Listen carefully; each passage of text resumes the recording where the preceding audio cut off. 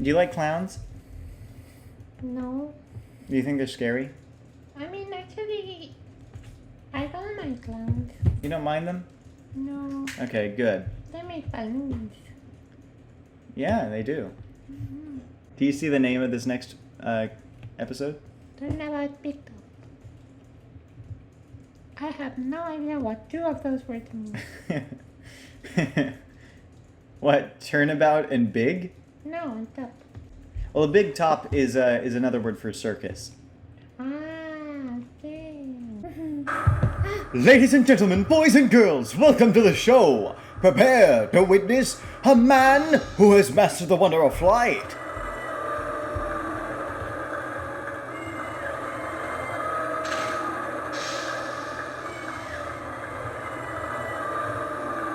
The world's greatest magician. The one, the only, Maximillion Galactica!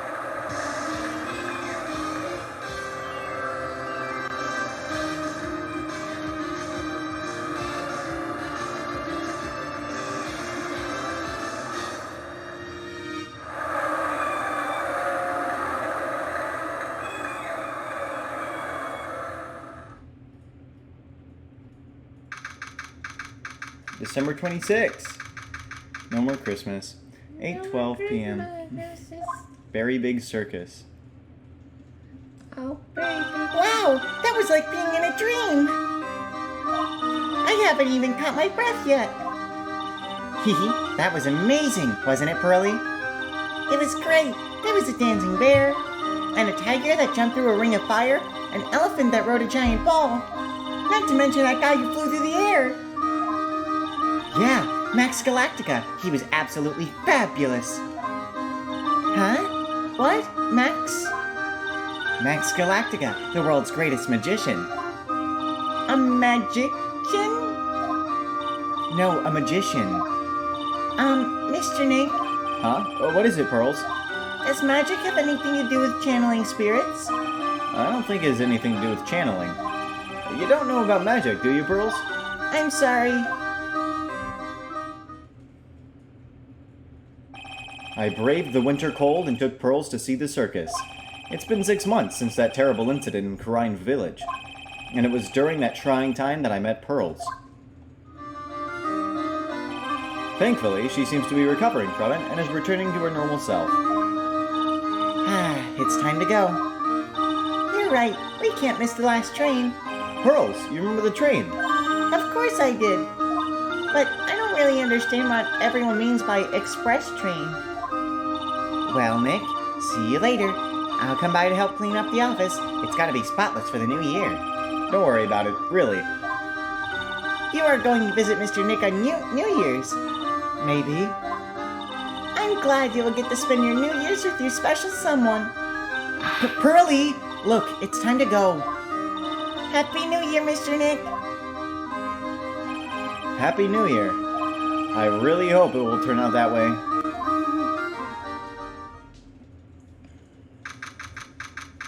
(28th, 9:12 a.m.) Well, today wraps it up for this year. I hope I can finish cleaning up this place in one day. Your phone is speaking. Hello, this is the Right and Co-op. Nick, it's just terrible. No. Ah, Maya, perfect timing. Things are terrible here too. Huh? The office is a terrible mess, and I have to clean it up. What are you talking about? My dirty office. What are you talking about? Listen, Nick, we have to turn on the TV. The TV. Now let's check another scene. Huh? What happened? Thank you. We're here at the Very Big Circus. The Very Big Circus has become the center of a sensational murder. Felix is just like, oh, not this again. They're like, not this again. Oh no. No. The scene has created quite a stir among the throngs of excited onlookers. The Very Big Circus. That's the circus we went to, right? There's a saying that there was a murder. Yeah, they arrested him too. Arrested who? Very convenient. Max! They arrested Max Galactica. Maximillion Galactica. Fans call him Max. A popular magician who can fly through the sky at will. Maya said she was a huge fan of Max. All right, Nick. I'll see you in 2 hours at the detention center. Huh? What? See you there. You still got plenty of time to clean up your office later. What? No.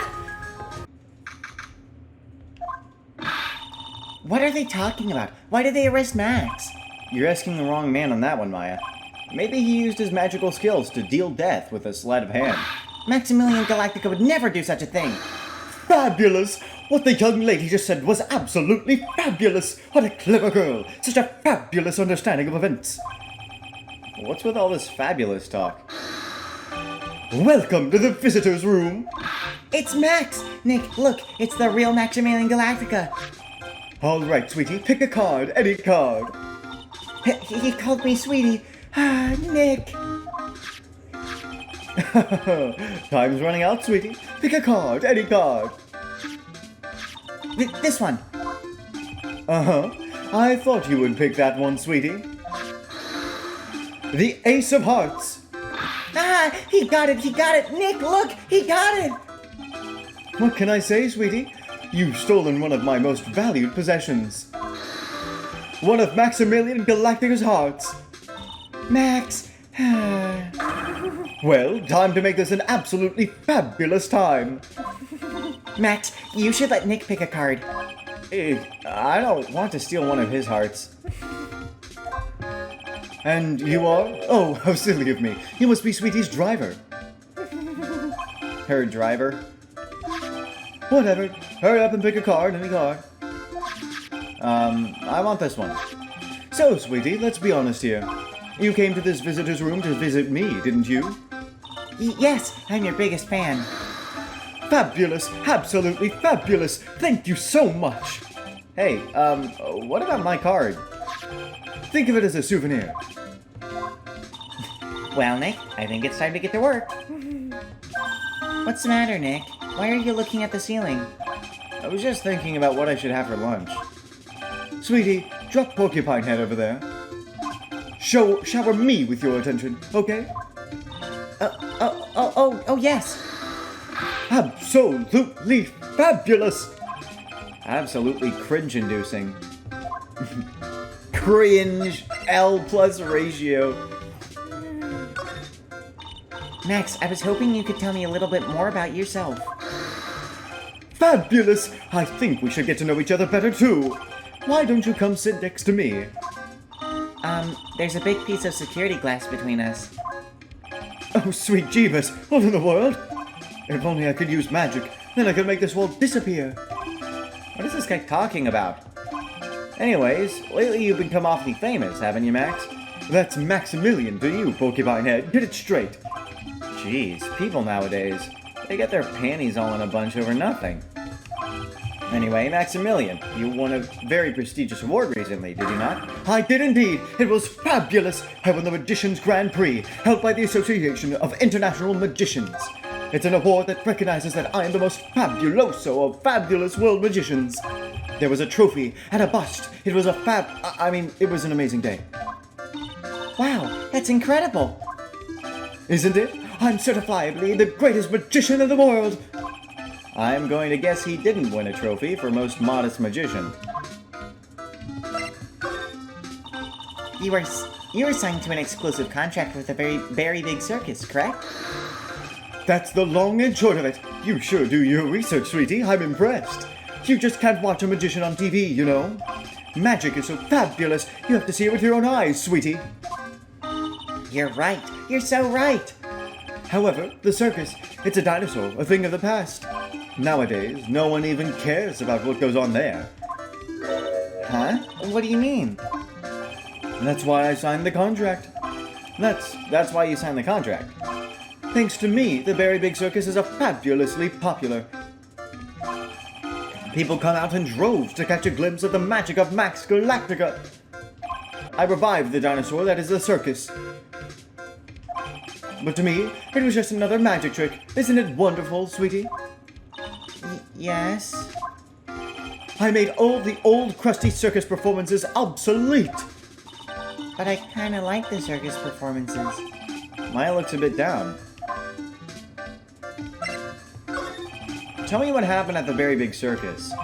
Ah, last night, the ringmaster was murdered. The ringmaster? You mean Russell Berry? Someone smashed him over the head, I hear. He was slumped over on the ground. Even though it was in the middle of the night, the police presence was fabulous. The police questioned me at length. Questioned you about what? About everything. I was the last one to see the ringmaster before he was murdered. I saw him last evening in his room. So then why were you arrested?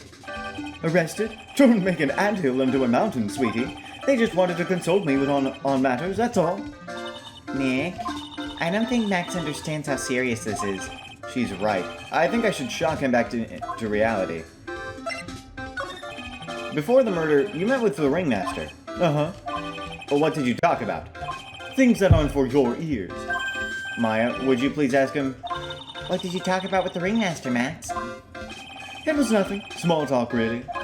We were just having a chat about my salary. Salary? I am the one bringing in the crowds. I think that I should be compensated as much. You agree, don't you? Yes. That's all you talked about. Of course, it was a fabulous chat. Ace again! Oh no! Just fabulous. I mean, now he's got me saying it. What's the matter, Nick? You look all bent out of shape. I'm a lawyer! I'm a lawyer. What is that badge? Is it used in a disappearing act? I'm not a magician, Max. I'm an attorney. An attorney? Then why are you wasting your time talking to me? He isn't wasting his time. Max, you're... Okay, relax, sweetie. You're just a little over-anxious, I think.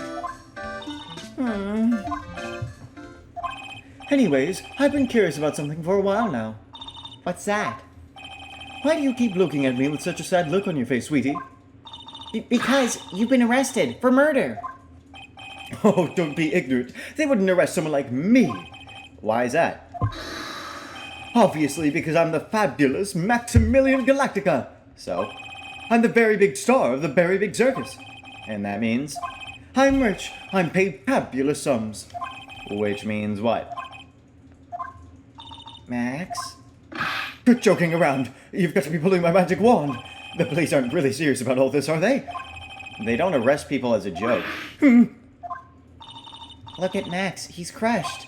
Well, he needed to wake up and smell the coffee. That's an Ace Attorney reference. This is serious business. Yes? Sir, you're a lawyer, right? Huh? Oh, yeah, I'm an attorney. Please, help me! I didn't kill nobody! Didn't kill nobody? I may be more spoiled than a hog in a hamburger mud pit, but a killer? That's insane! I could never! Max? I swear!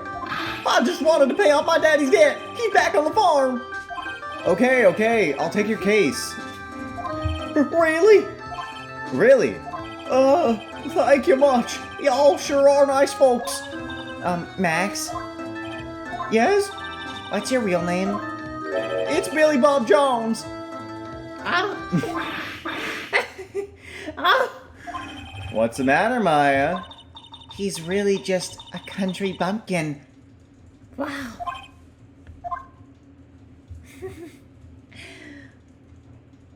Ahem. I must apologize for not being my absolutely fabulous self just now, sweetie. Huh? Mr. Attorney. Yes? A few minutes ago, you took one of my cards, didn't you? Now that he mentions it, I did take a card. It was the 10 of hearts, right? Well, howdy, he got it right again. What can I say? You too, you've stolen some of my most valued possessions. 10 of Maximillion Galactica's hearts. Hello! You sure do have a lot of hearts, don't you? I'm putting my faith in you, sweetie. He didn't just call me sweetie, did he? All right, let's make this an absolutely fabulous case. Come on, Nick. What are my names? You can't do it right now.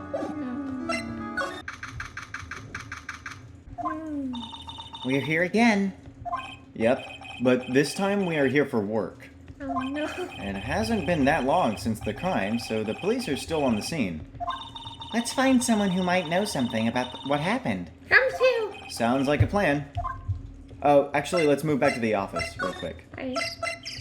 Oh. Alright, we've got lots of things we have to look into. No time for slacking. Let's get going. Okay. What's the matter? You seem down. Maximillion Galactica. Who would have guessed he was a country bumpkin?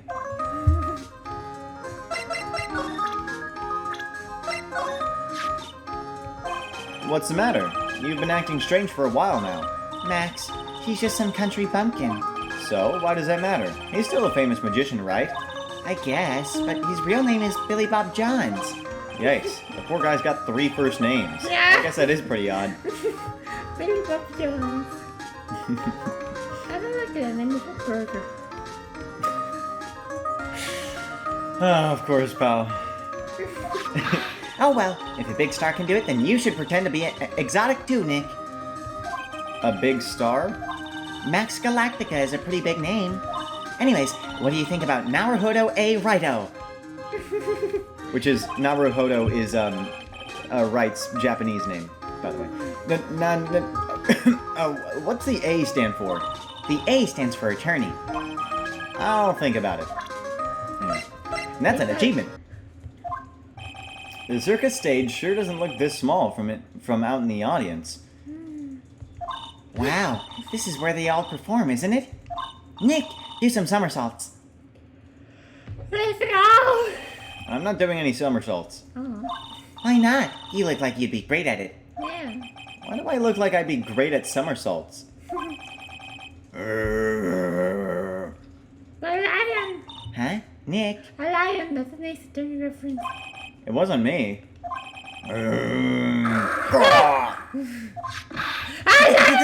Tiger!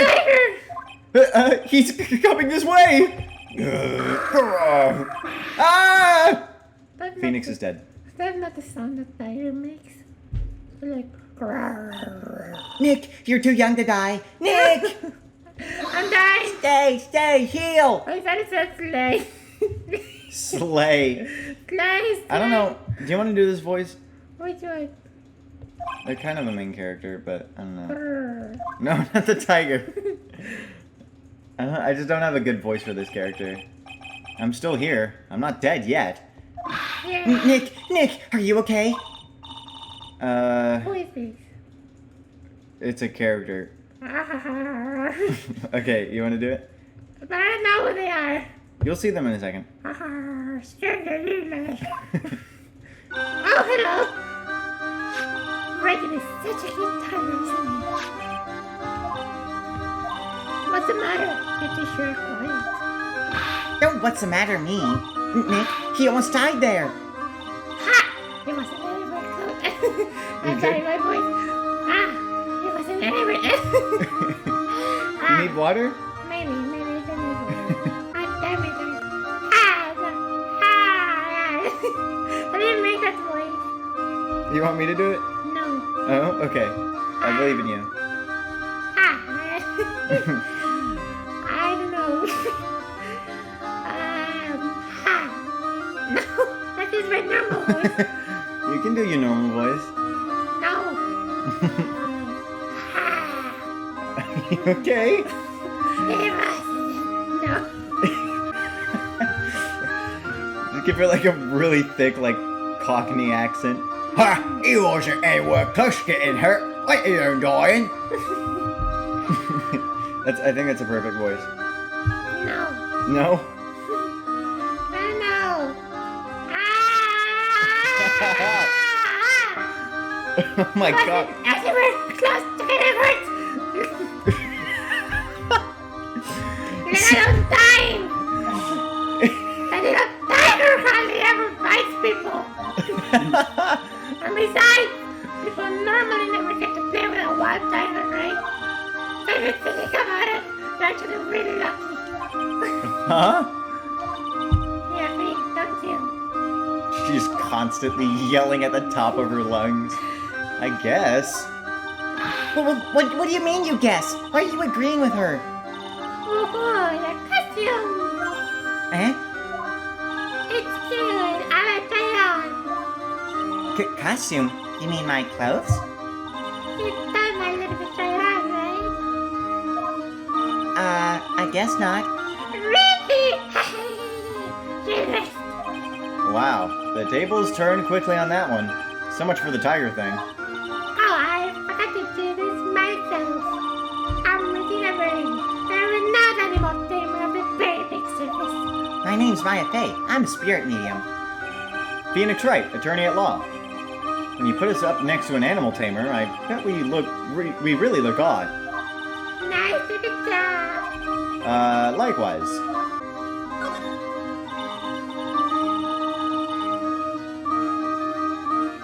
What? Oh, right, I thought that was... Hey, Regina, what do you know about what happened last night? You mean the murder? Uh-huh. My dad was murdered. Oh, I see. Wait, what did she just say? You look very happy. So, the ringmaster was your... Yep, the ringmaster was my dad. I'm so sorry about what happened to him. Why do you say you're sorry? Huh? Otherwise, everyone was here practicing last night. Even your dad? Yes, everyone's here. We stayed up around 10 p.m. After that, everyone went off to their own. I was the only one still around here. Why did you do that? I was staying with Regan. Regent. So she was with that beast. So, that's when the police showed up. When they took me to check things out, that was there. For someone whose father was just murdered, she seems awfully perky. I wish she would tell us more about her dad. That's incredible that you're an animal tamer. If you say so.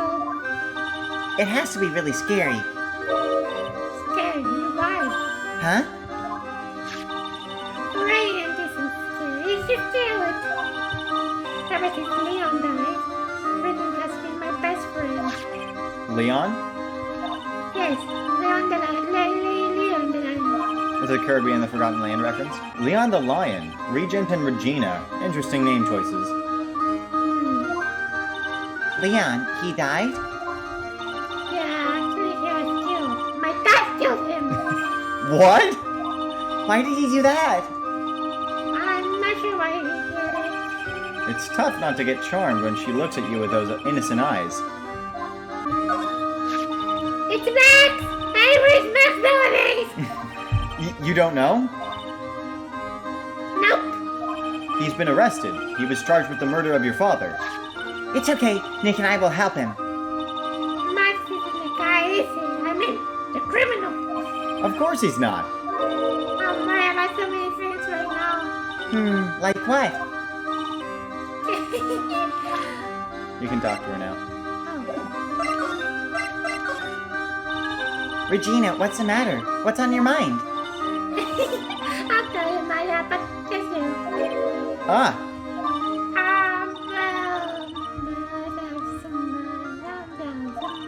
What? Really? Again? Oh my, that's incredible, Regina. Come on, Nick. There's no reason to pout. don't worry about me. Regina told me that someone professed their love to her. Oh! Profess their love?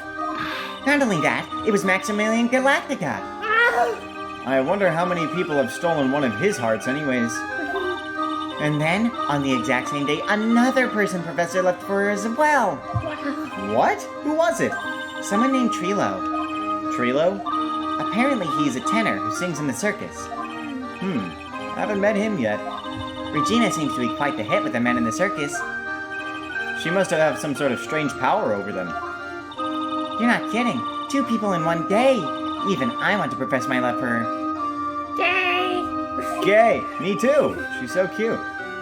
Don't say that, Phoenix. Phoenix, no. Phoenix, you're a boomer. No, Phoenix.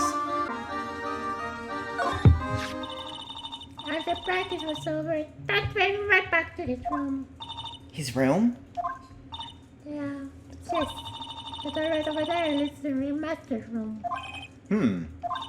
I don't know why, but she went up to his room in a hurry. I wonder what happened. The ringmaster's room. It's probably a good idea to check it out for myself. Let's head to... Wait! You're fine. It was a ladder. A ladder! Sorry, step ladder. A step ladder. What's the difference? I need to stop being so narrow-minded and be more culturally accepting. You're right. You're right. This was the ringmaster's room. Yes, this room belonged to the victim. Which means this must be where Max met the ringmaster last night. Now that you mention it, that is what he said. I wonder what... That's an interesting poster. Which one? There's a lot of them. Ah, it's a poster of Max. Max! I want it, Nick, I want it. I want it too. I was just gonna say, she sounds like you. I want to get out of here. Examine. This seems important. It's a table for guests. There's some papers scattered on top. Ah, look at this. Max's salary is written on this piece of paper. Yikes! What is it? I didn't know that a magician... His salary is incredible. She looks like she's about ready to pass out from shock. How much is it? How much is it? That much? What? Incredible, huh? You can say that again. This must be the paper they used to negotiate Max's salary. The ringmaster signed and dated it. What's the matter, Nick? Max definitely got a raise. But this document is dated a week ago. Added to the court record. Documents related to Max's salary negotiations. He got an enormous raise 1 week ago. Posters. There's a lot of posters here, don't you think? There are indeed. So many posters that they aren't likely to miss one, are they? Maya, we're supposed to be the honest ones around here. But, you didn't even notice that I took one. She already swiped one. Heh, heh. You're incorrigible. You know that? Max G promo poster added to the court record, emblazoned with Sorry. Max's 3 famous symbols. Wow, which are the symbols? There's a little tiger. There's a lasagna, and this is the circus made out of berries. Oh, bananas. This is where the ringmaster applied his makeup. It's quite a collection of the most understated colors. Shocking pink, for example. This one says it's 100% all-natural organic mascara. And this one says sensitive enough for a baby, strong enough for a mime. Ooh. The ringmaster must have been really concerned about skincare. Very metrosexual. But they're sexual? Rich people. Oh, I thought he liked trains. he really wants to fuck a train. Yeah. Nick, look at all the cute trophies. Indeed. Just look at all the awards the circus has won. Like... I want a trophy. County Quiz Champions, Ringmasters Association Mini Golf Master, Oh. Beer Belly Balloon Bounce Champ, Pet Grooming Grand Prix. Oh. Wow, the ringmaster was multi-talented in ways I could have never imagined. Another explosive? Look at all the stars on this poster. This must have been the poster they used to promote their public appearances. Posters are the way to go, aren't they? What do you mean? We should make posters to promote our law firm. Spine-tingling legal action, mind-numbing legalese. You will say, wow! Yes. Or perhaps, hold it! Don't miss out on a stunning life or death courtroom thrill ride. That's actually really fun. I want that. With those taglines, our law firm would sink faster than the Titanic. What is it? The Titanic? You don't know what the Titanic is? I know what the Titanic Okay. is. Here you go. Nick, look at all the photos lined up on the wall. It's like a guided tour of the circus's history. This is so cool. It seems like there were so many happy memories. Maybe we should do this sort of thing at our office. Yes.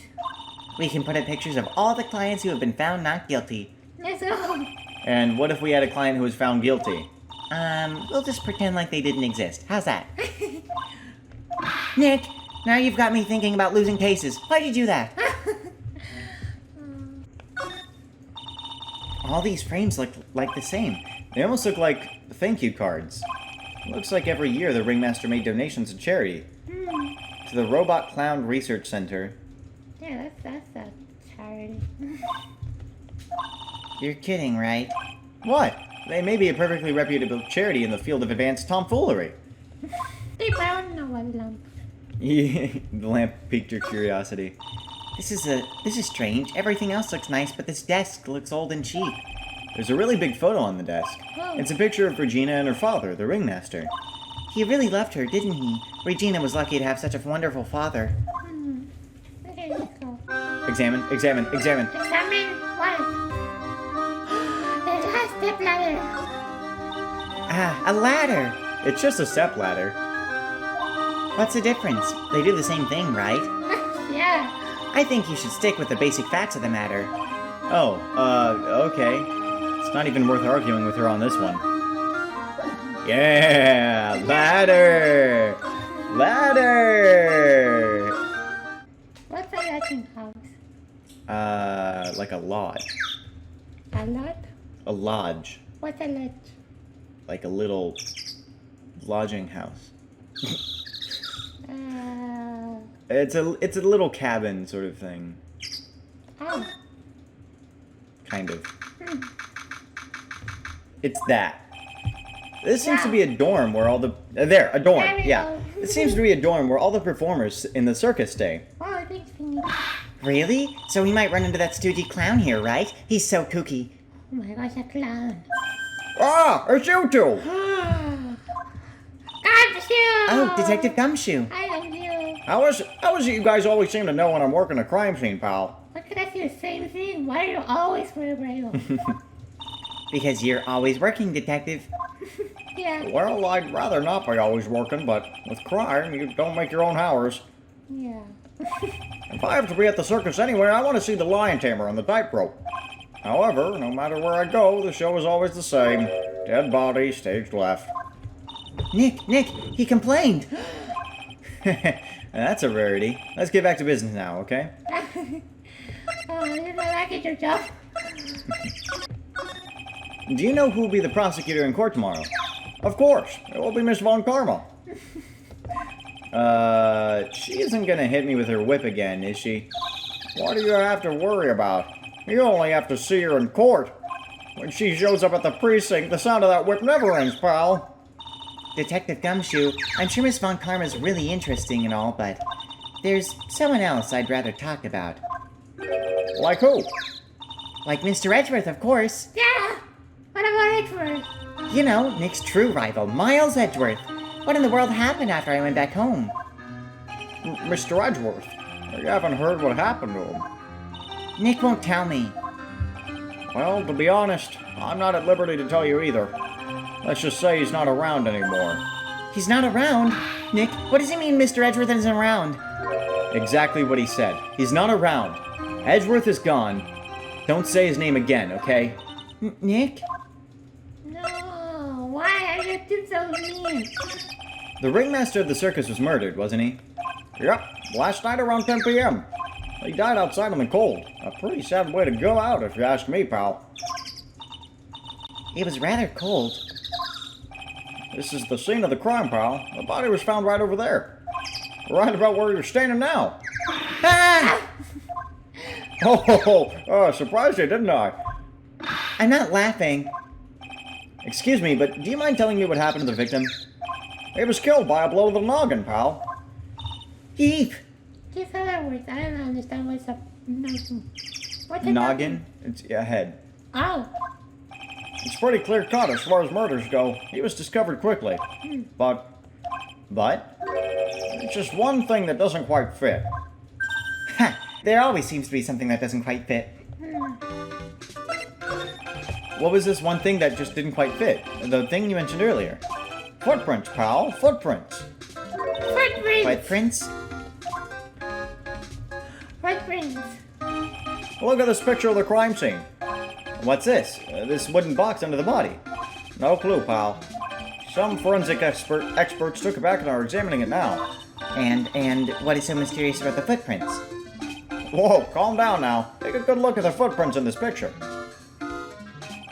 The victim's footprints are on the scene. Well, that's right, pal. The problem is... Oh, The killer's footprints aren't there. Alright. Bingo! Where did the killer come from? And where did the killer run off to? Obviously, there is no way the killer committed this crime while flying. A flying culprit. Oh no. That's when something just clicked in my head. No.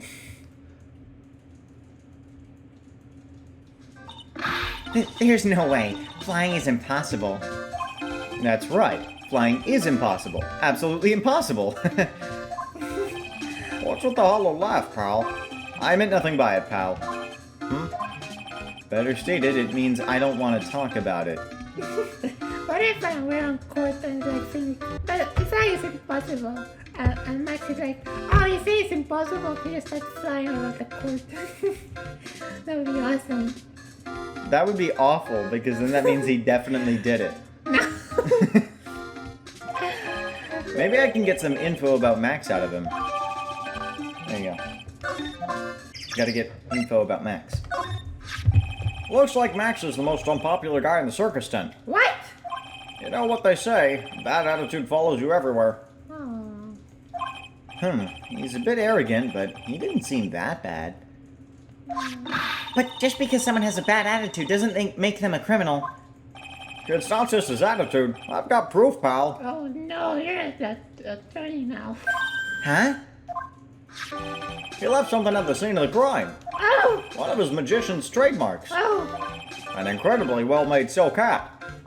Well, it does have very classy decorative elements. Silk hat added to the court record. Made to order hat that is a symbol of Max's fabulousness. Found at the crime scene. Yeah, I was wondering about that. Where is that? Max uses a cloak, silk hat, and white roses as his signature symbols. Pretty mundane, aren't they? Who cares if they are mundane? At least they are easy to understand. What is the mundane? Like average, kind of boring. Ah, okay. I must have hit a nerve. That's what he said. Who said?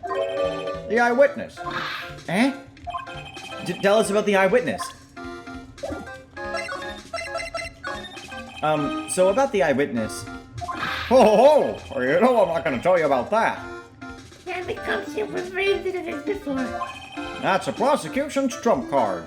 Yeah, no, tell me. Oh well. Oh, I just remembered. What? I forgot to mention that you two are barred from entering that lodging house. Oh no, why? Huh? Why is that? Oh, no reason. Just something I remembered to tell you. It must be because that's where the eyewitness is. Let's check it out. Don't you dare, pal. Hey, we're going now.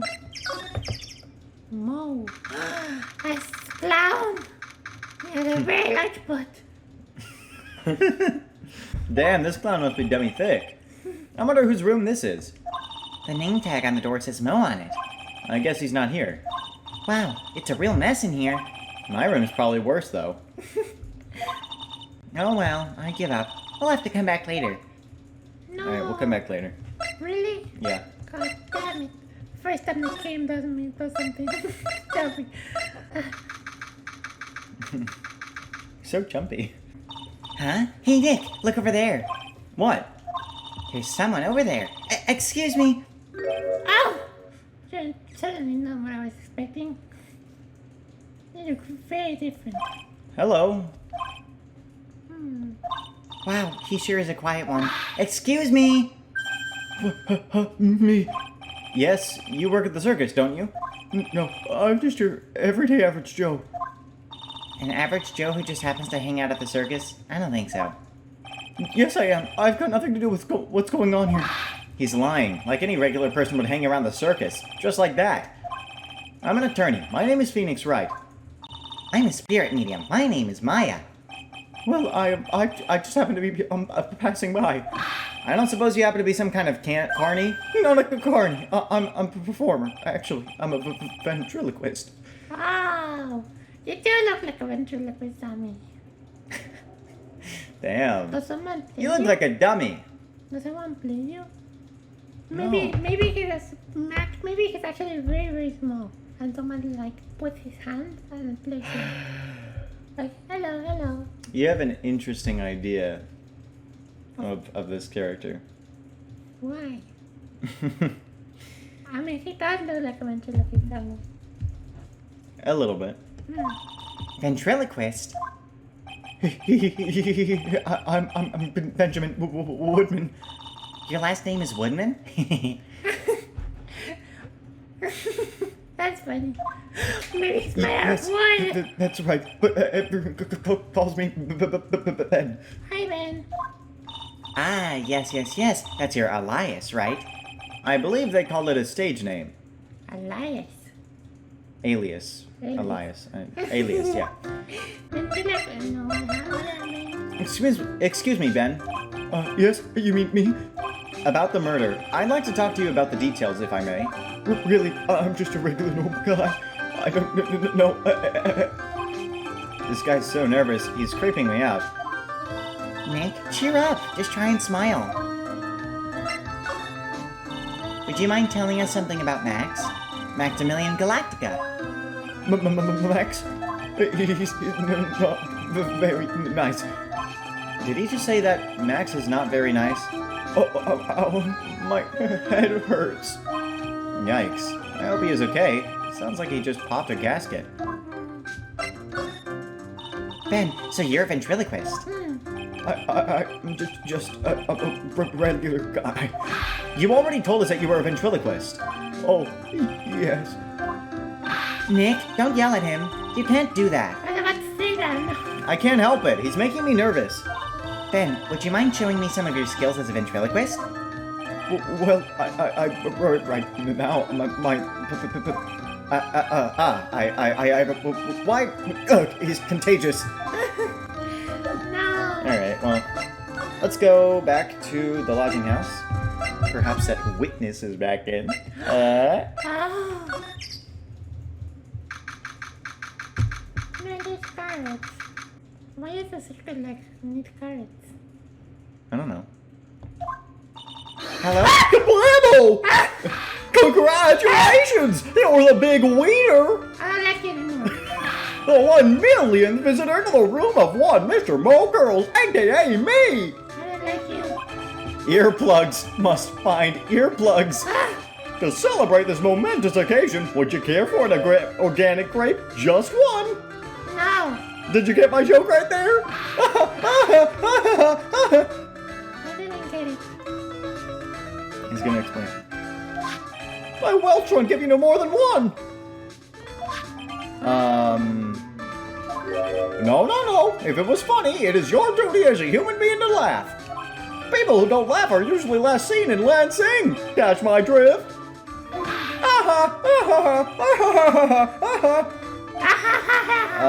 Maya?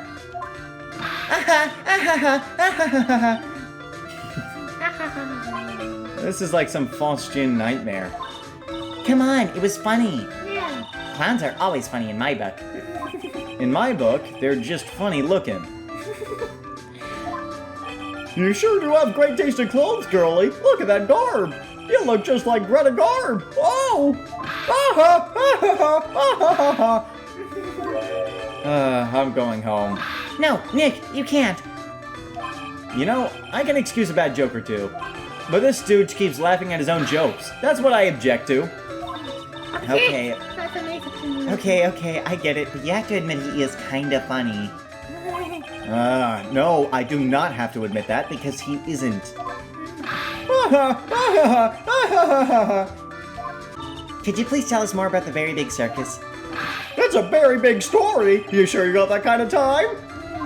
And the hits just keep on coming. This circus has been in business for 20 years. We all performed under the guidance of the ringmaster, Russell Berry.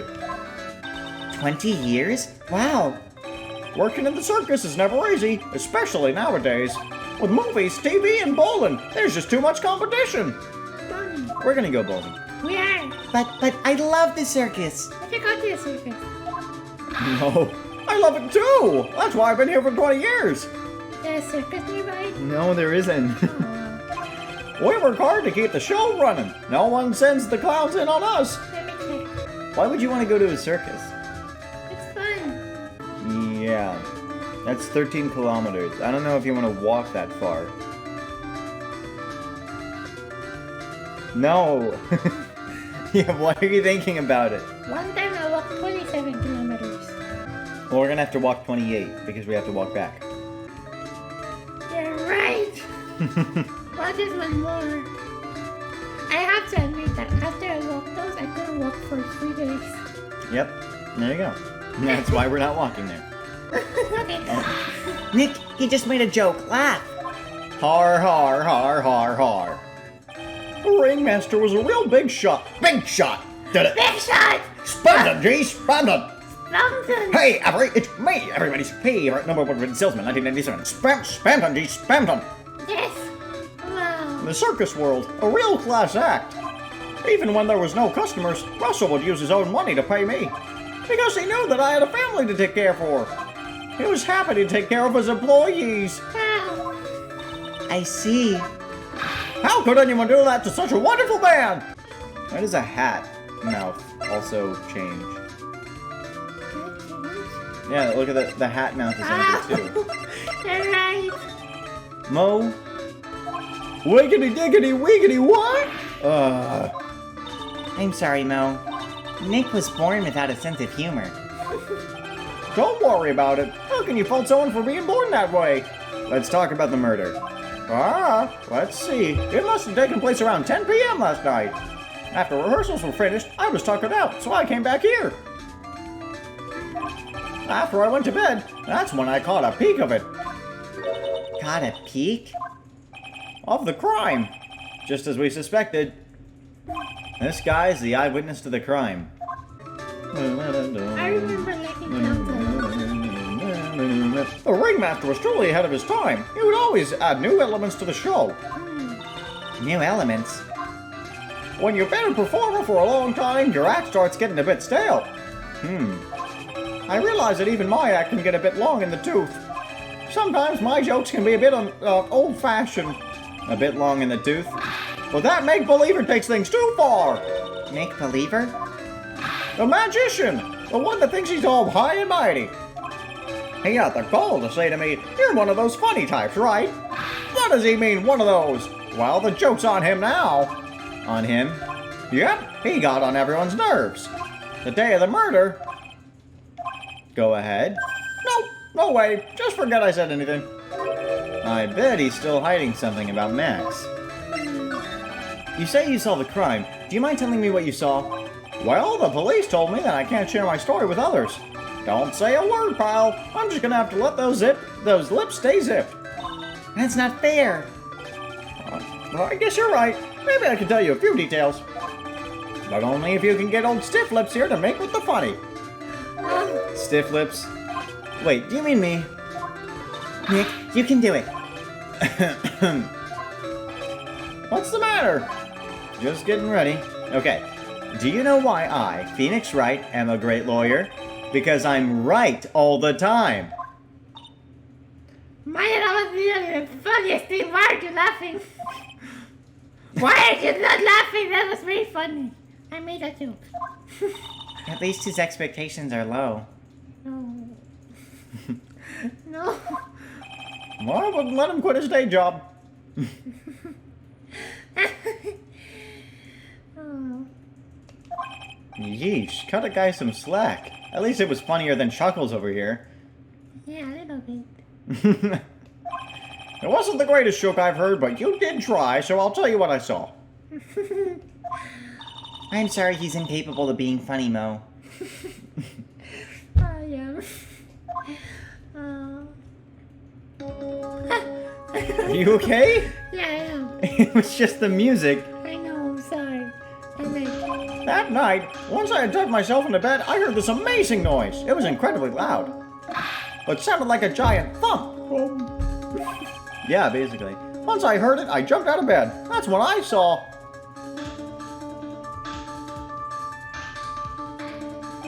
Without question, without a doubt, it was that magician.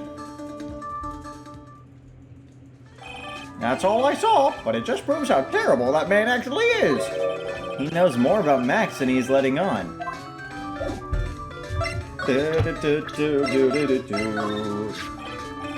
If he thinks he can kill the ringmaster, it's only just that he should die too. Holy shit. Mo! sorry, I crossed the line. But he truly is a disgusting human being. You're a clown. Why do you hate him so much? Here's what's fun. Let me tell you this one story. The ventriloquist before the murder, something terrible happened. Max clonked Ben right over the head, as hard as he could. Ben? The ventriloquist with the speech impediment? What's an impediment? Like he has trouble speaking. Oh. You should go to the cafeteria and investigate for yourselves. Where is the cafeteria? I want a coffee. The cafeteria? Let's just say there's gotta be something interesting there.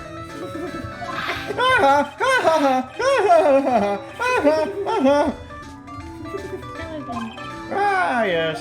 Oh, the very big circus is very big, isn't it? You should always carry a map with you to get around. Ah, thank you. This is an atlas.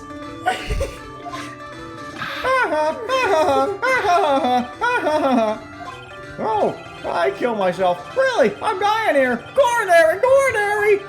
Now he's just laughing to hear his own voice. Circus map added to the court record. That's one messy cafeteria. Ew, this place is gross. This must be because of last night. And they didn't have time to clean up after dinner because of the murder. That's horrible. That reminds me. What was it that Mo said? He said that yesterday morning Max clonked Ben over the head here. He also said that there's gotta be something interesting here. Nick, what's go to be interesting? Don't ask. Hmm. Alright, let's examine. A bottle. Well, what's this? Must be a juice bottle or something. Ah, watch out, Nick. There's broken glass all over the floor. A broken bottle just lying in the middle of the floor. Do you think it means anything?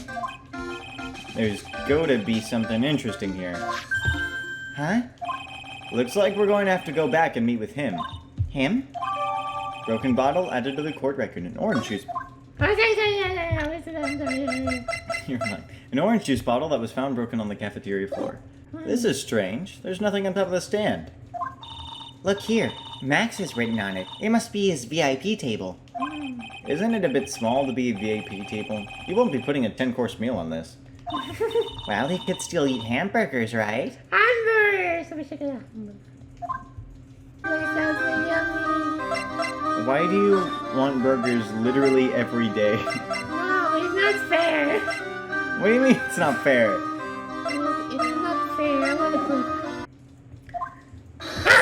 Oh my god. Oh, it's my two sweeties. Welcome to the detention center.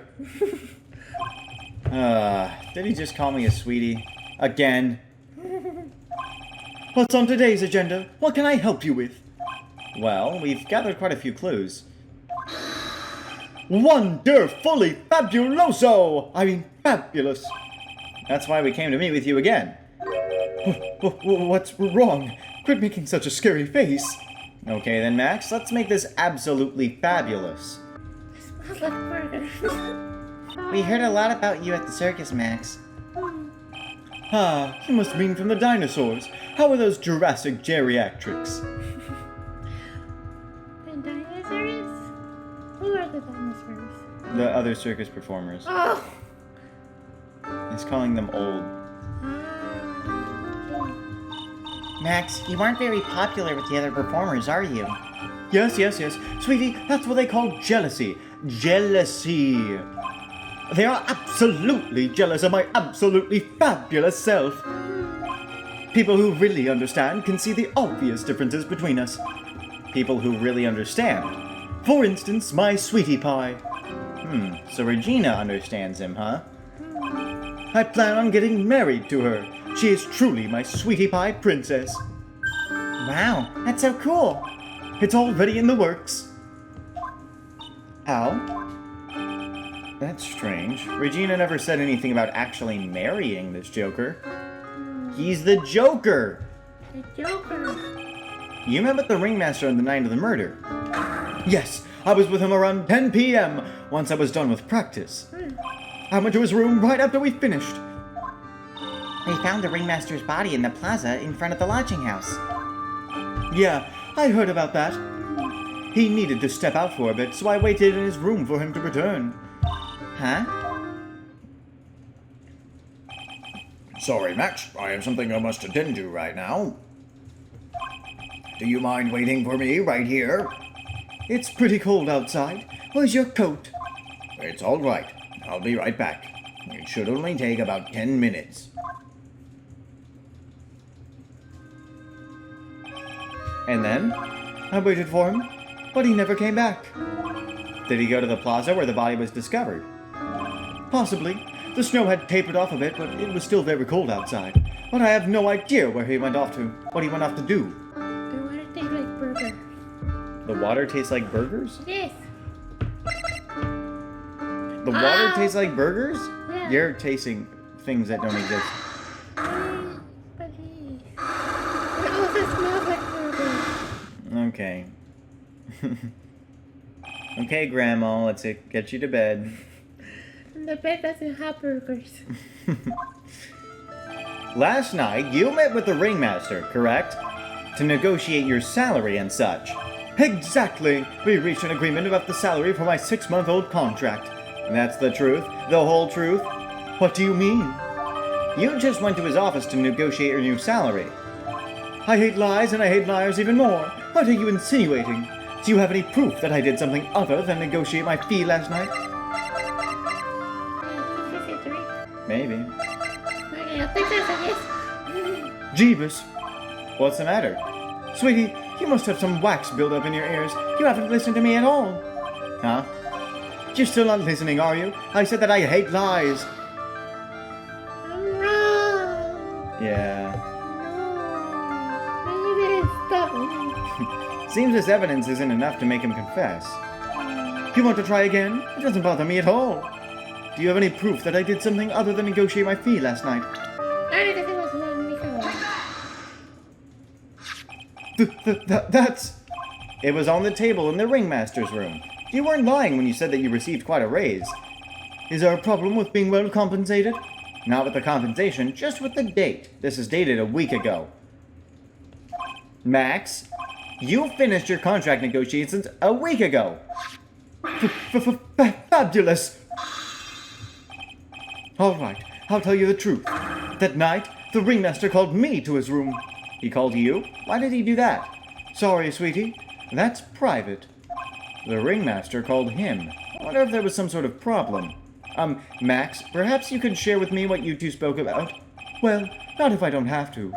Isn't this why the ringmaster called you into his room that night? I don't know. I'm the same three. Remember his misconduct. Maybe. No, don't do that. Scared yourself with your own... Isn't this why you were called into the ringmaster's room that night? Where did you get that? The cafeteria. But you already knew that, didn't you? Of course. It fell and broke on the floor. He's still hiding something else. Max, what is it, my sweetie? It didn't fall and bring to the floor. You used this bottle, too.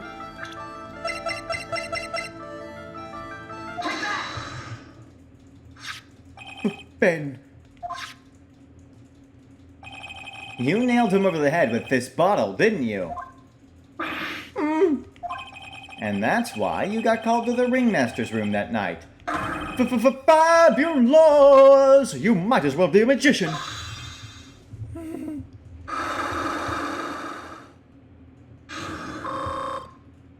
you. You're welcome. I healed you. That was me.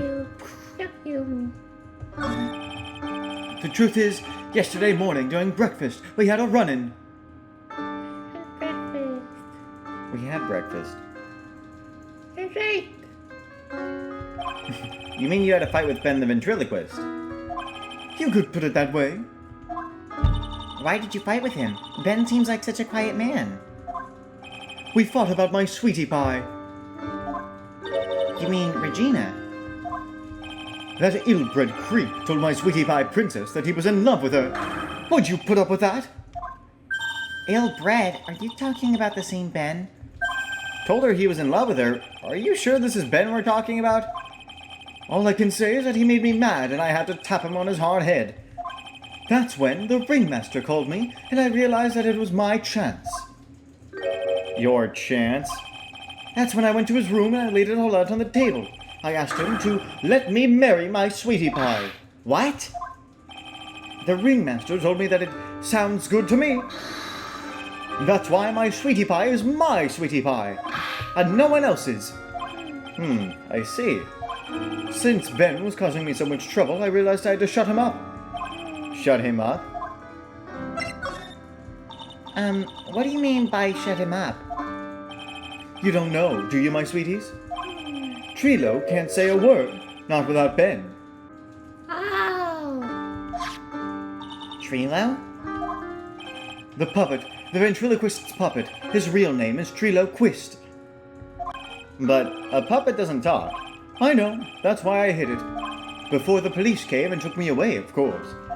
If that puppet started flapping off at the balsa, I'd be screwed. You hid him? You mean the ventriloquist puppet? You are so smart, sweetie. Where did you hide him? What? Sweetie? You aren't thinking of trying to add him to my defense, are you? Well, Ben does seem awfully lonely without his puppet. Yeah. Fabulous! That should have taught him a lesson. Okay, I hid Trilo in the ringmaster's room. You don't mind going there and getting Trilo for me, do you, my sweets? No problem. None at all. Thank you, Max.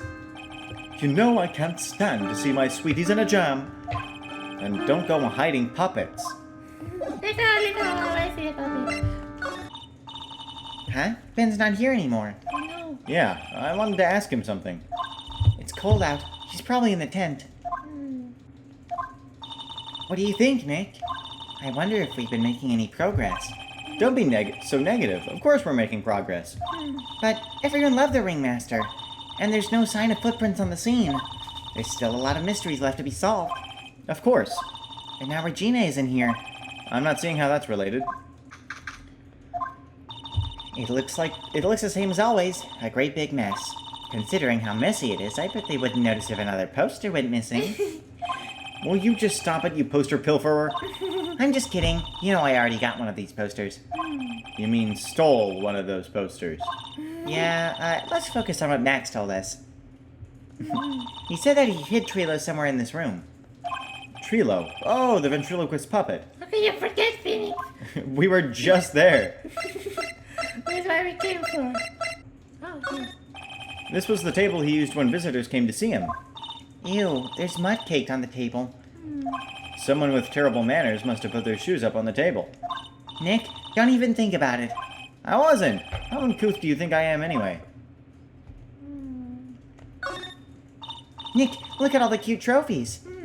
Indeed. Just look at all the awards the circus has won. Like, all county quiz champions and... Sorry. Wow, There's something shoved under the bookshelf.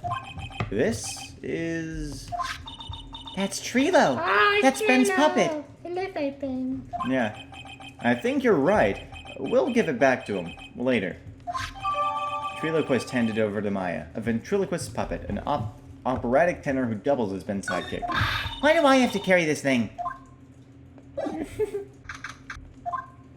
Oh, hey, Ben. Hello. Hello to you, too. It's awfully cold today, don't you agree? Yeah, I do indeed. Don't you think it's cold, Nick?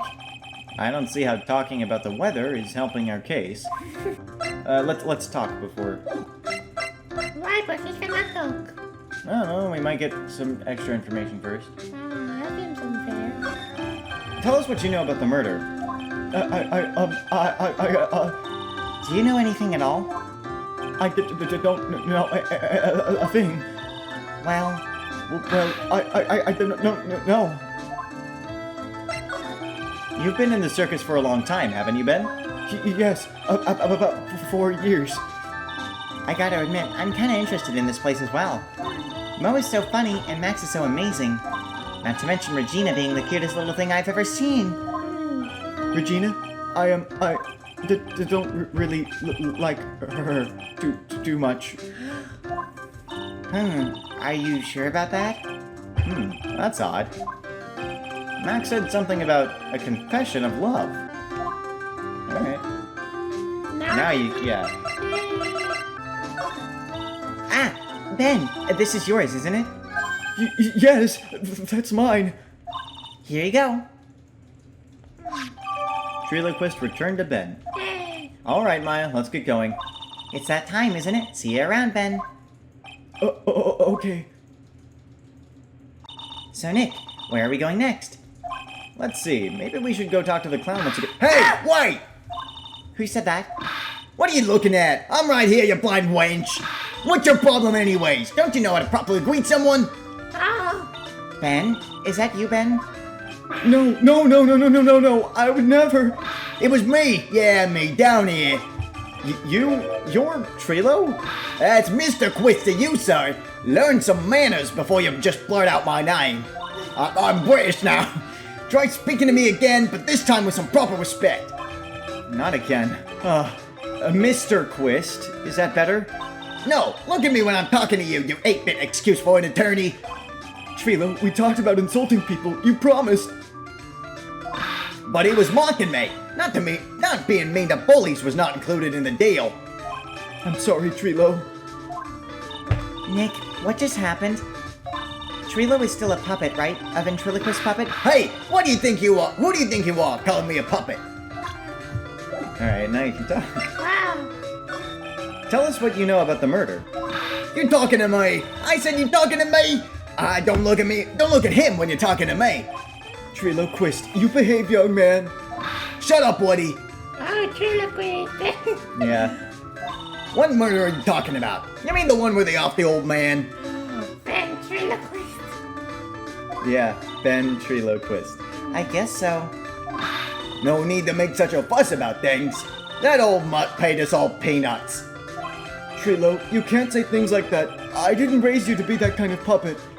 Don't you have your nerve pills or something to take right now?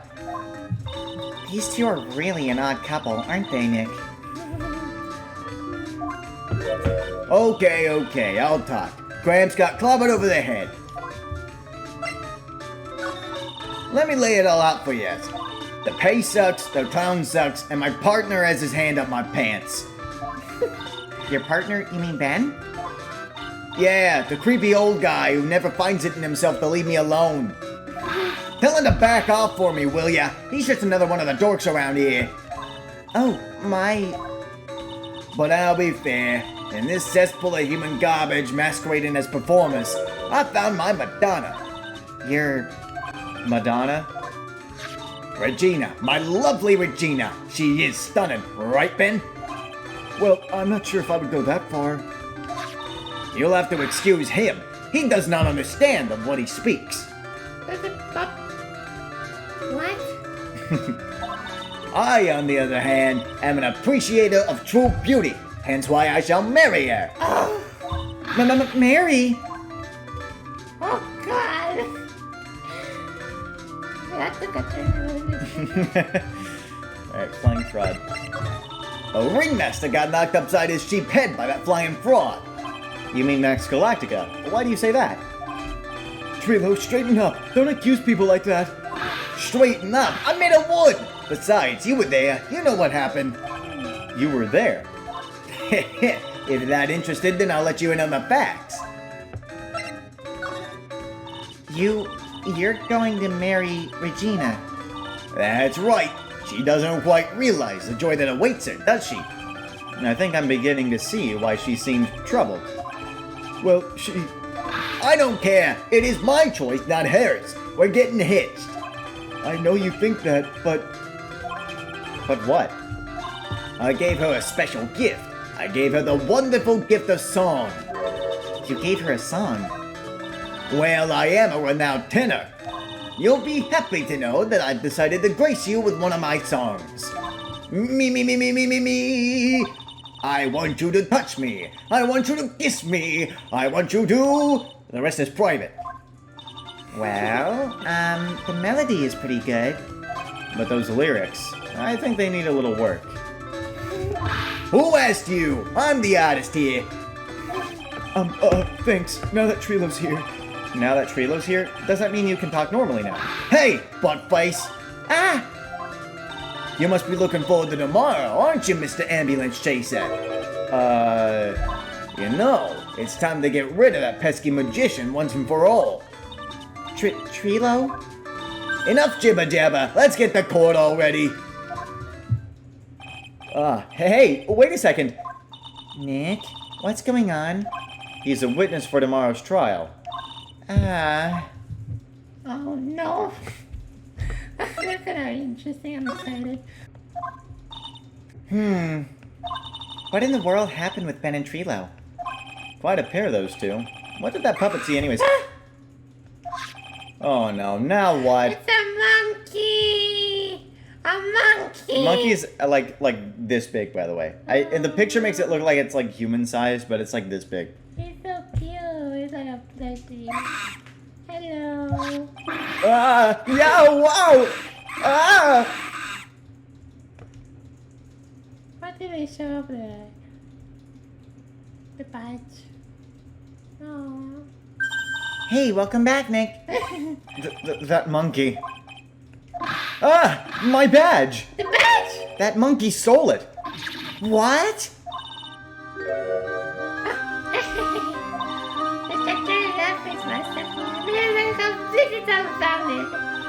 Regina! You, that monkey. You're You're fine. Hey, money to get angry. Okay. But my attorney's badge. Don't worry, I'll help you out. Okay, if you say so. If I don't get my badge back, how can I flash it? By the way, the monkey name is Money. Monkey the monkey. His name is Money?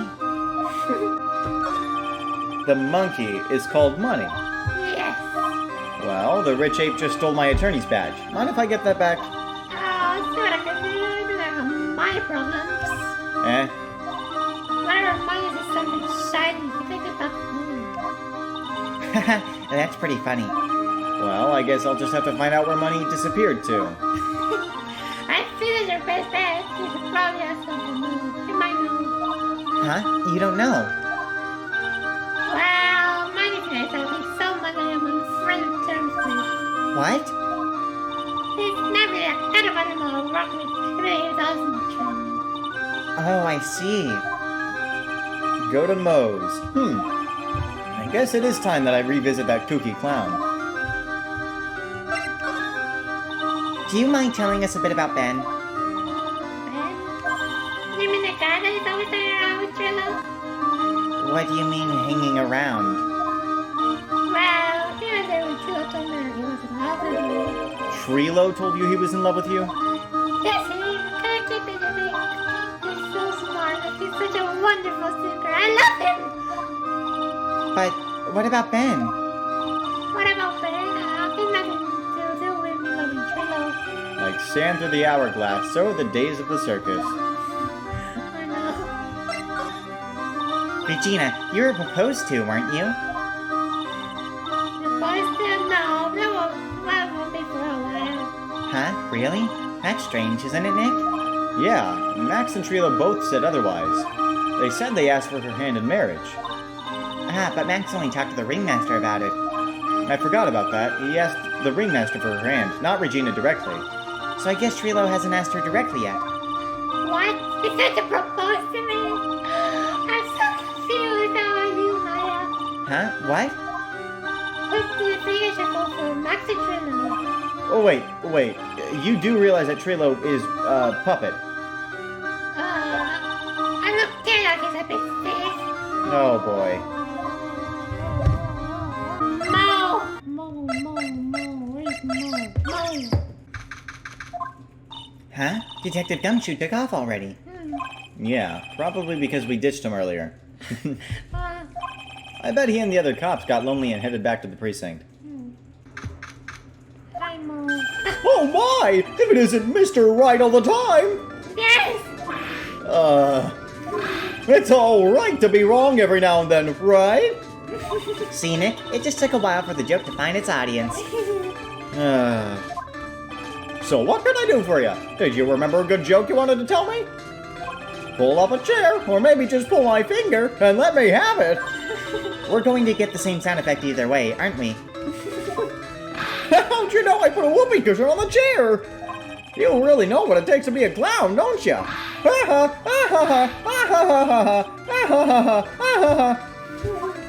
You're finding his jokes funny?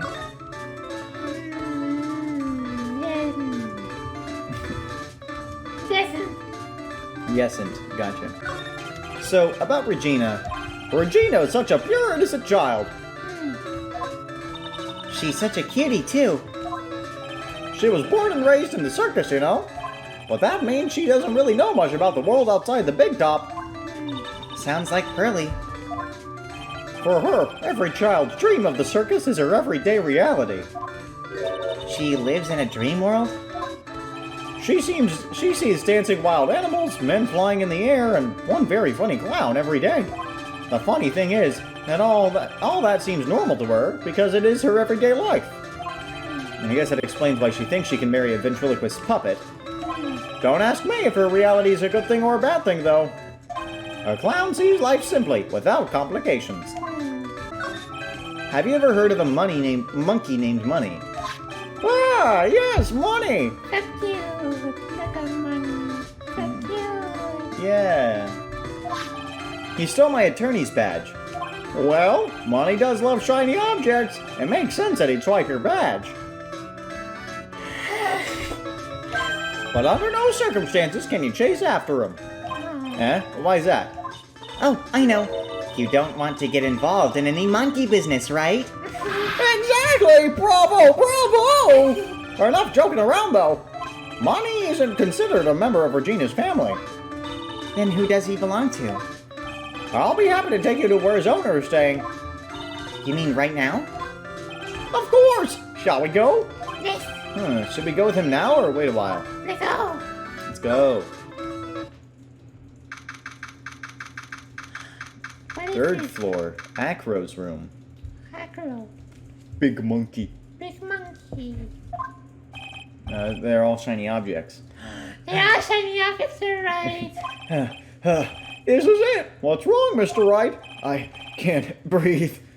Don't be such a wimp. You only had to climb 2 flights of stairs. Anyways, this is the place. Acro's room. Acro? He's an acrobat. It seems like he's not around today. Hey, that's a big pile of junk over in the corner. I don't think it'd be wrong to assume that Phoenix's stuff is over there too. Yay. Just be careful to make sure you've got the right stuff. Thanks, Mo. See you later. Money the monkey added to the court record. A monkey who takes care of Acro habitually gathers all sorts of shiny objects. Oh no. Can we take Money to court? I want to sue the monkey. Me too. No, but what if we can cross-examine Money? Okay, no. Holy cow! Oh. There's a fork and a mirror. Everything's shiny. There's even a really cheap-looking knockoff wristwatch. Look at this. It's a trophy, and it's really heavy. Nick, I found it. Your badge. It's right here. Let's go. Attorney's badge returned to its rightful spot on label. It's my all-important badge. It shows that I am a defense attorney. They removed the text of no one will believe if I was a dream. Right, it changes every game. You just haven't noticed yet, because you never ever look at the badge. I'm sorry. Thanks, you really saved me. Huh? What's the matter? Did you find something? Yeah, check this out. It's a ring. There's something engraved on it. From T to R. Trilogy. What was her name? Regina? Regina. Ring put in pocket. A cheap ring with an eerie sparkle from T to R is engraved on it. Well, I think it's about time we wrap up our investigation. Do you think we'll win in court tomorrow? Who knows? Even I can't imagine what kind of testimony will come out tomorrow. I'm guessing Mo will be a witness in court tomorrow. Mo and maybe the puppet. Don't worry, Nick. No matter what, we've still got a magician on our side. That's good, because we might need some magic tomorrow. I know. To be continued. You want me to get you more water? I want a burger. Do you want to order burgers? Actually, now that you mention it, you're right. We can get burgers. Is that a yes? I'm not sure. I hope we get to see more of the Von Karma family. The next game, you see Robert Von Karma, which is Manfred's son. Terry Von Karma, his father. Chicken Von Parma, the chef. Yeah, Parmesan. Parmesan. Parmesan. I can taste the burger already.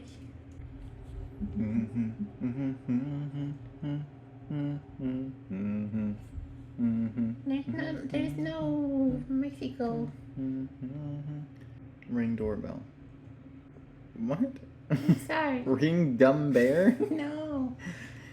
Door. Ring doorbell. You don't need to add an emoji to the thing. No.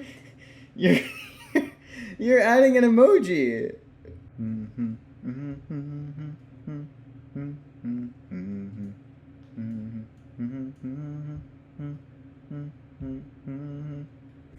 Let me get another drink of water.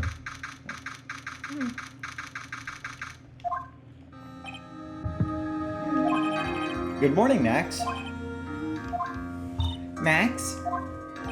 Milk. Milk. I want milk. I don't know why they added this as part of his personality. It makes no sense. What? If I don't have a glass of milk before I go on stage, I just can't function, sweetie. Stage? Don't worry, there won't be a stage. All you have to do is sit down. I guess. Nick, Max is really nervous. That's understandable. Hey, my sweeties! What? You don't think I should fly, do you? No, you shouldn't. Huh? You know, you've got to make a good first impression. When I enter the room, maybe I should fly in and warm up the crowd a little. No. We can't be having you flying around the courtroom. It just wouldn't be right. Imagine if you hit someone. Don't worry, Max. Just do what Nick says and everything will be okay. Oh, sweetie. What is it this time, Max? Why don't you try flying into the courtroom? I can see it now. The dashing young lawyer flying fabulously in from above.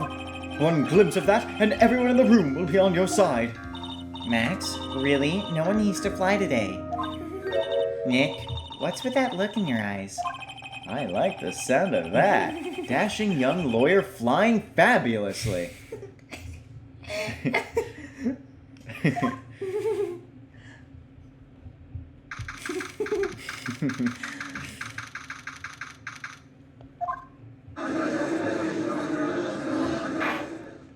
And now the case of one.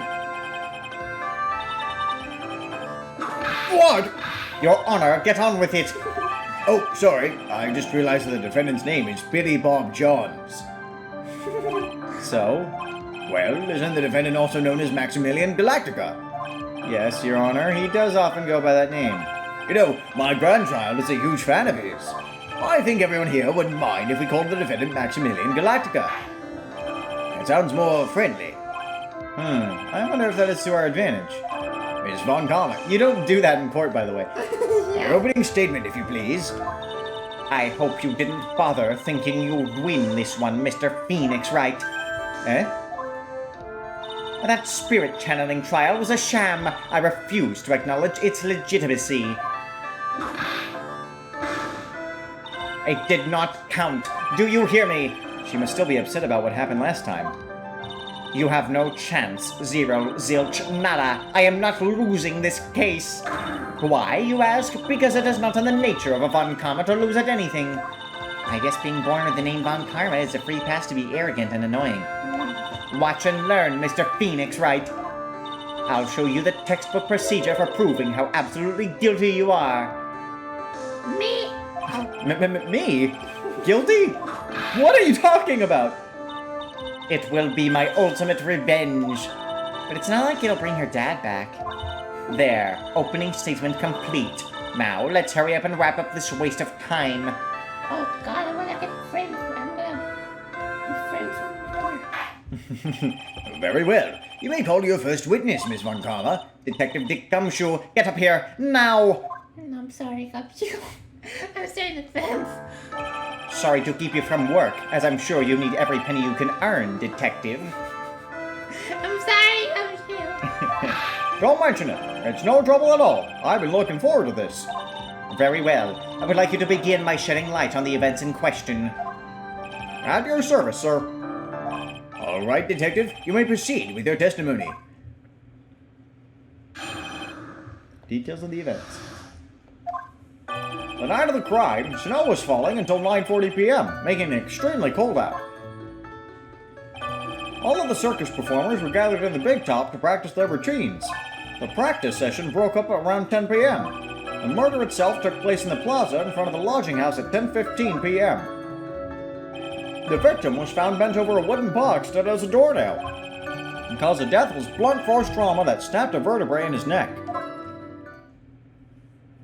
Why is it a murder? That could just happen.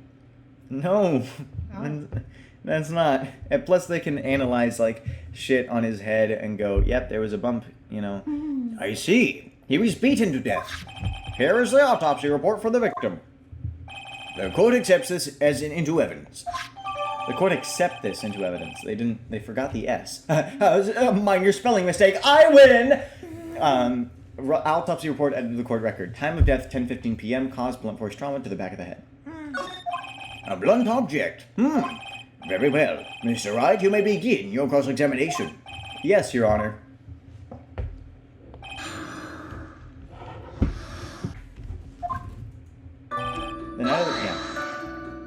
Let me ask you about the snow.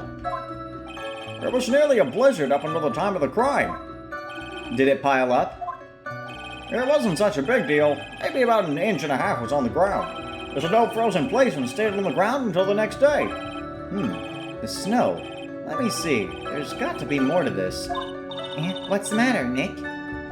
I need to take a look at the court record. Mr. Gumshoe, what were the members of the circus doing on the night of the crime? I think give it an inch. No, this is an inch. Oh wow. No, this is like a foot. Oh, so 8 inches is it? No, 12 is. The monkey! We have the monkey on the inventory!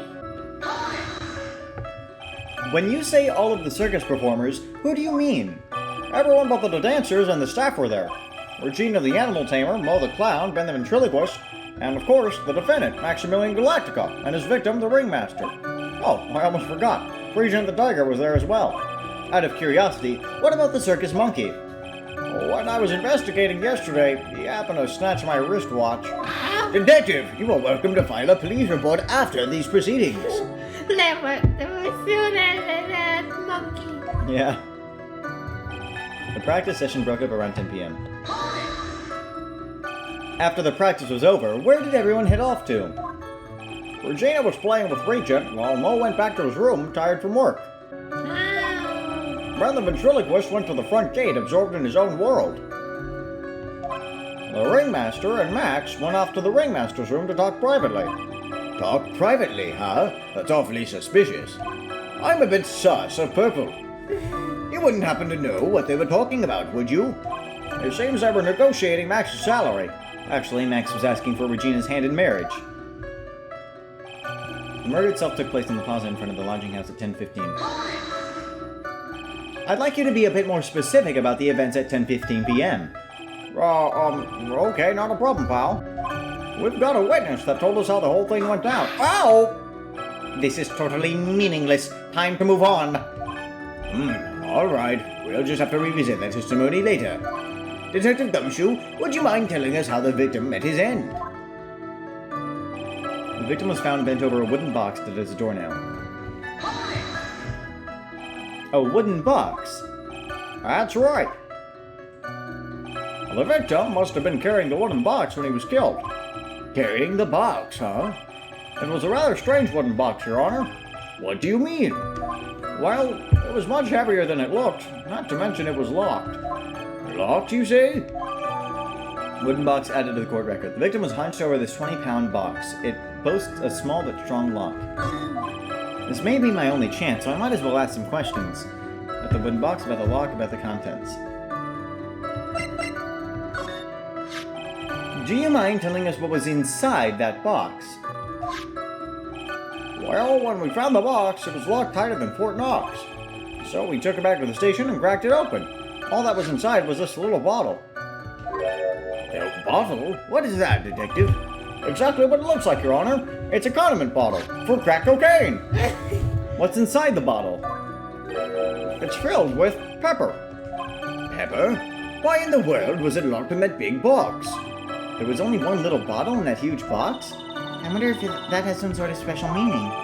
Small sneezing bottle, added to the court record. Found inside the wooden box the victim was hunched over. It contains pepper. The cause of death was blunt force trauma that snapped a vertebrae in his neck. According to the autopsy report, the murder weapon was a blunt object, correct? You've done your homework, pal. And you haven't found this murder weapon, have you? The police are searching for it as we speak. My theory is that it was something the perpetrator ran off with. You would think so, especially since you didn't find it on the scene. No. I bet he made it disappear with magic. Ho ho ho! Well, I think we have a good feel for the details of the event now. I guess that's all we're gonna get out of Gumshoe in this case. You mean all we're gonna get out of him is that little bottle of pepper? Now that we have wrapped up with the detective, I'd like to call my next witness. I'm not even off the stand yet. Obviously, but that's due to you being slow and unable to take a hint. Well, I don't know, but wrapped up has such a mean sound to it. I'm a sensitive guy. Thank you very much, Detective Gumshoe. You may step down. Miss Von Karma, call your next witness. I would like to call Mr. Benjamin Woodman to the stand. She must be talking about Ben the ventriloquist. I wonder if Trilo will show up on the stand as well. Oh no. Please state your name and occupation for the record. My full name is Trilo Quest. I am employed as an operating tenor. Excuse me. The witness called to the stand was one Mr. Benjamin Woodman, ventriloquist. That robe must be cutting off your circulation. I said I was a singer. Maybe you don't believe me. Fine, I'll grace you with a song. Ahem. Me, the world of the law, excited and daring, guilt or innocence, decided by a judge dressed up like a woman. Well, what do you think? It had a good rhythm. It's just the lyrics. They leave something to be desired, so to speak. Trilo, you know better than to insult a judge. Shut up! Just look at your nose. You'd think you would have the sense to fix it. It's so ugly I want to punch you in the face on the off chance swelling would help. You know that your nose is a reason you'll never be an A-list star. Celebrities must really enjoy seeing everything that flashes in their minds. What's going on here? Order! I demand to know who the witness is. Don't worry about me, sir. I'll let Trilo handle this. I'm not worried about you one bit. I'm worried about getting testimony in my court. Ouch! You won't get anywhere trying to figure out this witness. Now let's proceed.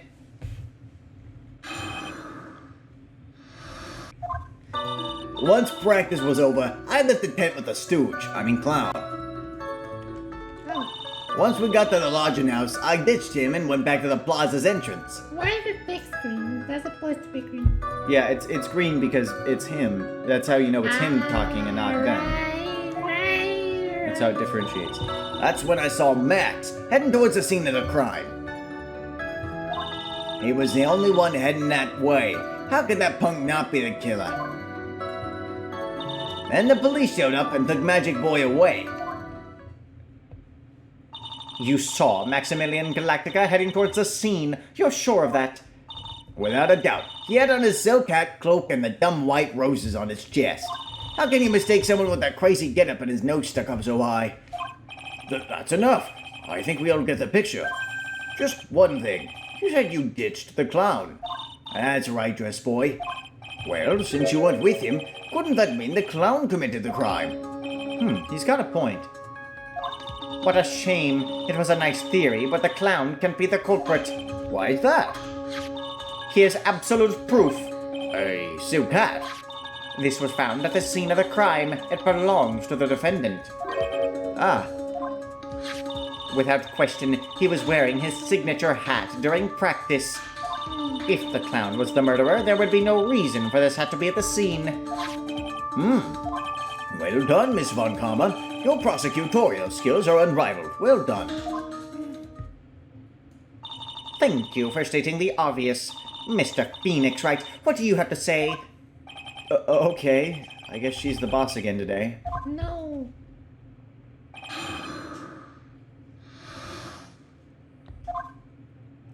Once practice was over, I left the tent with the stooge, clown. The clown? You're talking about Mo. Of course I'm talking about that old fart. He's so pathetic I can't stand him. Just a little bit of exercise and his makeup is running all over the place. Once practice was over, he was 9/10 of the way to keeling over for good. Poor guy. Well, he didn't have any choice, so Ben took him back to his room. When it comes to being a first place loser, that guy's ahead of the pack. Then what happened? Once we got to the lodging house, I ditched him and went back to the plaza's entrance. Why the plaza's entrance? To do some thinking, of course. It was awfully cold out that night, especially with all the snow around. Wouldn't thinking in your nice warm lodging house have been a better idea? Mr. Phoenix Wright, I think you should leave the thinking to the witness. I'm a good thunker. At least my teachers always said I was. That's when I saw Max heading towards the scene of the crime. Are you sure it was really Max Galactica? Of course I'm sure. How could you ever mistake someone wearing such a snobby three-piece getup? Snobby three-piece getup? Get the wax out of your ears. Lawyers nowadays, you're like talking to a brick wall. Max's three-piece getup. Jeez, could you be any more dense? All together now. Silk hat, cloak, white roses. Thank you. Nick, I think you should put a little more effort into preparing your questions.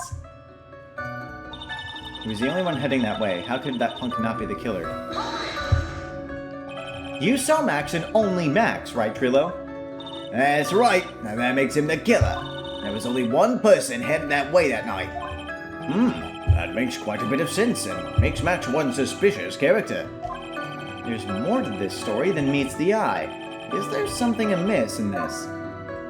There's no proof it was Max. Ben only saw Max. One more promise. Thing is, no proof yet. Yeah, what about Ben? What did Ben say? That's a bit strange, don't you think? What's strange? That you only saw Max.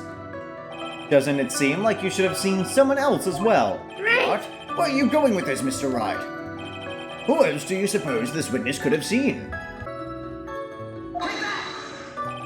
That's the victim.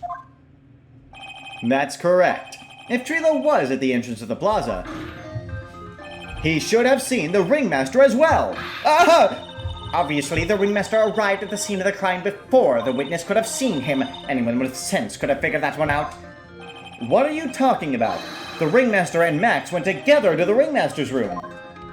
Is that, according to the defendant, a likely story? If Maximillion Galactica was supposed to be in the ringmaster's room, why was he, just as the witness stated, at the scene of the crime? I see. It seems that at this stage I have no reason to doubt this witness's testimony. No. And there are clearly no conclusive contradictions. He's right. We had to leave all of a sudden. Right? Then we forgot about this. So we're back. It's been a new day. And Pao told me that she's really liking this case more than the others. And which is honestly, I'm glad. A brilliant judgment, Your Honor. Now let's move along with the testimony. Trilo wouldn't happen to have an ulterior motive for incriminating Max, would he? Well, Max is a part of that bitter love triangle with Regina, which is probably why Max conked him over the head. Nick, wasn't Ben the one who got knocked over the head? Yeah, I think so. I don't know anymore. I believe you had already pressed on all these. Because the last time we pressed, it looped around to that ending part. I don't remember. Around what time did the police arrive at the scene? I suppose it would have been around... Hey, what time was it? I think it was around, I'd say a bit after 10:30 p.m., I think. Practice ended at 10 p.m., so you hung around the lodging house the entire time. I guess that sounds about right. Wasn't it awfully cold? I can't believe you just stand outside in that weather. Well, the truth is, Will you shut up, you big-nosed dope? Why are you telling him anything extra? Why can't you believe that we just stand outside in that weather? well, maybe you were waiting for someone. What? Who said we were waiting for someone? Mr. Phoenix, right? We can all do without your offhanded theories.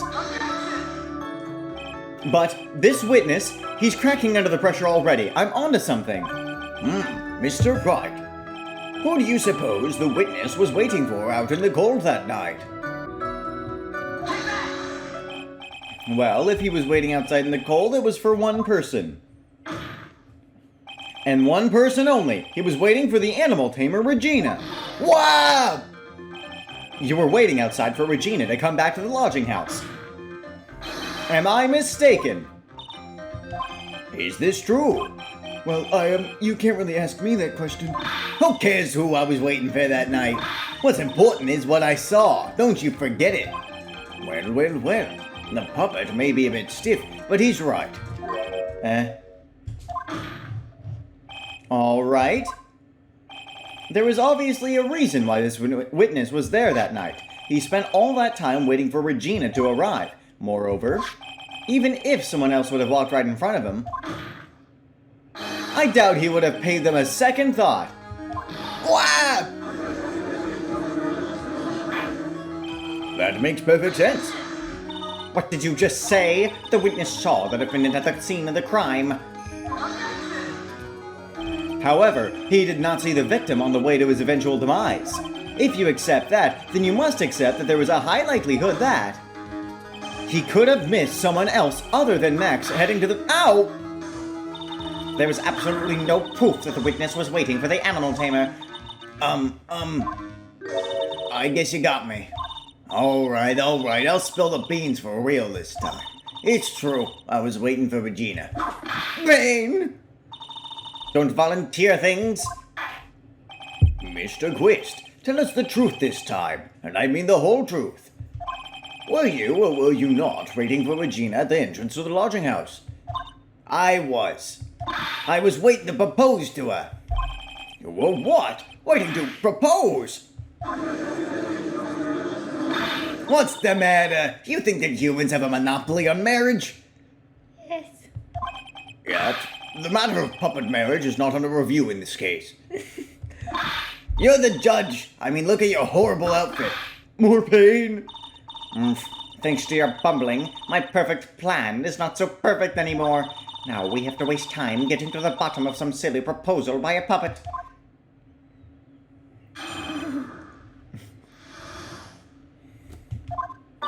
Don't be so surprised that I was going to propose to Regina. I even had something to give her. I kept it in my pocket, waiting for the chance to propose and give it to her. Of course, I also had it in my pocket that night. It was a present for her. No, the contradiction. In the end, I wasn't able to give it to her, so I've still got it in my pocket.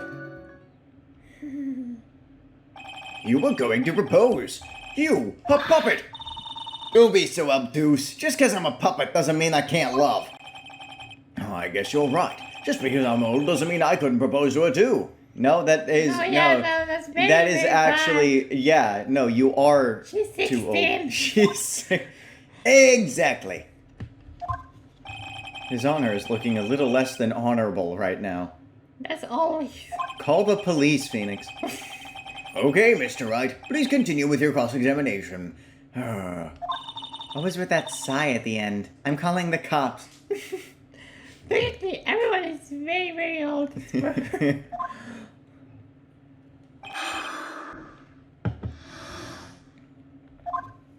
I'd be so surprised if I was going to propose to Regina. I had something to give her, I kept it in my pocket, waiting for the chance to propose. Of course, I also had it in my pocket that night. It was a present for her. But I guys, I'm just gonna next one. What is the next one? In the end, I wasn't able to give it to her, so I've still got it in my pocket. Okay, the contradiction is they don't have it on the pocket, or the contradiction here is that they didn't have it that night because of money to eat. I think we should press first. Ah, What a hell? By proposal, you mean proposing marriage, correct? To Regina? Of course that's what I meant. What kind of stupid question is that? I wasn't going to propose that we become some sort of outlaw biker gang together. Right, Ben? Yeah. Got it. That's the truth. What was it exactly that you planned on giving her? You know exactly what I was going to give a numbskull. The only thing I could find that could match Regina's beauty. Answer his question. What was it? You're gonna die when you hear this. It's an engagement ring. Engagement ring? Wow, those two nearly fell out of their chairs. Mr. Phoenix Wright's joke has gone too far. Time for this to end right here. Franziska's whip looks like it's about to lash out at almost anything. One hit from that thing will probably shut someone up for a long time. Pain equals bad or push on anyway.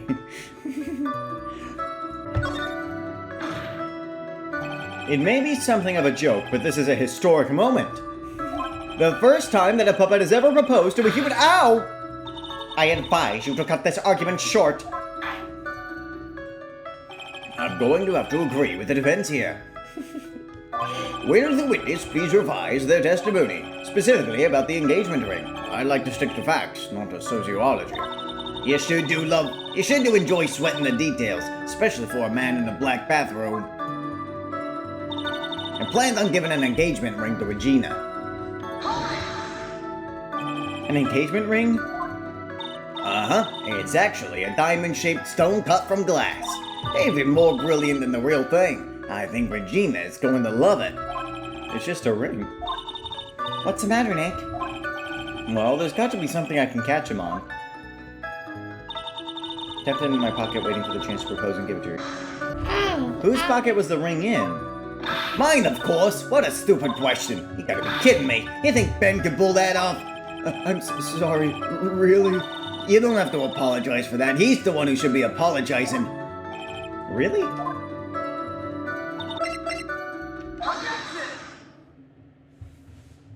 Trilo, do you mind if I show you something? What is it? What are you talking about? Uh-oh. Looks like they're going to double team me now. Do you recognize this ring? Ah, that's mine. Give it back, thief. Didn't you just testify about this very object? I believe you said, in the end, I wasn't able to give it to her, so I've still got it in my pocket. Why then do I have it right here? Arr! What's this going on here? That's Ben. Say something. Don't put me on the spot like that, Trilo. I found this in Money's room. Money's room? You mean a room they put money, like the bank vault? Ha! That filthy monkey is gonna get what's coming to him. Mr. Quist, I would prefer if you avoided slandering innocent fiats in my court. Well, Your Honor, Money really is a monkey in every sense of the word. Ah, I see. Oh, well then. Money likes to go after the shiniest things that he can find and gather them up. Shiny things. Trilo, when was this ring stolen from you? Well, I suppose it was that time, you know, that night, the night of the crime. What did you just say? Details, I need more details. Well, it was stolen right after Max showed up in the plaza. Right about when you saw the defendant walk past, correct? Money's the murder. Money did it. No, but what if Money jumped into the ringmaster and then he flew away? That's a blunt tactic. Monkeys cannot fly. Well, but he can climb. And there's a lot of flying things around. I guess. Yes, Alright. Money did. Well, I guess you might, be able to say that. The ring might have, well, it could have been taken around that time. Is Money here? No. Yeah, oh.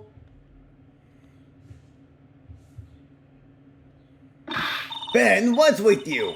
Oh, whatever. It has nothing to do with anything, especially not who committed the murder. It's not for you to decide what has to do with what. Now, Trilo, back to the topic at hand. I haven't admitted a thing. Not I, Mr. Triloquist. What did you do when the ring was taken, Trilo? You know exactly what I did. I chased after that ring-snatching monkey money. But you weren't able to catch up with him, were you? It's all this slow loafy fool called Ben's fault. While he was fumbling his way through the snow, that dumb monkey was able to get away. That is indeed an incredible shame. Well, this does indeed prove one very important point. Prove an important point? What point could that possibly be? Ben doesn't exercise enough.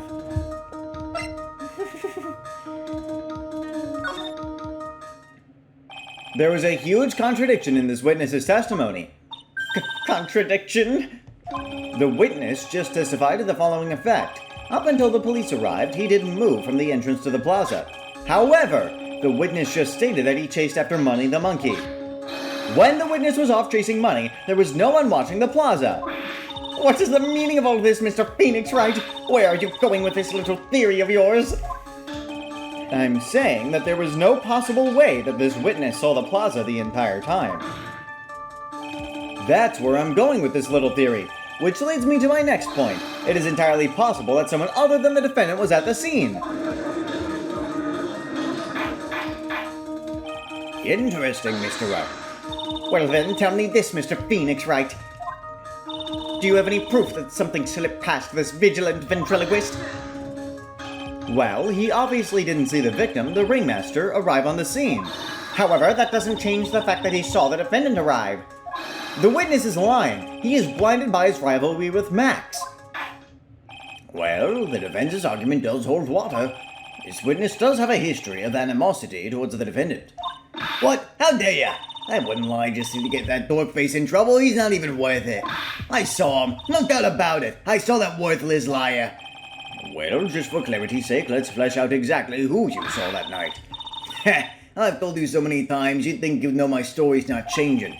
You've already changed your story, Stick Boy, and I'm sure it'll change some more. Where there is one lie, there are usually many more behind it. Exactly, Maya. That's why we have to keep after him. Yeah.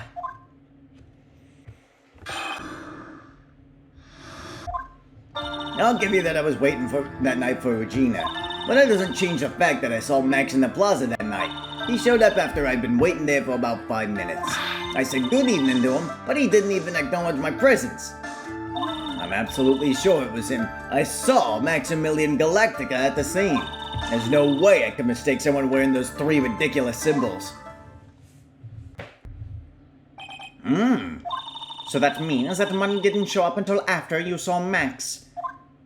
That's right. Money ran up less than a minute after I saw Max.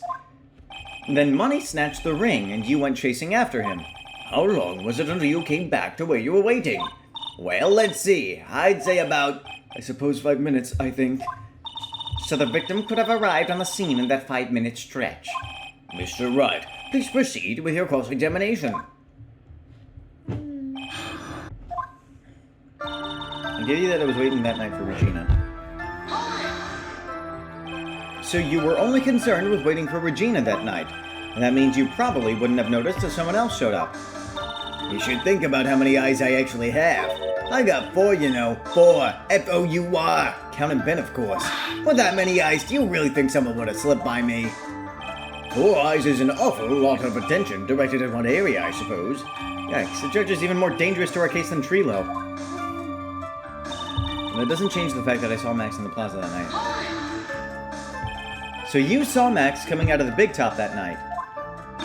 Of course that's where I saw him coming from. I was staring at the entrance to the tent the entire time. I guess that makes sense, especially since he was waiting for Regina.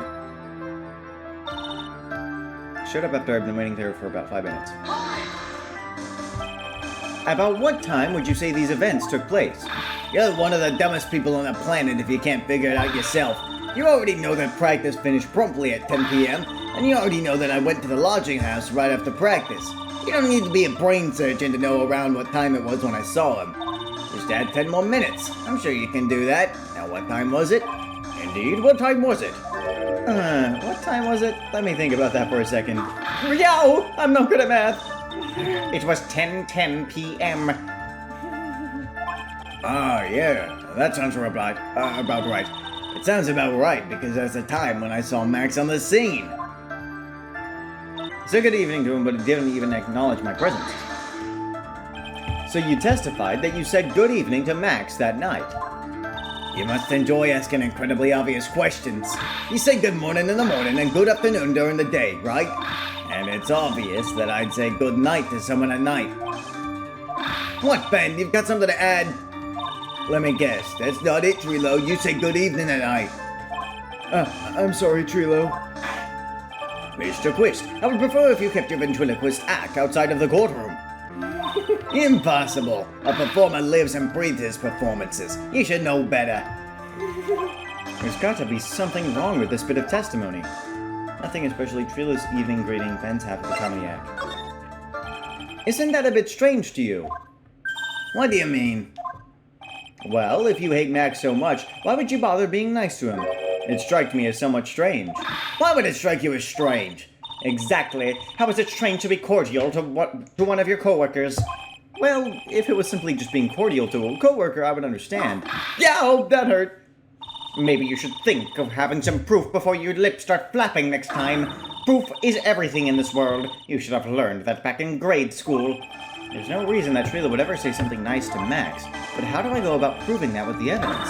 Bluffing is everything in this world, but I'm sure you already learned that one. I guess I can give it a shot. The witness will resume his testimony. Absolutely sure it was him. I saw Maximillion Galactica at the scene. You are 100% absolutely sure of what you just said. I told you already. Jeez, I am 100% absolutely sure.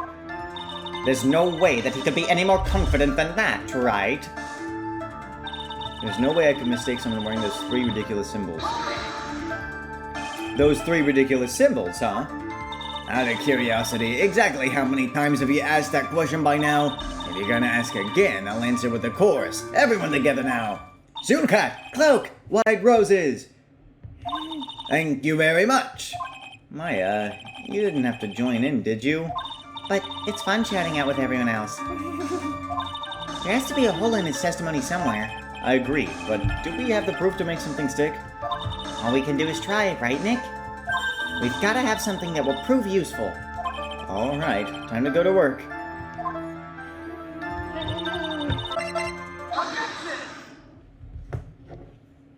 Trilo, is it not true that you had a fight with Max on the day of the murder?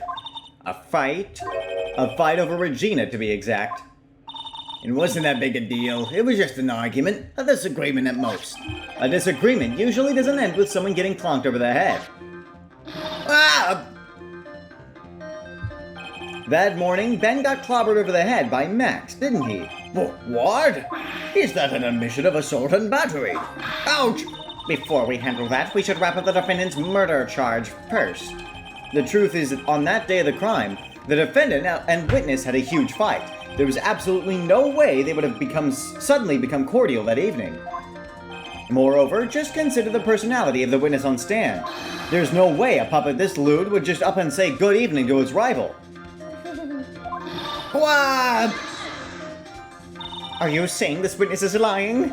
That he's trying to frame the defendant by claiming to have seen him at the crime scene? I didn't tell a single lie, honestly.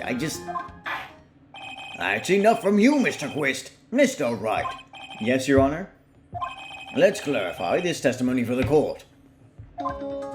Could you explain your theory about who the witness actually saw that night? He didn't see anyone who saw the defendant. He saw a different person. Okay, that's fine.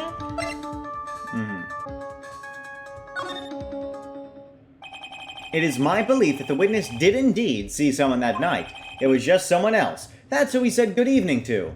What kind of theory is that? The correct one. Furthermore, I don't believe the person the witness saw was Max at all. What? If he had truly met Max that night, there would have been no greeting at all. Which means there was only one proper answer. The person the witness saw that night was not Maximillion Galactica. That is why Trilo made the effort to greet whoever it was that he saw that evening. Or good evening, as he put it. What in the world? You... Would the defense kindly explain who it was Trilo saw that evening, then? Has to be him, right? Maybe.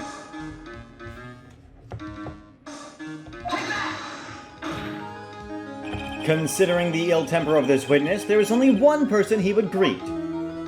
It must be Regina. It's Regina, right? She's so cute. No, Your Honor, it's not Regina. If it was Regina, Trilo would have given her the engagement ring as a present. Oh, yeah, I suppose you got a point there. It was Russell Berry, the victim himself, was it not? You are correct. It was indeed Russell Berry. The person you saw that evening was the victim, the ringmaster, Russell Berry. That's why you greeted him, Trilo. Isn't that correct? No. Answer the question, Mr. Quist.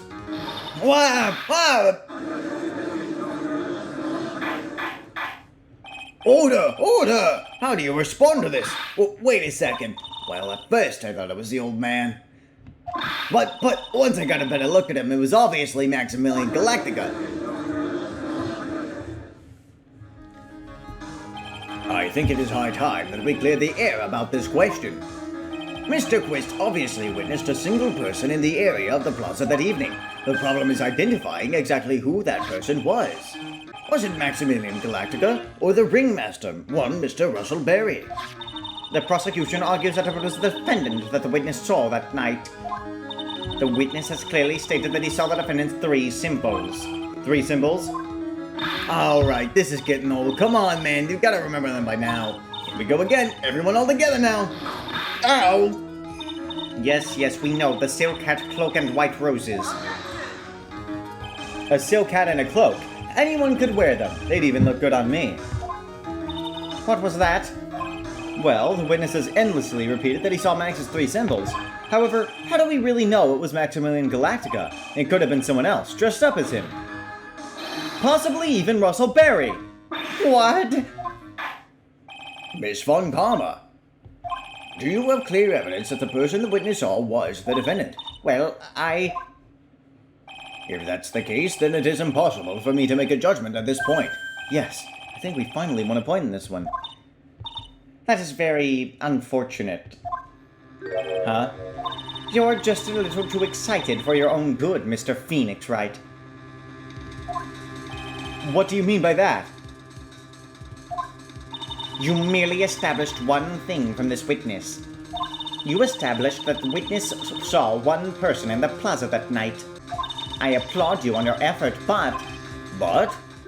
Who that person was can only be answered by the next witness. Huh?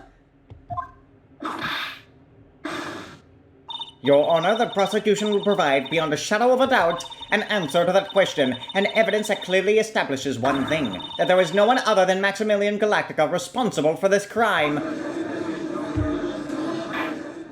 Very well. The court will take a 10-minute recess. During that time, I request the prosecution prepare the next witness. Court is now in recess.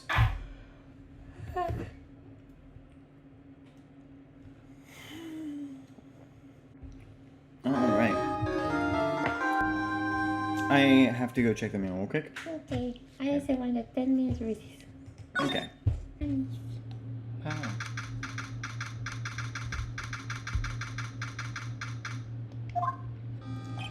Sweetie, you have to believe me. I didn't go anywhere near that crime scene. So then, where were you when the murder took place?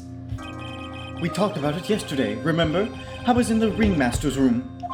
And while you were there, it was the ringmaster who left the room, right? Exactly. He told me to wait in the room because he would be right back. That's when the ringmaster headed to the scene of the crime, right? That's what it seems like. But the ringmaster must have been wearing Max's costume, right? Oh, sweetie, I just remembered. I went straight into the ringmaster's room, still dressed in my stage clothes. But when I got there, I went ahead and took the costume off. Which means? It means the ringmaster could have taken his costume and went out looking like Max. Fabulous! That's a fabulously possible possibility. Well done, Nick. However, sweetie, why would the ringmaster want to dress up like me? Isn't that a bit strange? If you think about it, all they found at the crime scene was my silk hat. What about my cloak? Where did that go? Double, Wow, Max, I never thought of that. You should be a detective or something. Well, I was never quite sure what to be when I grew up, magician or president. You have no idea how hard it was to make a decision. That's really cool. Fabulous. This mystery just keeps getting deeper.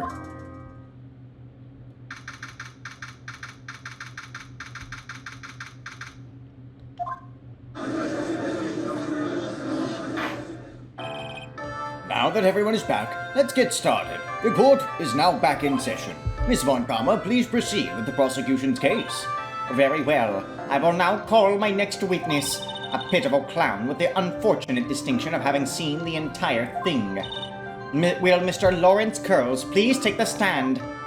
Why did she just call him a pitiful clown? The witness will state his name and occupation for the court record. In West Philadelphia, born and raised, the playground I was... Name and occupation. Will the witness please inform the court why he is speaking autobiographical gibberish? Oh, I'm sorry. I'm just not used to being in a court. I've never been in a courtroom in my life. I wasn't quite sure what joke is best suited for the sort of occasion. What in the world are you talking about? You're in a Grand Hall of Justice, not some comedy club. Since it's easy to see your occupation, please state your name for the court. It's your occupation. You're unfunny. Oh, yeah, maybe this joke is okay. Mom, do I have to wear pants? The sign only says no shirt, no shoes, no service.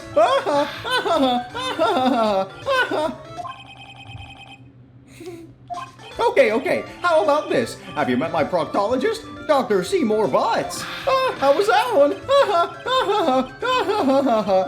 But a couple of clowns who were up to no good started making trouble in... Your name.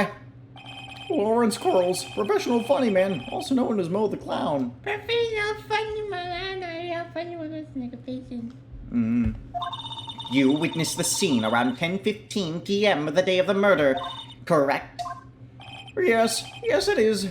Very well. Mr. Curls, will you please testify to what you saw that evening? A rabbi, a priest, and a Rastafarian walked into this plaza. Without the humor, please. Okay. Aw, poor Mo can't be his normal stoogey self in court. So sad.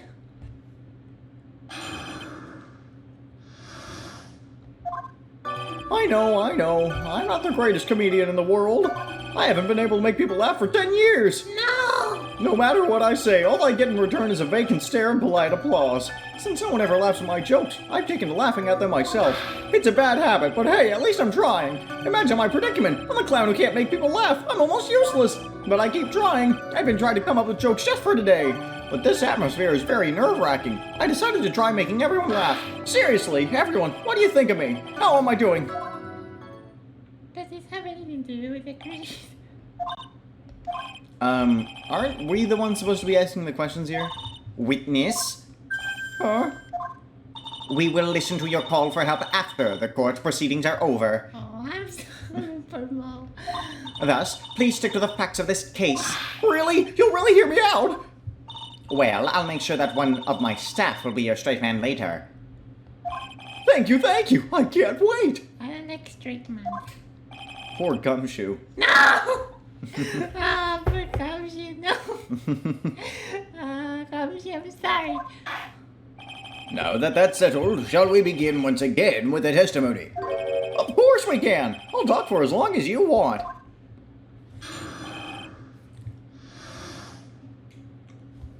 The night of the murder, after practice was over, I went straight back to my room. You have no idea how tired I was that night. I was pooped. I thought I'd go straight to sleep, but before I did, I glanced out the window. That's when I saw two silhouettes. They were a bit far away, though. It was the ringmaster, and he was with Max, who was wearing his cloak. I kept watching them, and all of a sudden, Max plunked the ringmaster over the head. What? That's very interesting. If this eyewitness account is to be believed, I have enough to pass judgment right now. Of course you can. There is no way that this account can be criticized. However, the witness is a bit, off kilter. Almost like he has some sort of atmosphere of guilt surrounding him. That must be because of my insincere smile. Mr. Wright, please begin the defense's cross-examination. Yes, Your Honor. Nick, you've got to find some kind of contradiction in his testimony. I know that. Mr. Wright, Your Honor? I'm afraid that if you push this witness too far, it would bring disaster upon the court. Thus, I sincerely hope you are not going to engage in pointless saber-rattling. I understand, Your Honor. If you cause this clown to stray from the facts, I'll hold you responsible. Why am I responsible? I'm not the one with the corny jokes. So yeah, that's telling you if you press on something that is obviously going to lead him into a joke, you're gonna get penalized. No! Alright. The night of the murder, once practice was over, I went straight back to my room. You'd say that practice wrapped up around 10 p.m., correct? See, that's the thing. Huh? How exactly am I supposed to make a joke about 10 p.m.? Now, 8 o'clock? That's something that clown can riff off of. Let's just pretend it was 8 o'clock. That way I can make a great joke. Let's not make it 8 p.m. Alright, Mo? What do you mean, let's not? Don't take the clown out of the clowning round. Come on, Nick, just listen to his joke. Why? There are 3 reasons why I don't want to. 1, I probably won't laugh. 2, I'll get hit with a penalty. 3, I'll get whipped. Will the witness just proceed with his factual testimony? You are so boring. No, I want to do. You have no idea how tired I was that night. I was pooped. You couldn't see any joke from that? You were pooped that night. Yes, I was very, very tired. Not to mention I had some bad Mexican food. Mexican! I'm officially a Ace Attorney reference. Yeah, you are. Wow! I'm officially a What? The double cheese double. Bean enchilada is a dangerous menu item. I can't believe it, enchiladas are now an Ace Attorney reference. What happened after that, as they say, happens. That one was cool, huh? I hear the kids really love toilet humor these days. That joke was so hip, I don't want to ruin it with a reply. I've got a good reply, though. That joke was so funny, it just earned you a penalty. That was totally worth it. It was worth it? Yeah. I thought I'd go straight to sleep. Before I did, I glanced out the window. You just happened to glance out of the window. You could say that. You could also say I peeked, stared, glimpsed, peeked, eyeballed. Mr. Curls! Oh, I guess synonyms aren't allowed either. What should I do? I wonder if I should press him further on this issue. Exactly why did you look out of your window that night? Why? Why? Clowns don't need a reason to look out their windows, do they? That's not what I meant. I meant that, well, when we spoke yesterday... Once I had tucked myself into bed, I heard this amazing noise. It was incredibly loud. It sounded like a giant thump.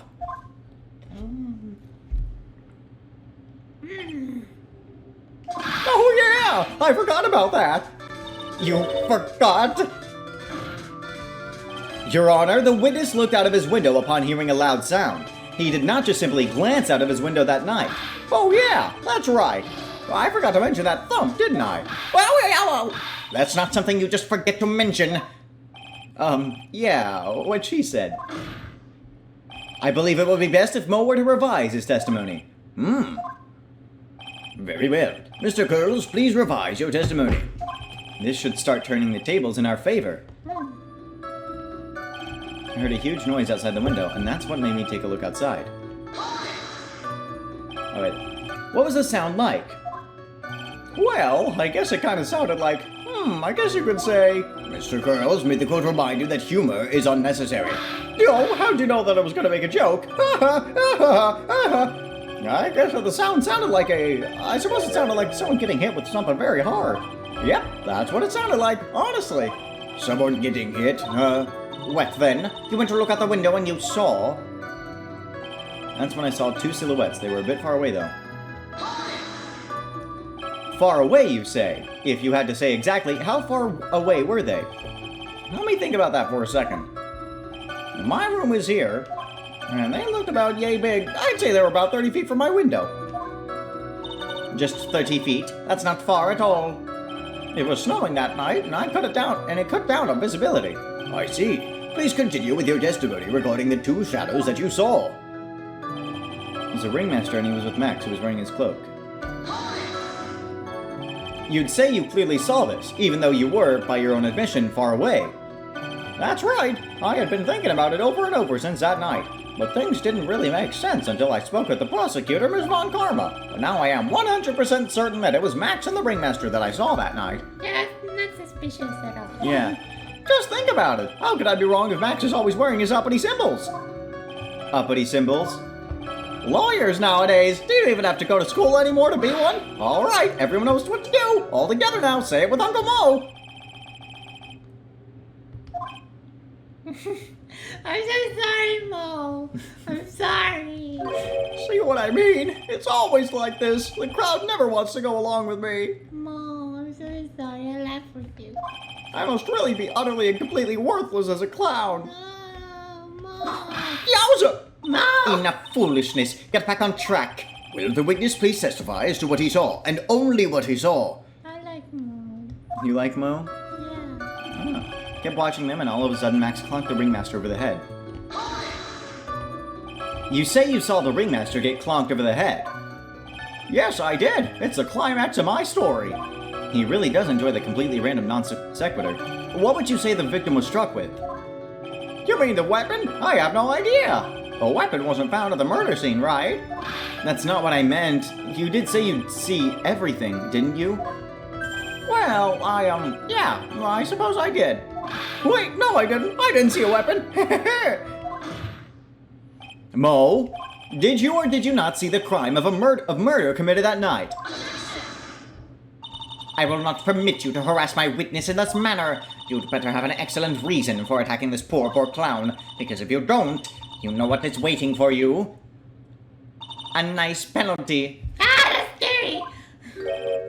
Isn't this a bit melodramatic? So what will it be then, Mr. Phoenix Wright? Do you have any clear basis to believe that my witness did not see the crime? It's scary. Of course I do. I've got a great reason to make my claim. And I suppose you will be telling us all that great reason? Of course I will. The reason is the witness's very own testimony. What is the meaning of that, Mr. Wright? Mo said that he heard a sound like a thump of someone getting hit. He did say that. However, Mo just stated the following under oath. I kept watching them, and all of a sudden Max clonked the ringmaster over the head. You dancing to this? Yes. Yeah, it's pretty good. If Mo is to be believed when he says he looked out the window upon hearing a sound, there was no way that he could have seen Max clonk anyone. In 1972, a crackdown on even... Mr. Girls, how do you respond to Mr. Wright's assessment? They didn't commit. The clowns probably escaped from maximum security clown car. Mr. Curls, are you reciting the C-Team theme to anger this court? No. I'm just stalling for time while I jog my memory. Great job, Nick. These types of witnesses always seem to have a selective memory. You just have to peel back the layers of the clown makeup to find the truth. Well, Oh, you're back from your jog? well, it pretty much happened the way I said. Pretty much. When I looked out my window that night, the ringmaster was already face down in the snow. The prosecution helped me fill in the gaps in my statement. Von Karma. Tampering with witnesses again. So, now you were saying that you did not see the defendant clonk the ringmaster? Yes. When I looked out my window, the ringmaster had already checked out. Checked out. Yep, he was on permanent vacation, as they say. Mr. Curls, Your Honor? you did not witness the actual crime. However, you still say you saw the criminal, correct? Yes, exactly. The ringmaster was still slumped over and I saw someone's silhouette next to him. Very well. Then please testify to the silhouette you saw. I expect the truth. And if I even catch a hint of a joke from you, I will put you in a holding cell until you learn court etiquette. Got it? Got it.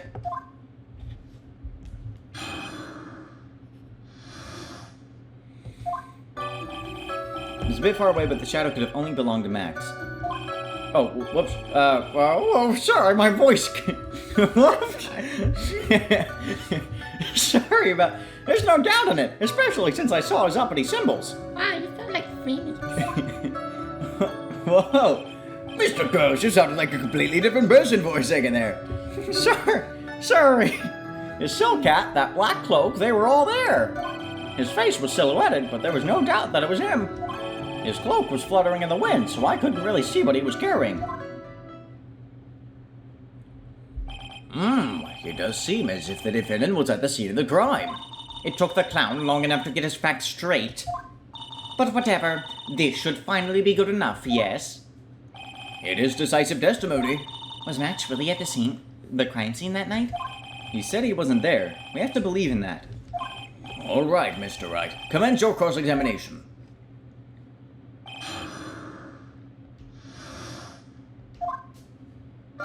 It's a bit far away, but that shadow could have only belonged to Max. Don't you think that you are going a little overboard with how explicit you're being? That shadow belonged to Max is an awfully firm statement, don't you think? What are you getting at? I'm just saying that one of your fellow performers' life is on the line here. Are you truly 100% absolutely certain that it was Max? I'm not the kind of person who would lie about something as serious as this. The silhouette I saw was Max. I'm convinced of that. Doesn't seem like he is jumping to any conclusions this time. Let's go over this again then. What makes you so sure that you saw Max at night? There's no doubting it, especially since I saw his uppity symbols. Trilo said the same thing. But if it was just the symbols, then even I could have been wearing them. What if someone had just taken Max's symbols and worn them? I thought of that myself, but just looking at the shape of the face I saw, it must have been Max. You're sure of that? Such a silly little boy. He threw his entire case headlong into a trap. His silk hat, that black cloak, they were all there. You're sure that is what you saw that night? Exactly what I said I saw is exactly what I saw. I've got eyes like a hawk. Don't birds have terrible night vision? But that's not all I saw. His face was silhouetted, but there was no doubt that it was him. You were able to see that kind of detail from your window. There was a light near the scene of the crime. Anyone with decent eyesight should have been able to see that much. Out of curiosity, Mo, what is your eyesight like? I can see like a hawk out of my left eye and an eagle out of my right eye. Our records say his eyesight is a perfect 20/20. It must mean he could have seen the crime scene clearly. The more we look into this matter, the more suspicious it becomes. Hey, you asked me what my eyesight was like, not what it actually was. His clothes was fluttering in the wind, so I couldn't really see what he was carrying. So, you didn't actually see what the criminal was holding? That's correct. I've been curious to know what caused that loud noise. It must have been something incredibly hard. Too bad they haven't found the murder weapon to know for sure. They claim it was a blunt object. At least it says so in the autopsy report. It's Trilo's testimony and now Mo's. It really seems like Max is the killer. Nick, you've got to find a contradiction in this. That's not going to be enough. What? I have to prove that Mo saw someone other than Max that night. That's the only thing that will help. I've got to do it. Alright. It's time to present on his statement. No. It was money. It was money. His silk hat, that black cloak, they were all there. It isn't black. It's purple. Well...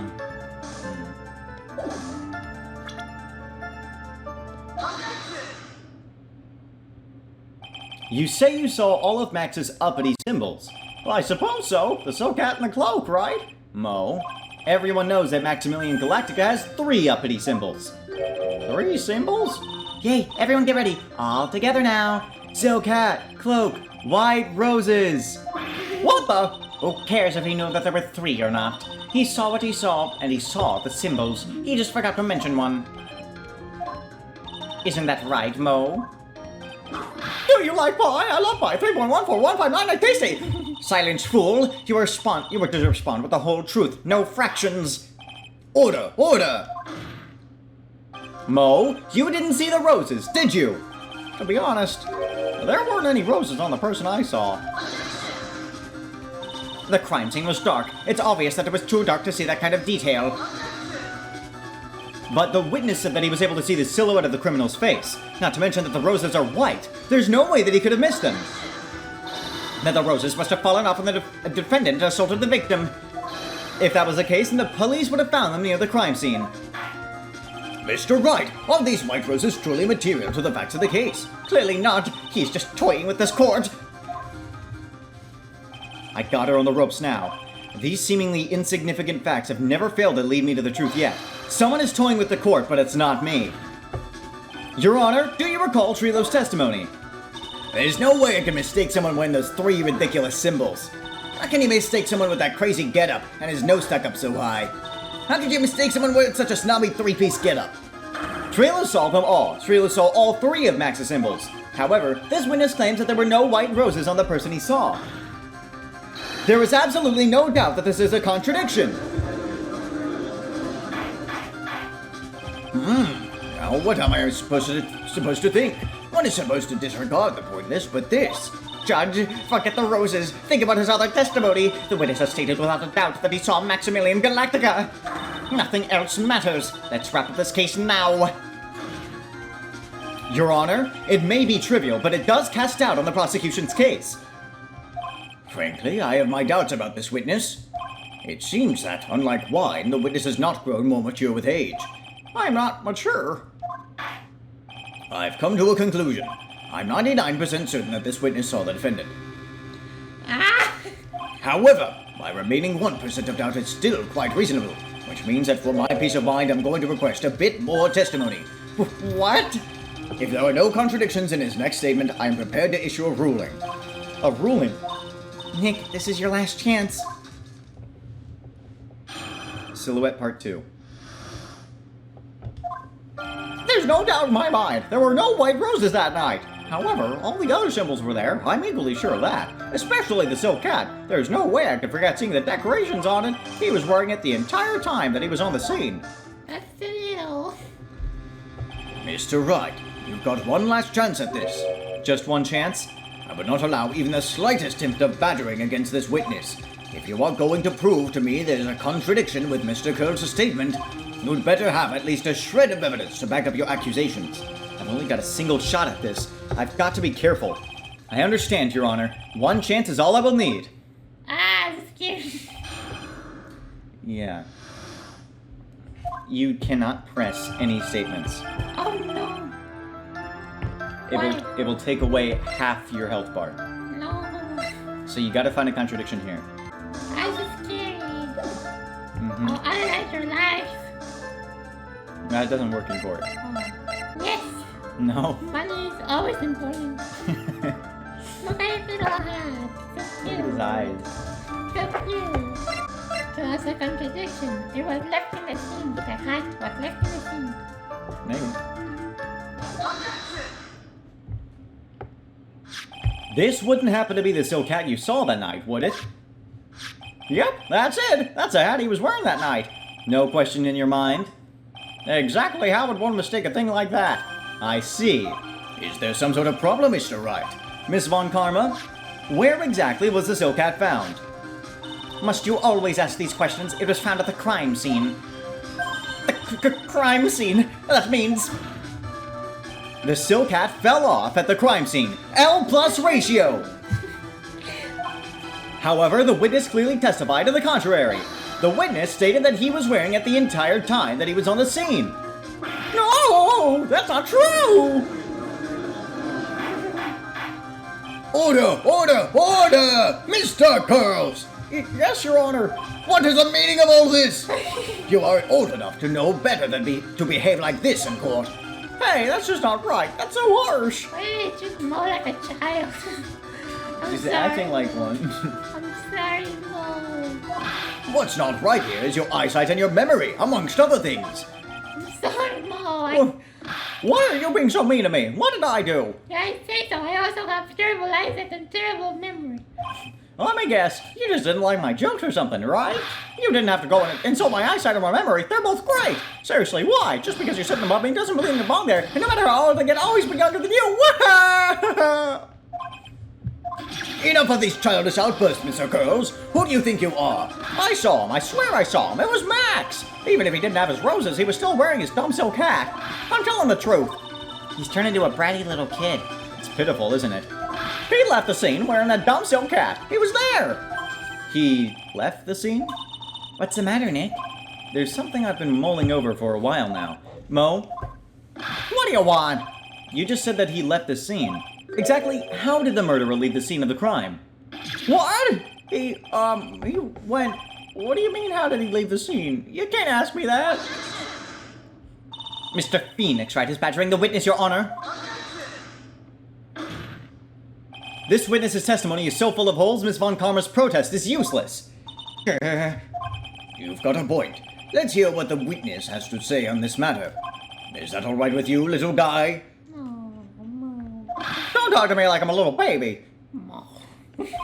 Besides, what kind of stupid question is how did he leave the crime scene? The answer is obvious. He just turned around and walked away. And that's what I expected you'd say. You sure that's how it happened?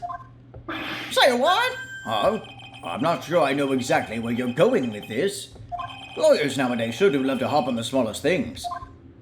Do you have any proof to counter his story as to how the criminal left the scene? Look at this picture. No, it didn't say look at this photograph. Yeah. The problem is the footprints in the snow. Footprints? In this photo, we can clearly see the footprints of the victim. However, where are the criminal's footprints? They aren't there.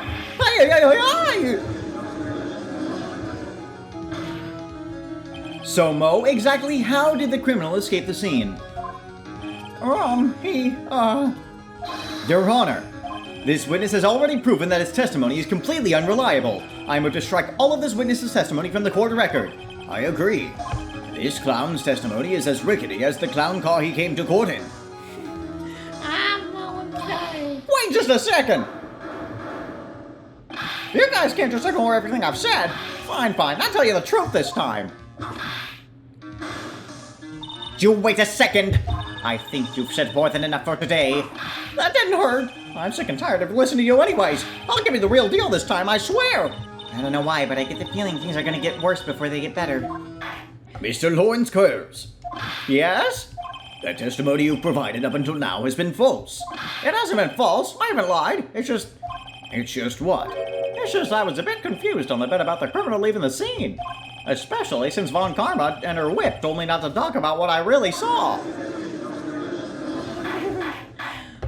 Order! Order! I will have order! I love when the witnesses expose the prosecutors. Yeah. Franziska Von Karma, how could you? Your Honor, if you had heard the truth from this witness, you would have exactly the same opinion as I have. What opinion is that? It's not funny. That's enough out of you. I'm going to listen to what he has to say. Now then, let's hear the truth about what you say you saw, Mr. Curls. Ha! You're not gonna believe this, but it's all true, I tell you. Try not to waste our time with your idiotic drivel. The truth. The truth. Now it's time for our next segment, Mo Knows. Everything that I've said up until now has been the truth. When I looked out the window, the ringmaster was down and Max was standing above him. He wasn't wearing his white roses, but he was wearing the silk hat. That's when I saw he...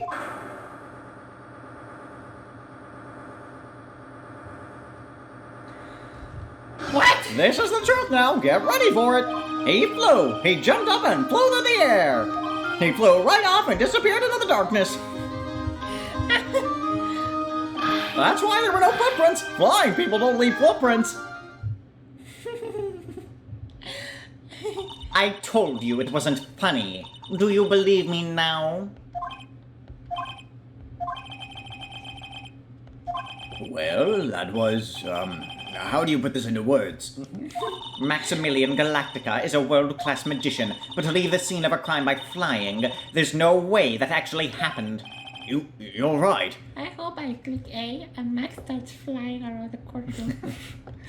Why is she right? You believe the other witnesses. Why don't you believe me? Especially since it's the best part of the story. To be honest, this is the first time I've heard of a flying criminal. What do you think about this witness's testimony, Mr. Wright? His eyes were playing tricks. He's telling the truth. This is all a dream, right? It's all a dream.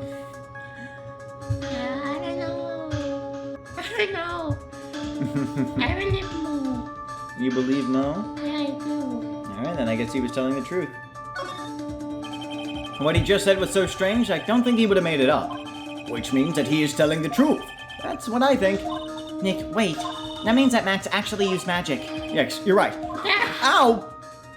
Only a foolish-looking fool could be fooled by such a foolish dream. Don't be ridiculous. Magic does not exist. What? What has happened? No! I suppose I will let you all in on my thinking regarding this matter. Did I do something wrong? Yeah. The criminal disappeared into the sky. I'd love to believe that, but I just can't wrap my head around how that could actually happen. You imbecile! If you disregard the need for proof, Miss Von Karma's case is sound. However, I've got the feeling that this case is in dire need of more investigation. Stop skipping so much. Sorry. Thus I will conclude today's proceedings at this point. It's an undisputed fact that the criminal left no footprints at the scene. Tomorrow I want us to find out the reason behind this mystery of mysteries. I messed up so bad. No, yeah, I'm just joking. Oh. I believe that's enough for today. Court is adjourned. Was that my fault? No. Oh. Like, whose fault was it? No one's. That was supposed to happen. Oh, okay. Hey, sweeties, what in the world is going on? That's what I want to know. They say the criminal flew off into the air and disappeared. Max, I can't believe I'm asking this, but you didn't fly that night, did you? I know you didn't mean to ask such a fabulously stupid question. I can't fly whenever I please. It's not that easy. But it looked so effortless for you on stage. It's not that simple. I'm not actually flying on stage. I use invisible wires and have them hoist me through the air. Wow, you just told me the secret to your magic. No, I broke the first rule. The cardinal rule, the only rule. I'm sorry, Max. We made you break a magician's creed and never reveal the secret to their tricks. Nick, what do we do now? All we can do now is hope we find the flying criminal in court tomorrow. Great idea. Let's do our best and catch this sucker. Do you want to do the investigation now? Time.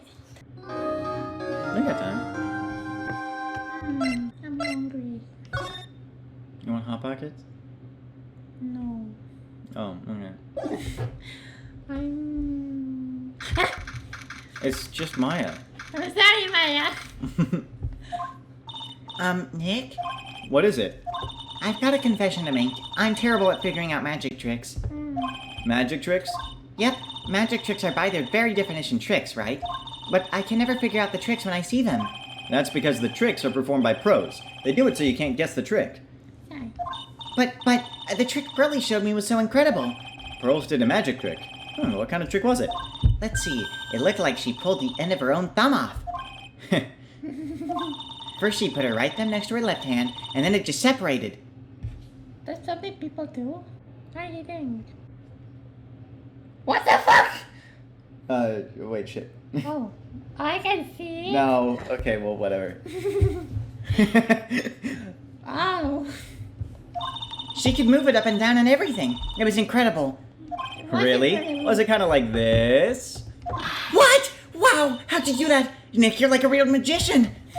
See, this is why I just can't figure out magic. I'm no good at it. Especially hard tricks like flying away from the scene of a murder. You'll take all the fun out of magic if you keep trying to figure it out. Detention center. Yes, Max. Oh, my sweeties! You mind hurrying up and getting me out of this place? We're doing our best, Max. Just hang in there. A little while ago, some people from a local TV station came by. And since I'm a famed magician, they said, let's make you your very own TV special. Really? What kind of TV special? Maximillion Galactica, the Great Prison Escape. It will be aired live. Hey, that sounds like it would be an awesome special. But if I do the special before I'm acquitted, they'll never let me out of here for real. Well, it would surely be an unnecessary addition to your troubles with the law. That's what I was thinking, but the production staff is already working on the show. If you don't get me out quick, I'll have no choice but to stage a real prison break. You seem awfully calm about that possibility. I'd have no choice. It would be a contractual obligation. That's show business. The night of the crime, you didn't happen to fly off into the sky, did you? Here is how everything went down, sweetie. At the time of the murder, I was sitting in the ringmaster's room. Not to mention, flying off into the sky is just not something I can do at will. I don't care what the studio clown says, it wasn't me. Max, do you mind teaching me the trick behind flying? You'll have to forgive me, sweetie. The difference between me and cheap imitation magicians is that I keep my mouth shut. I don't teach people tricks, but I will say this much. It's much harder than you think. I was thinking about this in court today. I've got a favor to ask of you. Anything for you, sweetie. But be friends with the other performers in the circus. Fabulous! A great joke! Why would I be friends with a bunch of hacks like them? But I've won on the world stage! I've won the International Grand Prix! International Grand Prix? Performers should always look to perform on the world stage. But the performers at this circus are completely and utterly devoid of ambition. That is something that I can simply not tolerate. Ambition, huh? something about what Max just said rings true to my ears. Oh my sweeties want to hear all about the Grand Prix, don't they?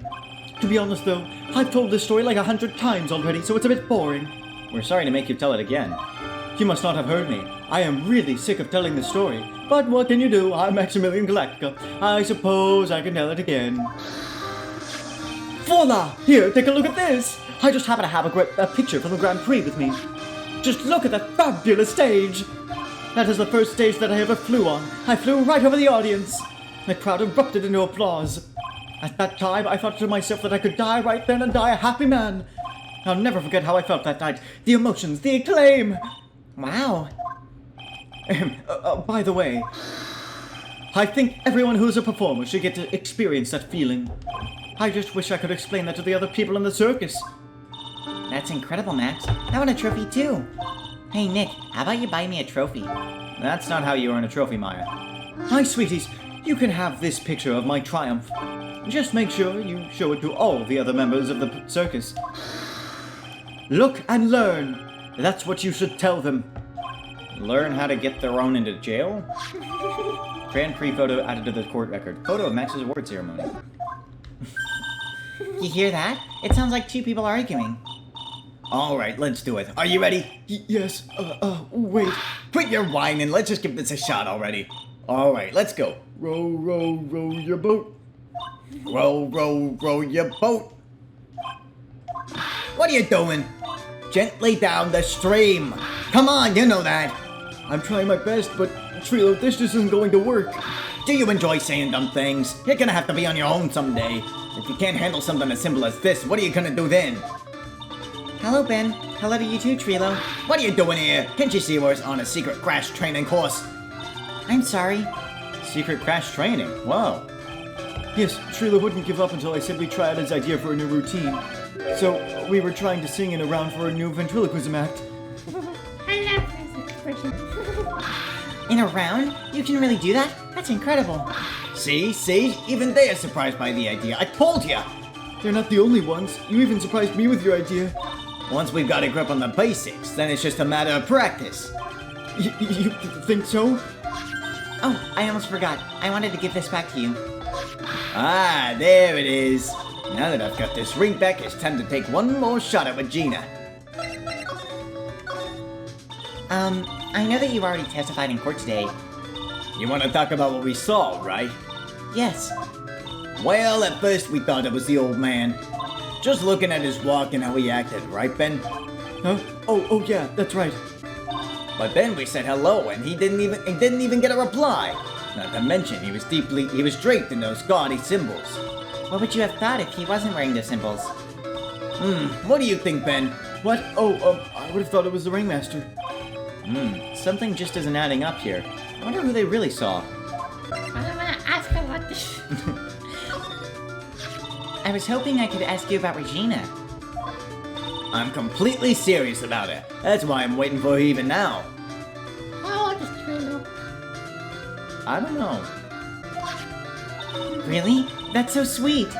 But if you really wanted to see Regina, shouldn't you check out the tent? Ha! You haven't got a clue about things, do you, sweetheart? Eh? Waiting like this is part of being in love. How so? If you had a clue, you would know that waiting is such a sweet, wonderful torture. When your body aches for your partner's love, that's one of the best parts. Yeah, I knew that. Poor Maya. She's so red she looks like a vine-ripe tomato. So how is this new routine working out? Will you two just take a chill pill already? Our routine's a secret. I'm going to take the ventriloquism world by storm. It'll be a real revolution. That sounds incredible. But let me make one thing clear. I'm not going to take on the world just because that jerk said we should. That jerk? Max Galactica. Performer should aim for the world. Who does he think he is? Trilo, you seem to really be fired up about all this. He needs to realize that he isn't the only one who can conquer the world stage. You're right. You're right. Mark my words. I, Triloquist, will win the Grand Prix. You're the man now, doll. Row, row, row your boat will be the key to a glorious victory. Not to rain on your parade, but wouldn't a more mature song be best? Hey, you've got to start somewhere, right? Don't screw this up. You gotta be part of this too.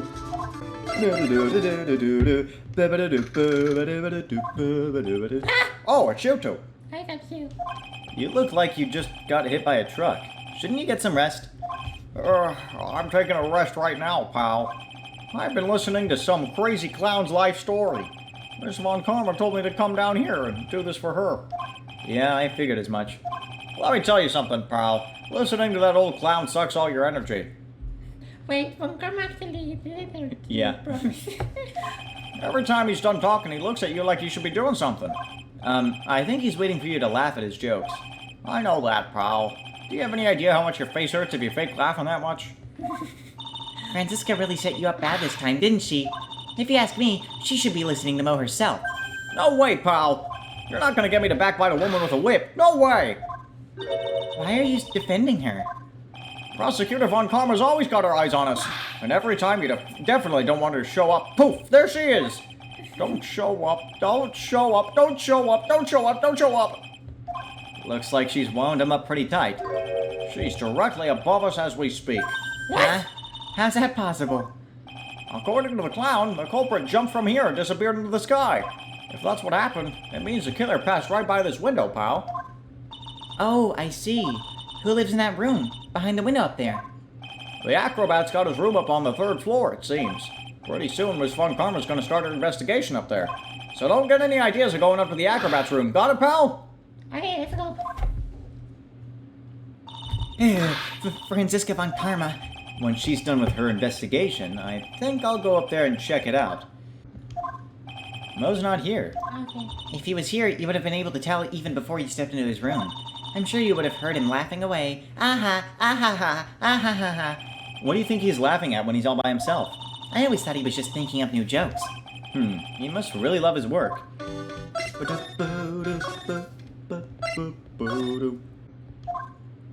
Huh? Where's Regina?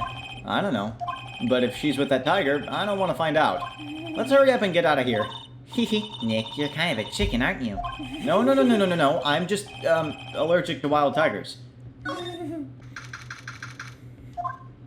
Ah, right! Welcome to the wonderful, the fabulous, the cafeteria! Yikes, he's in an awfully good mood. All right, you know what time it is. Riddle time! Why does everyone cry when they eat Mexican pizza? Texas, there's Mexican pizza? I guess. Wow. Oh, that's another power reference. I need some other power. No, Mama Minister reference. Come on, you can answer this. It's easy. Because cafeteria Mexican pizza is possibly a weapon of bowel destruction? Yes. Wrong. Try again. Okay, what do you think, girlie? I got it. Okay, what is your answer? Because they are in the cafeteria. Exactly. It's an incredibly sad place, that cafe. I did it. Wow. What's going on? He's being too nice. Today's been a really crazy day, hasn't it? You're telling me. I didn't think it was going to be so tough. Tough? Yeah, it was a tough crowd. That's what you call a crowd that refuses to laugh. For instance, it was such a tough crowd this morning I had to smash watermelons. I told them all the great story and even greater jokes, but no one busted out laughing. You even used the famed no shoes, no shirt, no service joke. Exactly! How can you not laugh at someone comedy like that? I'm so sorry, Mo. You deserve all the laughs. Are you 100% sure about your testimony today? I saw what I saw, I swear. That creek just... Flew through the air. It wasn't exactly flying per se, it was more like floating. The silhouette of his face made me positive it was Max. I don't see a Cyclops. He must be telling the truth. Ah, this picture. He showed it to you guys too. Huh? You've seen it as well? Well, you know what they say about Maximillion Galactica? He really gets around. Hehe. Oh yeah. He didn't just show me the picture. What do you mean? He showed me his bust too. Let me tell you, that thing is enormous. Oh, God. It's in the picture, I think. He'd make us worship it every day. He made us bow to his greatness. He's got a big bust. I wouldn't mind hearing more about Max's bust. Not that I'm into that sort of thing. Unless it's Edgeworth. Then. Max's boobs. Max's bust should be on that small table over there. They're so big, he has to set them down. He got sucked up soon. There's nothing over there. You're right, he did it! Oh my god, that's my new headcanon. Really? Oh yeah. When was it? I'd say about 5 days ago, all of a sudden, the bust disappeared. He had top surgery. Yeah. It disappeared? If you want to see it, there's a photo on the bulletin board over there. People love his tits. Max just had to put the picture up. Ah, there we go. Yeah, it's a bust statue. Hey, this thing is really cool. Nick, I want someone to make a bust of me. Me too, I want one. Sure, as long as I'm not paying for it. Aww. Max G. Bust, added to the court record. Bronze statue taken from the cafeteria before the crime. Why is everyone cheap? Is there anything else that's changed about this place? Nope, nothing's changed that I can see. I wonder if he's actually thinking about this or if he's setting up a bad joke. Nope, I'm drawing a blank here. A quiet Mo is a good Mo in my book. I guess there really aren't any other things that have changed, huh? Well, there is this one teensy tiny thing that does seem different. Tell us! Well, on the morning of the crime, over on that bulletin board, this piece of paper was posted front and center. Piece of paper? It's torn, so I don't know what it said, but I could see its title. Yikes! It says to the murderer. What? Murderer? Yep, that's what it says, but the rest of it has been ripped off. And I don't know who posted it. When did you find this? The morning before the murder. Before the murder? Yes, the ringmaster was killed the night after this paper was discovered. Who in the world posted this thing? A note added to the court record. Posted on the cafeteria on the day of the crime, then torn. States to the murderer. Nick, I think we'd better follow up on this important lead.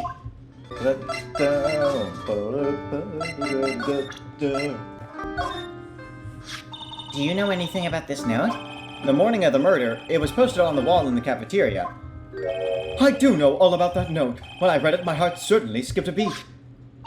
Your heart skipped a beat? While I was enjoying my morning tea, the ringmaster and company entered the room. And company? I guess it wasn't really a company. It was just the ringmaster and my sweetie pie. When the ringmaster read her note, he turned an incredible bright red. All of a sudden, he tore it off on the wall and shoved it into the pocket of his tailcoat. Really? Out of curiosity, what in the world was written on that thing? Let's see. Uh-huh. Oh, I don't want to steal the fun from my sweeties. Go and find out on your own. I'm sure you can find it somewhere. You might also want to ask my sweetie pie princess. Alright, he put it into the pocket of his... Max and the ringmaster had their talk in this room. That could have been when the ringmaster put on Max's costume and went outside. I see it. Why'd he do that anyway? Was it really that cold or something? Hey, do you see that? I do. There's a scrap of paper shoved in the pocket of the tailcoat. You know, I've got a feeling I know what that is. I bet that's the other half of this note that Mo gave us. Then let's hurry up and check this thing out, Nick. I knew it. It fits perfectly with the other piece. Wow, literally, there's no... Yeah. Maya has magical mending powers. Yeah. What does it say? What does it say? To the murderer. I have conclusive evidence of what took place. Meet me at 10 p.m. tonight at the Lodging House Plaza. Tonight at 10 p.m.? That's when the murder took place. Now we need to find out who called the ringmaster. Note updated in the court record. Torn by ringmaster found in his tailcoat pocket. Let's go see his fingerprints. Yeah, open the court record. Oh. You can read the note. To the murderer, you haven't forgotten what happened 6 months ago, have you? I have conclusive evidence of what took place. Meet at 10 p.m. tonight at the Lodging House Plaza. Something happened 6 months ago. What could it be? Hi, Gumshoe. Hey, Detective Gumshoe. I'm sure you did a good job, as usual. Well, I am done with the investigation of the acrobat. Finally. But with Miss Von Karma...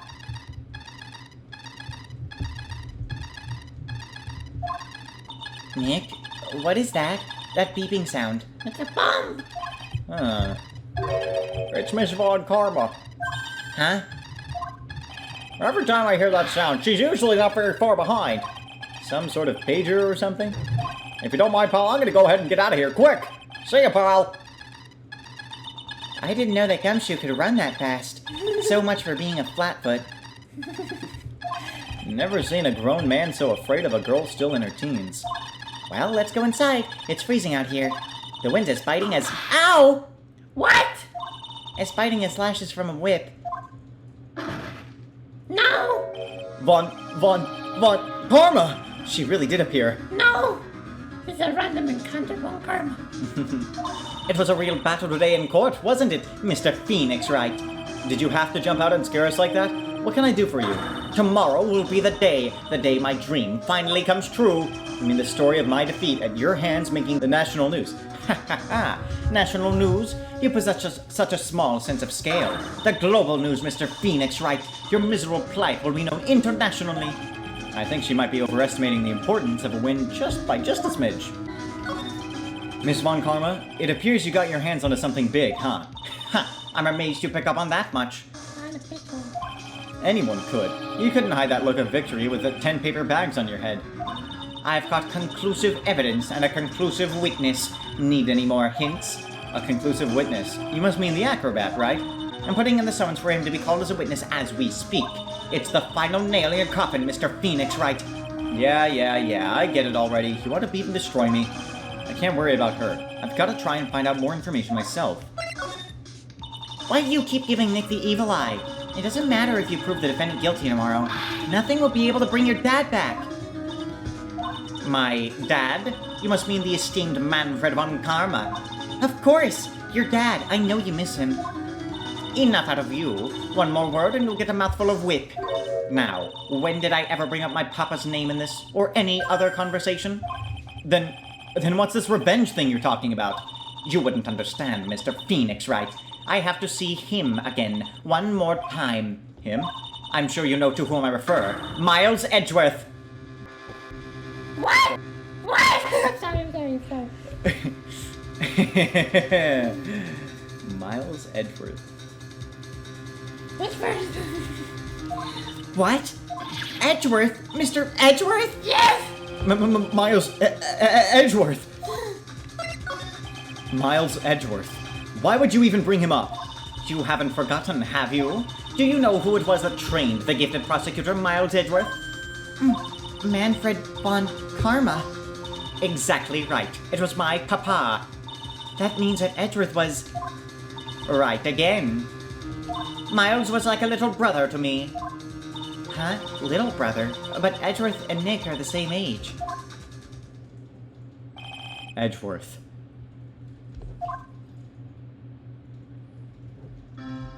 The man who inspired me to become an attorney. I fought against him in a few cases. But a little after that case was over, he vanished. It's your fault he is gone. Huh? It's the truth, isn't it, Mr. Phoenix Wright? Nick, what does she mean? What? No, Dad, no. Edgeworth was never quite the same after that case. And then, with the case after that one, he never set foot into a court again. And then one day, he just vanished. All he left was a simple note at the prosecutor's office. Prosecutor Miles Edgeworth chooses death. And that was 1 year ago.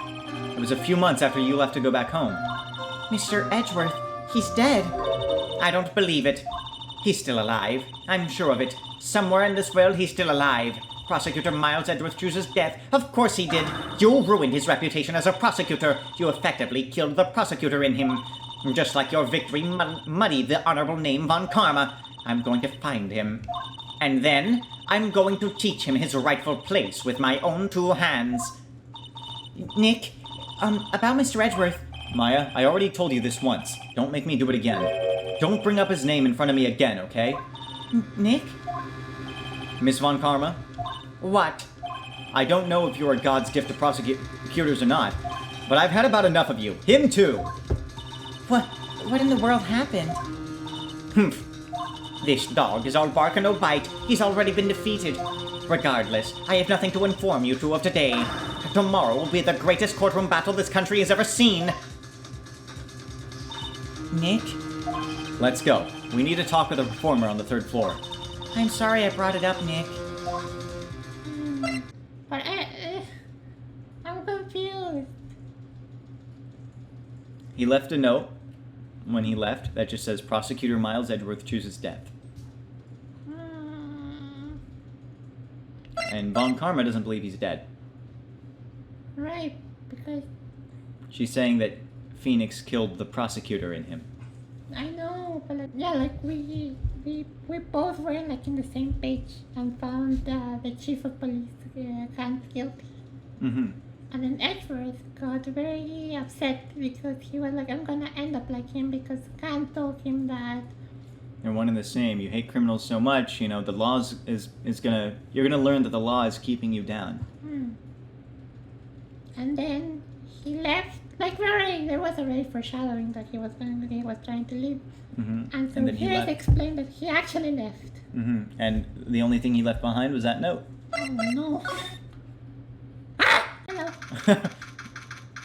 Lodging house, 3rd floor. Birds! I want birds. I want to steal birds. I'll steal them. Oh my god. You must be Phoenix Wright. Yes. Pleased to meet you. I'm Ken Dingling. But here at the circus, everyone just calls me Acro. Mr. Acro? How do you know my name? The detective told me. He said you'd definitely show up here. Acro, you're a member of the circus as well. That's right. I mainly perform on the tightrope of the flying trapeze. But nowadays, all I perform is in my wheelchair.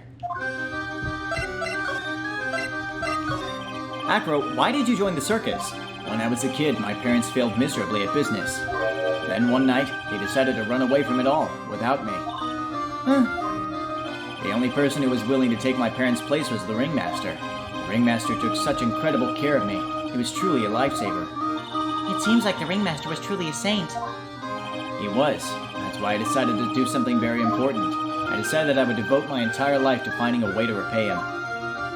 And now, look how someone repaid him for all the good in his life. It's such a shame. Sometimes I think that he was almost too kind. Perhaps he was too kind to his performers.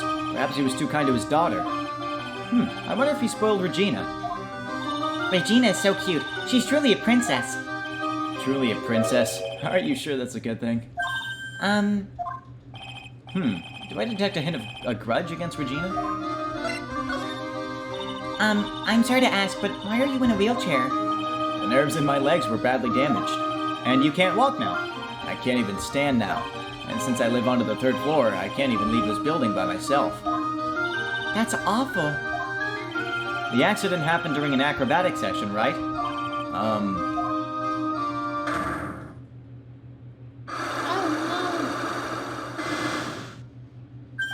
Cyclops? It doesn't seem like Acro's injuries were acrobatic in nature. What's on your mind, Mr. Wright? Well, exactly when were you injured? It's been almost 6 months since I was hurt. I injured my legs during practice. 6 months ago? What in the world went on at the circus then? I stopped by yesterday and noticed that you weren't in your room. I was at the hospital all day yesterday. Ah, you went there for rehabilitation. What about the murder? Of course I knew about it. I spoke with the police before they allowed me to go into the hospital. Before I got the call from the prosecutor, I was convinced that it was all a dream. Huh? I just couldn't believe it when I saw what I saw. What you saw Jeez, that sounded really ominous. What did you see, Acro? That night, I was in bed sleeping when I heard a huge sound coming from below my window. I see. The scene of the crime was right below your window. That's when I looked out the window. What did you see? He was flying straight up into the air. He? Maximillion Galactica. What? Did Maya scare you? No. Acro, just one of the things and threw it. One of the... like that weight? Yes, and it had a rope so that when it was done, you could like pick it up. Huh. Yeah. That's what I thought he'd say. You're absolutely positive that it was Max you saw flying? I am absolutely sure. There's no doubt in my mind. Nick. Alright,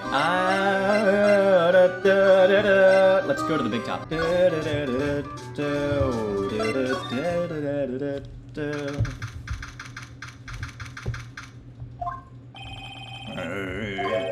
I've got a bad feeling about this. No! No! Yeah, Nick! No! Wonderful. Today's special must be Filet O Phoenix. No! Slay, slay! Slay. Ew. Slay Queen. Oh, Maya, Nick, it's yours. I'm sorry, it's another mistake. A mistake? Yeah, little one. I was thinking of teaching whatever crime it was that was gonna listen. But I was expecting like a monkey that I human. A monkey? It's a pity about what happened to you, the ringmaster. Dad, Everyone loved him, didn't they? He must have been quite a man. he was! I love my dad so much. I hate to say it, but she doesn't seem all that broken up about her father. That's why I feel so lonely. Now I will be able to see him for a while. For a while. Yeah. When Leon died, I talked with my dad and he told me that when someone dies, they just become a star in the heavens. A star. That means that my dad is looking down on me from the sky. That's why I love the night so much. I can see everyone who's gone. When someone dies, they just become a star in the heavens. That's kind of sweet. But I bet you there's no way that Maya believes that. What do you mean there's no way that I believe that? They see that one day I will be a star too. Of course. They really think so. Yeah, you will, I think. I'm gonna say that I will see great up there in the sky. I wonder if everything's all right with Regina. Just to go back and clear something up, why'd you want to teach Money a lesson? Because he's a mini. Because something that means a lot to me. Something that means a lot to you? It must be something shiny, right? Actually, it's a stage curtain. It got a lot of sparkles. It's really beautiful. You should see it. We should? When the costume gets hit by spotlight, it dazzles. Hey, Mr. Attorney. Huh? If you send a monk, you get my costume back from me, wouldn't you? It's really important to me. Gladly, but of course, I'll get it for you. I don't get much of an option. Leave it all up to us. Guess there's no turning down that request. Yay! You're really gonna do it. Regina, have you ever seen this before? I know what this is. Really? Well, it was in my pocket for a while. It was in your pocket? This piece of paper was in your pocket. Like this time, noticed it was in there around breakfast time. Breakfast time. Yeah, I always take a girl with his breakfast in the morning. That's when I also take out the trash in the room. Then, I'm sorry, I'm not. You're I fine. can't even read. Then I go to the cafeteria and do my own breakfast. That's when you realized the piece of paper was in your pocket. Yep, but since I'm not a murderer, I just figured I belong to someone else's pocket. And then what? I wonder if the person who locked it wasn't in trouble, so... You didn't put it on the bulletin board in the cafeteria, did you? I did! I stuck it up there, as you know. So it was Regina who put it up there. When did this happen? The morning of the murder. That explains a lot. I wonder who wrote this. Note updated in the court record. Found in Regina's pocket on the morning of the crime. That's pepper, isn't it? From the cafeteria. Huh? It's from the cafeteria. It's not. I remember seeing it there. So this was the cafeteria's pepper. No, I'm not a big fan of pepper. Do-do-do-do-do. Banana. Banana. Mo's not here. What's that? I hear something. Stop it, Nick. You're scaring me. Oh my god, it's okay. Hi, Money. I love you. Nick, it's money. Money. That monkey's holding something. It's the best. That's it. That's a thing that means a lot to Regina, remember? Alright, time to take on this monkey attorney style. Give it back, monkey brain. Stay! Ooh. This is Phoenix, the ultimate attack. Bam, bam, bam. Wow. I love that you Yikes! Wow. I love that you the same sound effect for Phoenix. I tried to have a monkey-to-monkey talk with him. I really did. Nick, you... I swiped it while Money was distracted. Wow, you're really on the ball today, Nick. Let's go! That should be Phoenix, like, final smash. Get those He monkeys. acts like a monkey. Oh, yes. Let me see it. Let me see it. Huh? You can see it fine from where you are. You know what I mean? I really want to try on Regina's costume. Maybe then they'll take you in at the circus and I can get some peace and quiet. What's the matter now? It doesn't fit me at all. Oh. Oh well, I guess it's time for you to lay off the burgers. No! Like, you can never have way too many burgers. Not to mention, it doesn't look like something any girl I know would actually wear. Stage costume added to the court record, a shiny spangled vest. It's not Maya's size at all. I know Maya doesn't say anything. I'm sorry, Maya. Picking up which one was the burger. Here! Here you go, Regina. Yay! Thank you! You really got it back for me! Don't mention it. I love you, Mr. Attorney. Oh, it's nothing. Phoenix, why are you blushing? Phoenix? Phoenix! Oh no. No wonder guides melt to mush in front of this girl. God damn it, Phoenix. Phoenix, no. Hey, Regina. That costume is yours, right? I tried it on, but it didn't fit me. What? This costume, this is mine, it wasn't yours. Leon's? You know, the lion she told us about. Oh, the one that someone killed. Let's talk about that. Sounds like a fun icebreaker. Leon, he was killed, wasn't he? That's right, that's the order. Why? Well, Leon is something really bad in practice. During practice? Leon was in like helping my local. Usually when I get this, I will put my head into his mouth. Wait, you put your head into a lion's mouth? I should the people across all would love seeing you. They always start screaming. You sure they were screaming because they love seeing you do that? Anyways, what was the bad thing? Oh yeah, Leon beat someone during that practice. Regina, everything was alright though, right? No, it wasn't alright. That was the problem. My dad was incredibly angry. And that's when Leon... That's when he became a... Oh. Poor thing. Leon added to the court record. An animal shows lion, shot by the ringmaster 6 months ago for biting a performer. Something smells fantastic. So we know it can't be Mo. Wait, I know what it is. It's burgers. Burger! Oh no. Wait, we just have to... Hello! Welcome to the Bistro Duke Sir Key, aka the cafeteria. It smells so good in here. And those burgers look great. She's drooling like she's some sort of crazed burger monster. My burgers are the best. Juicy meat, toasted buns, special sauce. Special sauce. They are absolutely irresistible to anyone with a hankering for a burger. One bite will send you into hamburger heaven. I wonder if I do hamburger heaven. I bet. I can tell by the smell. Whoa, well, I'm getting hungry too. Those burgers must have some kind of special power.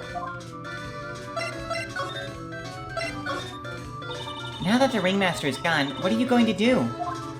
That's all I've thought about the past 2 days. Everyone loved Russell. You've heard Acro's story, haven't you? Like how he was adopted when he was younger. He's calmed down a bit now, but he was livid when he heard about the murder. Acro was so upset that he said he couldn't go on. He was that upset? Yes, he was.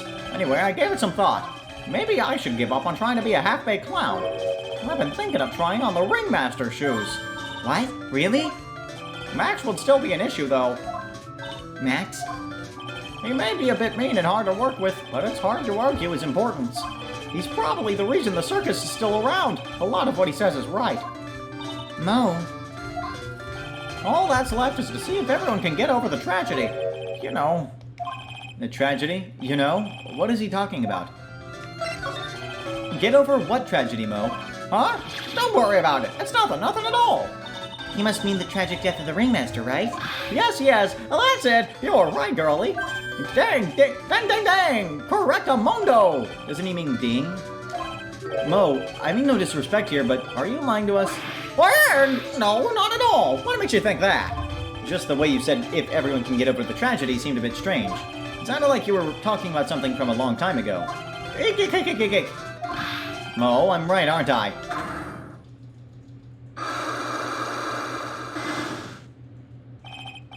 So now we're getting closer to the truth. It was about 6 months ago. It was just a little accident. Give me a break. Us old men have accidents. I wear big pants for a reason. 6 months ago, eh? You wouldn't know it, but I was responsible for naming all the animals at the circus. You named Money the monkey and Regina's tiger? Guilty as charged. But Leon got his name from the ringmaster. Really? He always said keep names simple and easy to associate. Nick's name is easy to associate, right?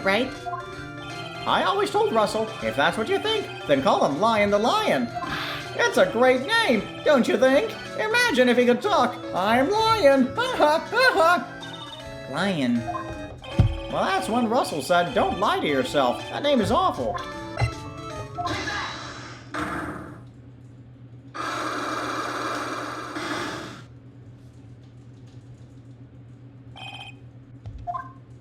Mo, please tell us what happened 6 months ago. What in the world went on at the circus? Okay, there's no need to look so scary when you ask me. Hey, look over there, some juicy burgers. Let's eat instead. Unfortunately, I'm more of a grilled chicken sandwich man myself. Actually, I've kind of got an idea of what happened back then. Mo, you said something about an accident. This wouldn't happen to be the cause of that accident, would it? I heard a little bit about it from Regina. Leon made a mistake during a practice, right? How'd you? I told them so many times, you shouldn't be doing such dangerous acts. Like putting your head inside Leon's mouth, right? Yeah, but Regina believed in Leon. She believed so strongly that the ringmaster went along. He never could say no to her. Out of curiosity, who was bitten? Come on, Mo. Don't clam up on me now. Who did Leon bite on the head? Well, I promised I wouldn't say anything. You promised? He's involved in this too. He's involved, huh? Mo must be talking about... Mo, is this a person that you promised you wouldn't say anything? I bet it is. It must have been Acro, right? How'd you know? Don't worry about that, Mo. Getting to the bottom of this accident may help solve what happened to the ringmaster. No way! I need to know the truth about what happened to Russell. Please tell me what you know. I'm sorry, Acro.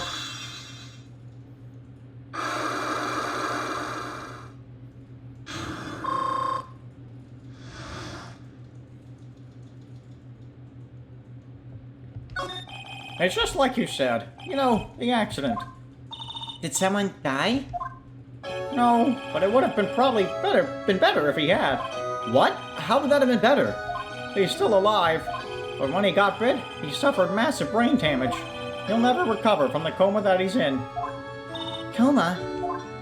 All he does now is lie in his bed at the hospital, and that's all he's ever going to be able to do. I see. How is he related to Acro? He's his brother. Huh? The person who got bit was Acro's brother. Brother? They were an acrobat team of brothers, Acro and Bat. Cute nicknames, I thought. Anyways, they were an incredible team, cut down together in their prime. Who is Acro's younger brother? Sean Dingling, but everyone always called him Bat. He fell in love with Regina. Trying to win her love was his downfall. Everyone seems to fall in love with Regina. 6 months ago, while we were practicing, all of a sudden Bat blurts out, "Let me perform with Leon."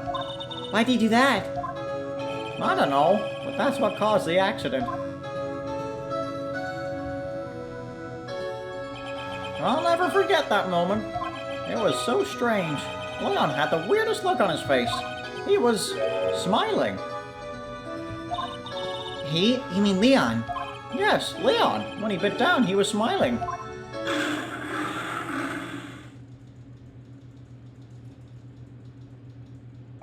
Some sick grin.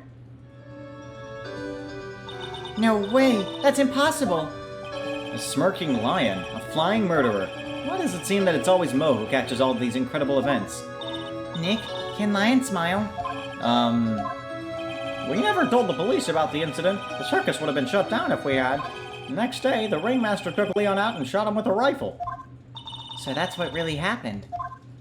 Well, you guys were so serious. What was I supposed to do? I had to tell you. But all this truthfulness has put me in the mood for a burger. Here, you two have some pepper. Shaka, shaka, shaka, shaka. There he goes again, acting like his normal crazy self. Achoo! Achoo! Nice! What a wonderful sneeze! Huh? You think so? You sneeze with pepper and slip on a banana peel. That's basic clownmanship. Girlie, I know you gaudy understand that.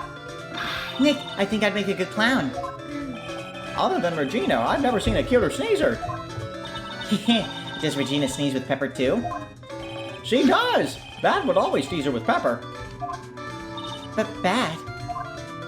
From my point of view, those two always look so perfect together. They look perfect together, huh?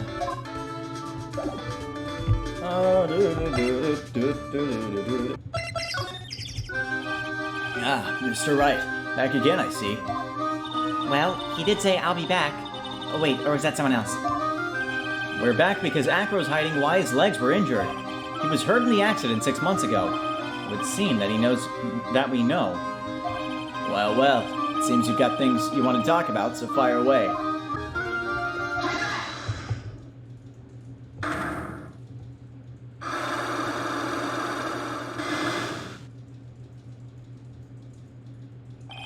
About the wheelchair. I have to ask you, how were you injured? I'm sorry, I thought we talked about this. It was an accident that happened during practice. An accident during practice? Yes. Unfortunately, acrobats are prone to all sorts of injuries. He's lying. If that were the real cause, he'd have no reason to keep it a secret. Acro, are you really telling me that a practice accident was the cause of your injury?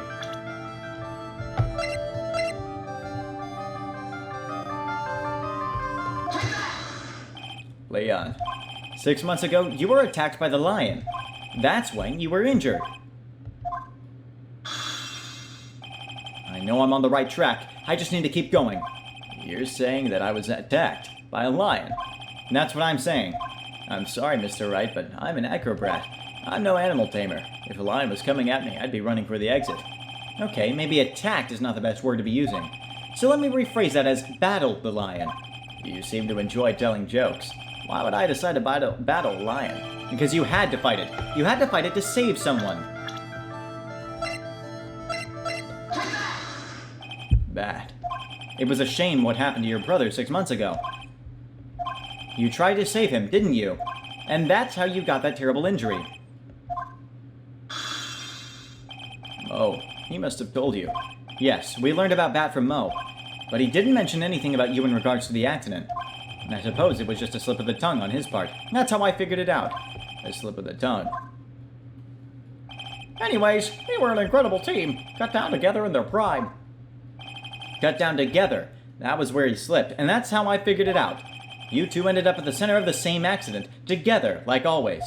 I see. But an accident is an accident. It wasn't anyone's fault. I still haven't broken Acro's last psych lock. This must be one incredibly deep-seated secret. It wasn't anyone's fault. Do you care to explain more? Acro, I know you are still hiding something from me. Maybe someone you don't seem to like much is the reason you're being evasive.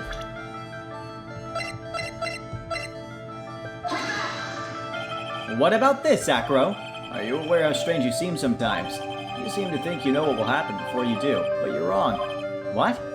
It's clear you haven't come to grips with what's going on. There's no way I can backpedal away from this. Acro, I know you were still hiding something from me.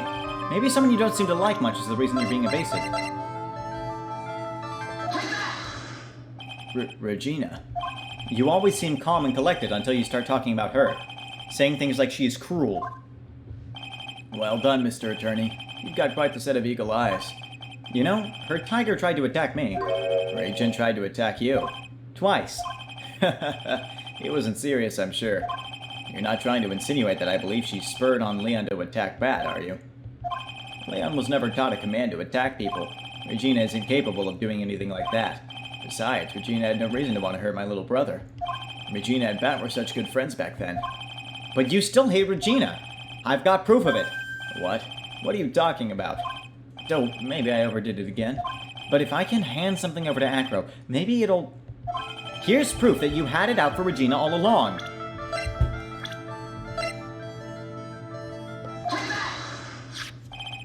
This. Where'd you get it? Regina posted it on the bulletin board in the cafeteria. Before that, it was in her pocket.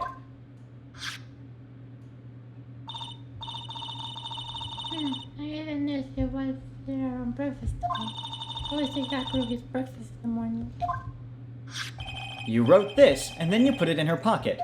That's right, isn't it? That's right. Well done, Mr. Wright.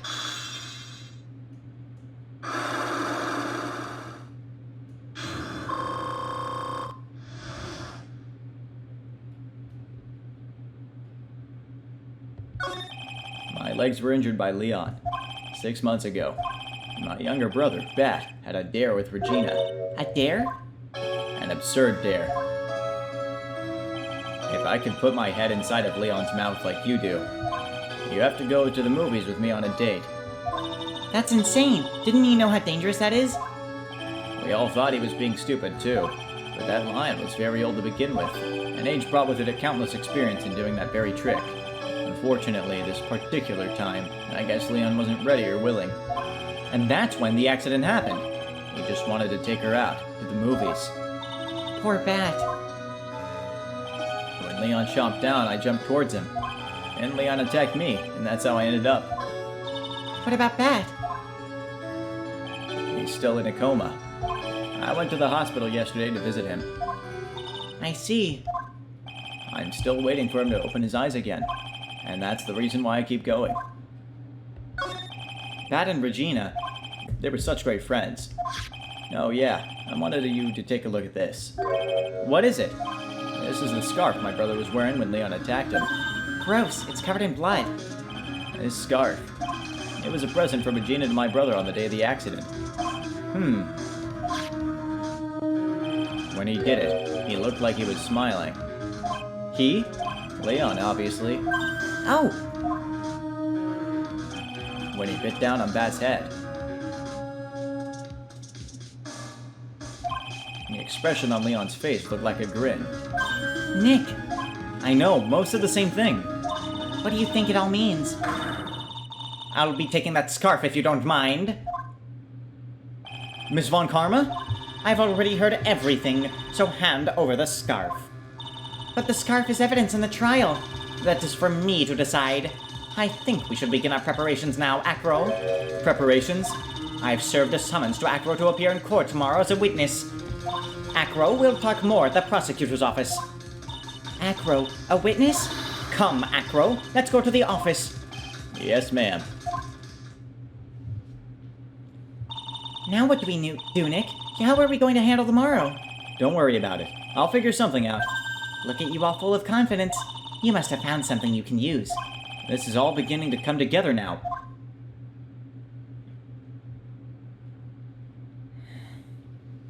All right.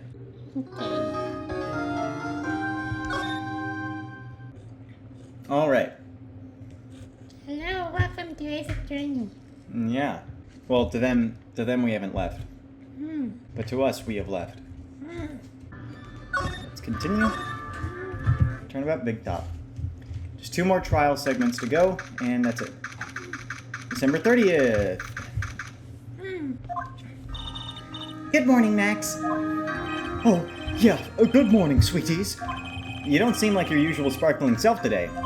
I'm always like this before I go in front of an audience. I'm working up to it. Oh, this is you. Did you get scared by it? There is nice cake here. Have a glass of milk. Regina! How fabulous! My sweetie pie princess! You came to watch my performance today. Of course I did. Mo told me that I was sick of my white food. Mo said that? So, what kind of performance will you put on today? Let me guess, you'll fly at the end? It's not that kind of show. Isn't that right, my sweeties? Huh? I think my sweetie pie princess doesn't... Yeah, she doesn't seem to realize what's going on, or even where she is. Well, Max, it looks like it's time to raise the curtain. I'll slither to them just a member of yours. Fabulous! Enjoy yourself out there.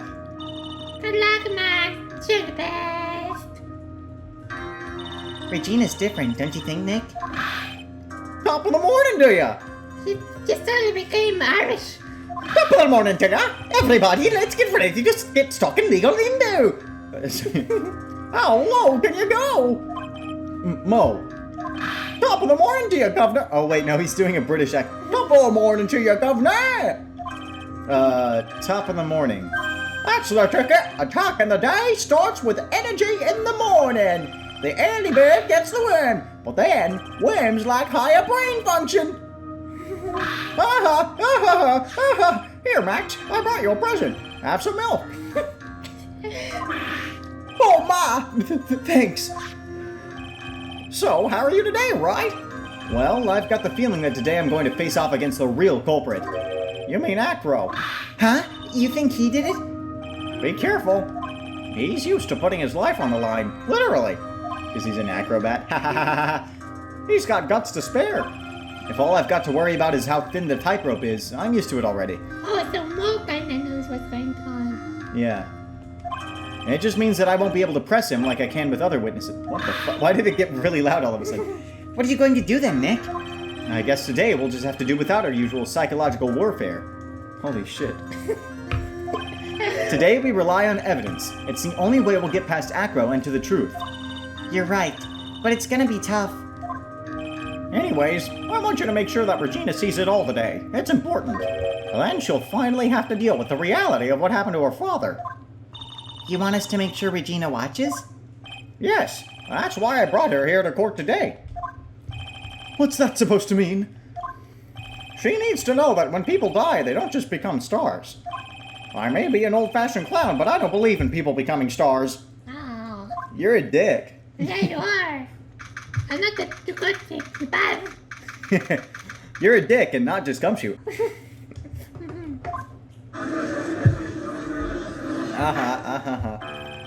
Court is now in session for the trial of Maximillion Galactica. The prosecution is ready, Your Honor. The defense is ready, Your Honor. Very well. Miss Von Karma, you may proceed with your case. The prosecution would like to revise its previous theory of events. What's the meaning of this? He says that a lot. We have discovered a new witness, or shall I say, a new eyewitness. One that saw Maximillion Galactica fly off from the scene of the crime.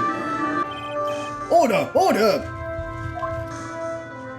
I had a feeling something like this would come up. Due to this revision, we are now prepared to explain how the defendant flew that night, and they never do.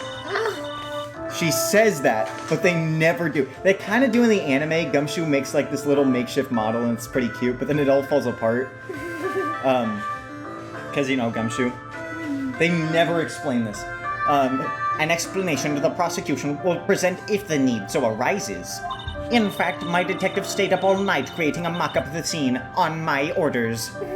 Yeah, poor Gumshoe. Very well. Please call your witness to the stand.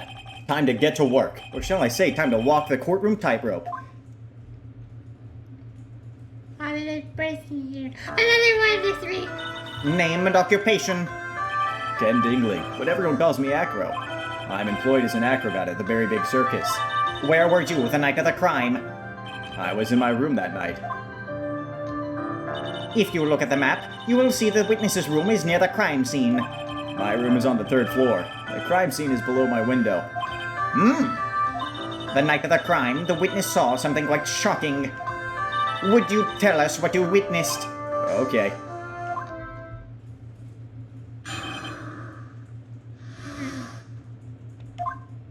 It was just after 10 p.m., and I was resting in my bed. Around that time, I heard a large thump noise from outside the window. Then, a few moments later, I saw someone flying right by my window. It was Max Galactica. I only saw him from behind, but that's who it looked like. To be honest, when I saw that, I thought I was dreaming. This witness's testimony matches up exactly with that of the clown.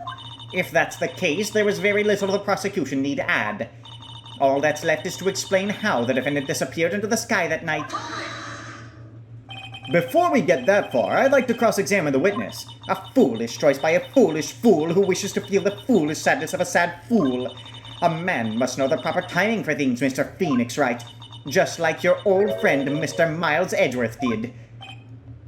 Mr. Wright, do you have a problem with the witness's testimony? In the words of Miss Von Karma, may I quote yesterday's proceedings, "There's no way that actually happened." Very well. You may proceed with your cross-examination. Okay, so no pressing. No, there is pressing. Ah. I don't know why they said that. You said that you were resting in bed. One would thus assume that you turned the lights off in your room, correct? That's correct.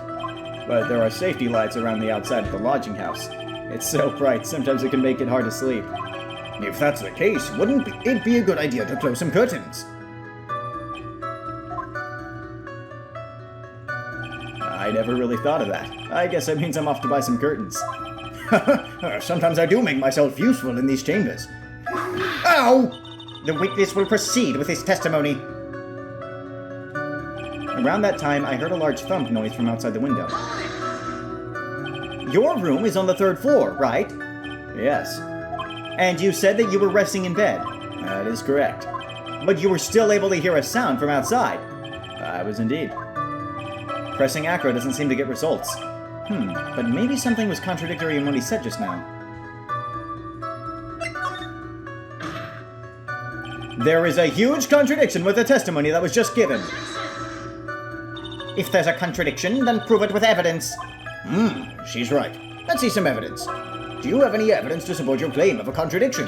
What's the contradiction? I don't know. You're the one who said there was a contradiction. I didn't put attention. Or I did put attention, but I forgot. What was I doing? I'm a lawyer. I'm a lawyer, This... What in the world is this? Ow! You just don't get it, do you, Mr. Phoenix Wright? What don't I get? You're not going to be able to get through this one with your usual bluff routine. Your client looks to be ready to take off once again, straight towards a guilty verdict. You were bluffing? I will not forgive any more mockeries made of this court. Whoops. Witness, would you mind repeating your testimony? yeah. Certainly. Oh, I'm so glad you didn't lose anything. A few months later, I saw someone flying right by my window. Are you sure it was a human being? It could have been a mannequin, or perhaps a large action figure. Well, setting aside the possibility of a mannequin, an action figure is plausible. You have no need to mince words with Mr. Phoenix, Wright. Testify to the truth and only the truth, just as if we were there with you that night. I believe it was a human. Damn, I just strengthened his testimony. Damn. I wonder if Acro's statement jives with the facts. That made me feel again. It couldn't be a human because I'm a lawyer!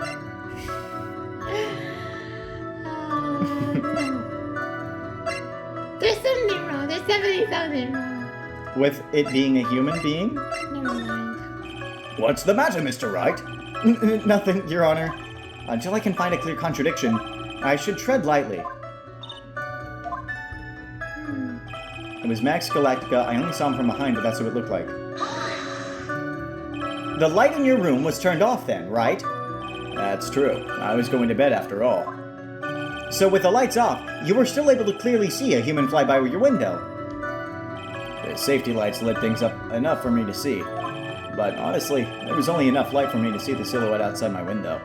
It was the person's back, so I couldn't see the white roses on the front. Did you see any of the other symbols?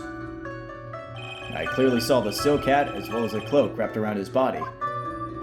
I'm convinced that the person I saw was Max Galactica. The more I press him, the less results I seem to get. But maybe there was something fishy with his latest bit of testimony. We've actually been through this before. We have? Yeah. I remember. There is a huge contradiction with the testimony that was just given. If there's a contradiction, then prove it with evidence. She's right. Let's see some evidence. Do you have any evidence to support your claim of a contradiction?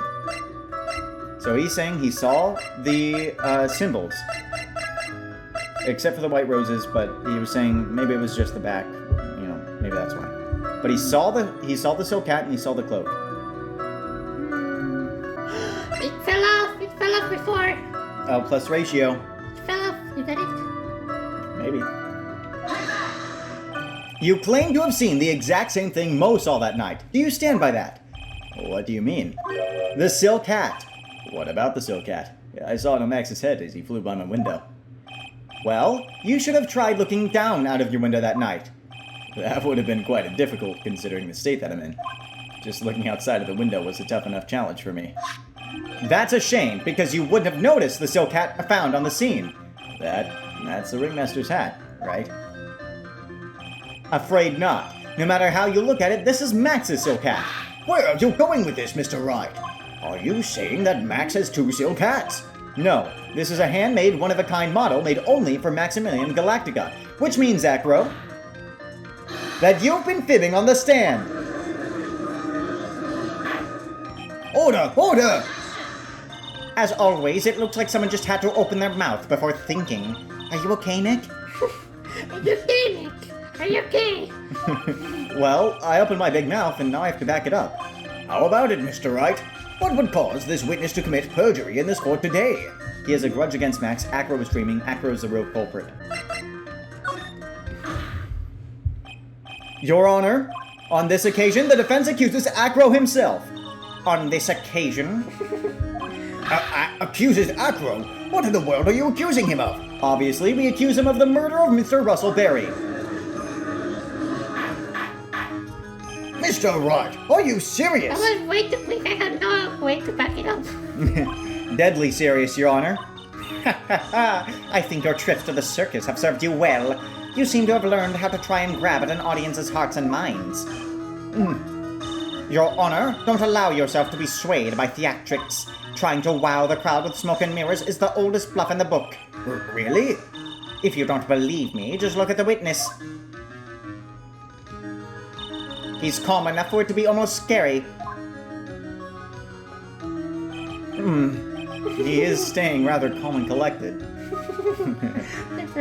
The bird. Mr. Dinkling, do you have any response to the defense's accusation? I don't really need to say a thing, do I? What do you mean? Everyone, take a good look at me. I can't even stand up by myself, let alone leave the lodging house. That's true. I understand that Mr. Wright is just trying to help his client. But to do this by accusing me of a murder of all things. See, even a sliver of common sense makes it clear the accusation is ludicrous. She's right. Way to pick on the disabled, you heartless, cruel man. Phoenix is a poopy head. See that, Mr. Phoenix, right? If you're trying to drum up support from the peanut gallery, that's how you do it. I think that's enough of this little game. I've got a doctor's note to confirm that Acro is unable to stand under his own power. Maybe the defense is planning on making a claim to counter this as well? I can hear the defense now. Acro had an accomplice. What do you say about this, Mr. Wright? Did Acro have an accomplice? Now then, this must be when we get to hear the name of the mystery accomplice. Not this time, Von Karma. What? You're not going to sucker me into this one. What are you blabbering about, Mr. Wright? There was no accomplice. Acro planned and committed this murder all by himself. Oh, order! Order! What are you getting at? Way to keep them on their toes, Nick. Now I'm going to have to prove how it all fits together. I have to show how Acro murdered Russell Berry. Can you do it, Nick? Can you really do that? I know what I can't do. I can't stop now. If I stop attacking, I'm doomed. All right, then let's do it. Mr. Phoenix, right? If this witness is the killer, then his eyewitness account is all lies, right? Mr. Wright, I'd like you to clear something up for me. When the crime was committed, exactly where was Mr. Dinkling? You are not hesitating. He was obviously here the entire time. That's Acro's room. Pretty simple, eh? Acro was unable to leave the lodging house by himself. In that case, there can only be one correct answer. Acro didn't leave his room to kill the ringmaster. What? Are you nuts? What say you, Mr. Dinkling? It's an interesting theory. That's it? Considering that what you proposed is impossible, yes, that's it. Mr. Wright. Yes, Your Honor? As the witness has stated, your assertion is impossible. As he is in a wheelchair, there was no way he could go to the scene or be the killer. You've got a point. It seems you've forgotten once again, Mr. Phoenix, right? The defendant was clearly spotted at the scene of the crime. That's true. Mo said that he saw Max, didn't he? I understand now. But Maya, it's still impossible for humans to fly. Do you mind if I ask a question, Mr. Wright? What is it? I understand some of your logic. However, how do you think that I killed him? If I can't leave my room, I obviously couldn't wear Max's costume. How did he do it? That's the next course of this illegal buffet. Be careful, Nick. If you mess up here... She's right. I can't mess up here. I've got to give this one some serious thought. I'm sure that Acro killed the ringmaster, and he did it while he was in his room. No doubt about it. Time to enlighten us as to how Mr. Dinkling committed the crime, Mr. Wright. The lion. Money. He threw money. He threw money out the window, and that landed on his head and killed him. Yes, he put the silk on the room money. How did money come back up? She's a monkey. Of course, right. Yeah, monkeys can fly. That's true. The pepper. The pepper killed the ringmaster? It's a little bottle of pepper. How did it knock his head? I don't know. I don't think I have. I think you might. I have a lion. You do have a lion in your pocket. Yeah, I do. You can just pull it out of your pocket and scare everyone. The bus.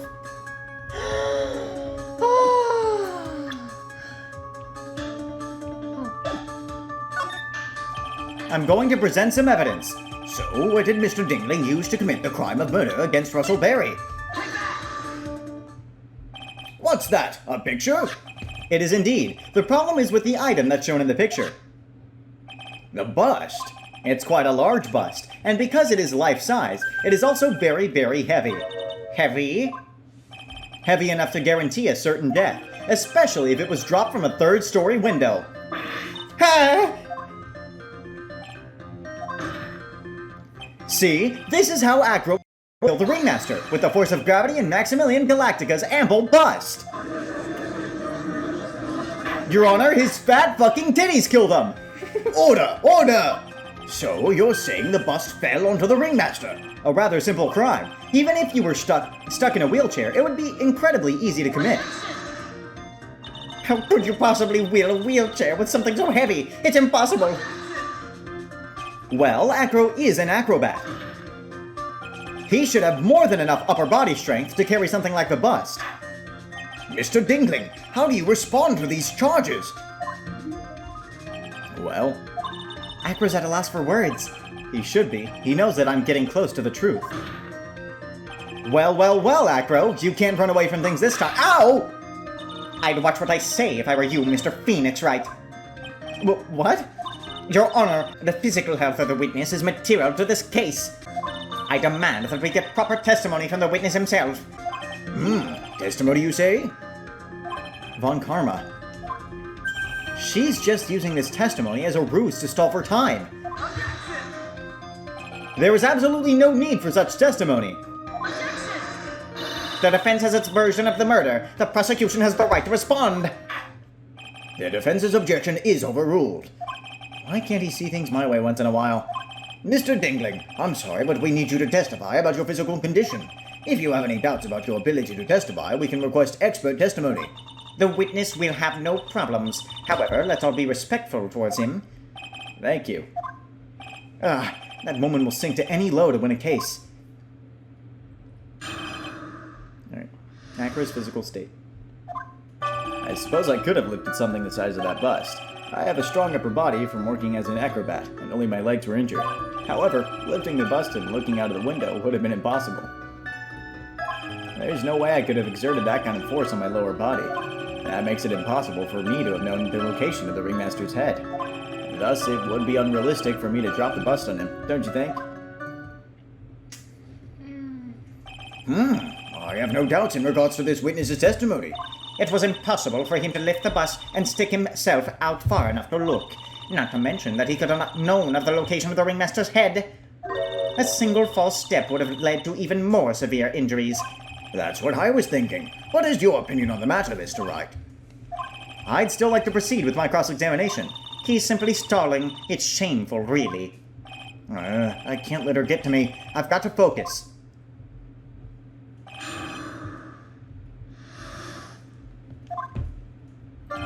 I suppose I could have lifted something the size of that bust. Have you ever lifted up boobs before? The bust before? No, I'm gay. No, I've never actually lifted it up with my own two hands. But I should get to it, don't you think? I can't let money outdo me on this. Money? That crazy monkey has lifted Max's bust before.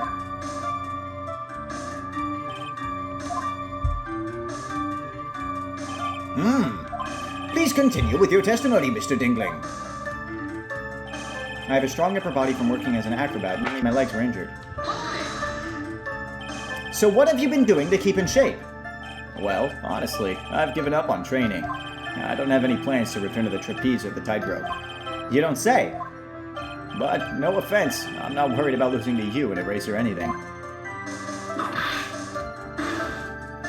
Neither am I, Mr. Phoenix Wright. I wouldn't lose either, Slowpoke. I mean, Nick.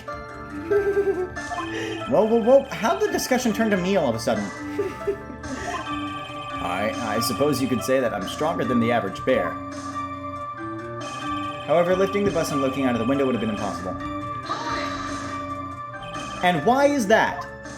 Because if I were to do that, I'd end up falling out the window myself. I still haven't gotten much feeling back in my legs yet. So you couldn't have thrown that bust out of the window?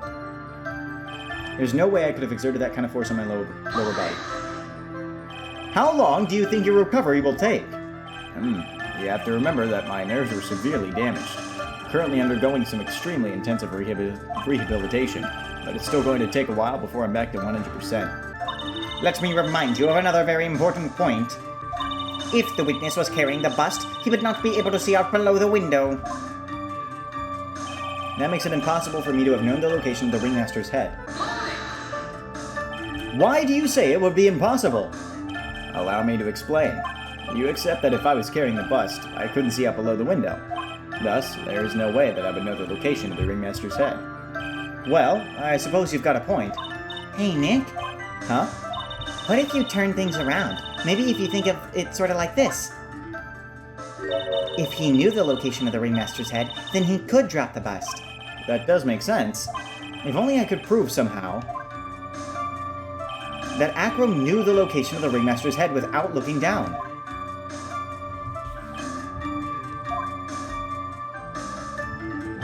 I think I've already explained things sufficiently. Thus, it would be unrealistic for me to drop the bust on him, don't you think? If all you had to do was drop it, then it wouldn't have been a problem at all. If all I had to do was drop it, you're right, I could have done that. However, there is no way that I could land a direct hit on the ringmaster's head. So that kind of makes your theory a bit pointless, doesn't it, Mr. Wright? Acro is strong enough to lift up the bust. The main problem is how he could have aimed for the ringmaster's head. I wonder if he used some kind of tool to aim for the ringmaster. That's the ticket, Nick. Show them what you've got. I have to be careful. I have to find something that fits perfectly with the case. You are I don't remember us finding any sort of tool, but maybe we overlooked something. Two theories. Okay. This is Akra's note. The box. What about the box? It's heavy. It is heavy. He's heard a thud. What if he had like excellent... But if he's the culprit, then he's lying about hearing the thud. I'm not sure. I know it's only was taken with the box. I think I'll let Phoenix do the talking. You'll let him do it, yeah. Yeah. He can figure it out. Acro, you didn't really need to lean out of the window, did you? What are you driving at, Mr. Wright? You already knew ahead of time where the ringmaster's head was going to be. Quite precisely, I may add. Your silly hinting at things is pointless. Mr. Phoenix Wright, enough stalling. How about you show us some evidence? But I did such a good job at hinting. Yes. Hurry up and explain things, Mr. Wright. Maybe you should take a look at this. The key point here is the wooden box. The same wooden box that the victim was found hunched over. The same. The question is, who placed the wooden box here? Who? When Ben and company saw the ringmaster, they didn't see him holding the box. Which means that this wooden box was already placed at the scene of the crime. I have to admit that your theory makes a lot of sense. The moment that the bust came falling down was exactly the same moment that the ringmaster lifted up this wooden box. Which means that the answer to all these questions is now crystal clear. You mean? If the bust were to fall upon the point marked out by the wooden box, there would be no way that it could miss the head of the victim. No! Order! This is unbelievable! Finally, some of these loose ends are starting to tie themselves up. Now I just gotta keep going, and there's only one way to go from here, forward. So the next question I have is, who placed that wooden box at the scene? It was Mr. Dingling, of course. He connected it to a rope, and then all he had to do was lower it down. Ow! Allow me to whip some sense into you. Mr. Phoenix Wright! Ow! The ringmaster's head could have been anywhere when he lifted the box. That's why the box was so specially made. Specially made? Indeed. It had the most peculiar feature. The size of the box, the weight of the box, the contents. Do you recall what was inside the wooden box? There was only a small bottle of pepper, wasn't there? Get on with it. Well, what's the matter? Cat's got your tongue? I don't see any relationship between the location of his head and the box's contents. Sorry. I think I might have outthought myself. No, Nick, you didn't think enough. Mr. Wright, do you still maintain the box had some sort of special feature? Indeed. It had the most peculiar feature. The box has a remarkable weight. Weight? According to the court record, it weighs 20 pounds. Just to lift up this wooden box would have required... Oh, I see. One would have had to squat down and then lift it up with their body, wouldn't you say? That's exactly what I was trying to point out. The box is also very large. The box also has carrying handles on either side, doesn't it? That is correct. To lift up the box, you'd have to squat down. Which means that no matter who you are, your head would be in approximately the same place. Fool! Let him calm. I don't like that. Does he even bother to listen to me anymore? I've heard what you had to say. I must admit, I'm shocked at your imaginative skills. Did you do it? Did you place this wooden box in the plaza? Mr. Wright may have a vivid imagination, but I could never have done what he's proposing. What? Mr. Wright, do you recall the original location of Max's bust? I forget. I remember. Of course I remember. It was on top of the table in the cafeteria. Then what happened to it? I'd like you to remember one important fact, Mr. Wright. I could not possibly leave the lodging house by myself. Ah, that means... You understand what I mean, don't you? I may very well have been able to drop the bus from my room. However, how would I have gotten the bus from the cafeteria to my room? You see, Mr. Phoenix Wright, explain that. Don't forget, you said there was no accomplice.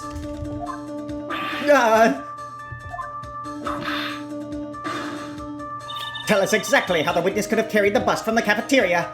Yep, we definitely have a problem here. But this is no place to get perplexed. I've got to get my wits about me and prove how things happen once and for all. All right, Mr. Wright, let's hear your explanation. How did the witness get the bus from the cafeteria back to his room? Money! What if it actually is money?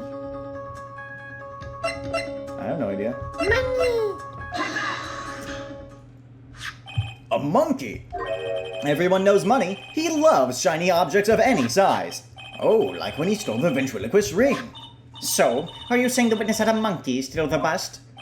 Of course he didn't order the monkey to steal it. The monkey stole it on his own and then brought it back home. Home?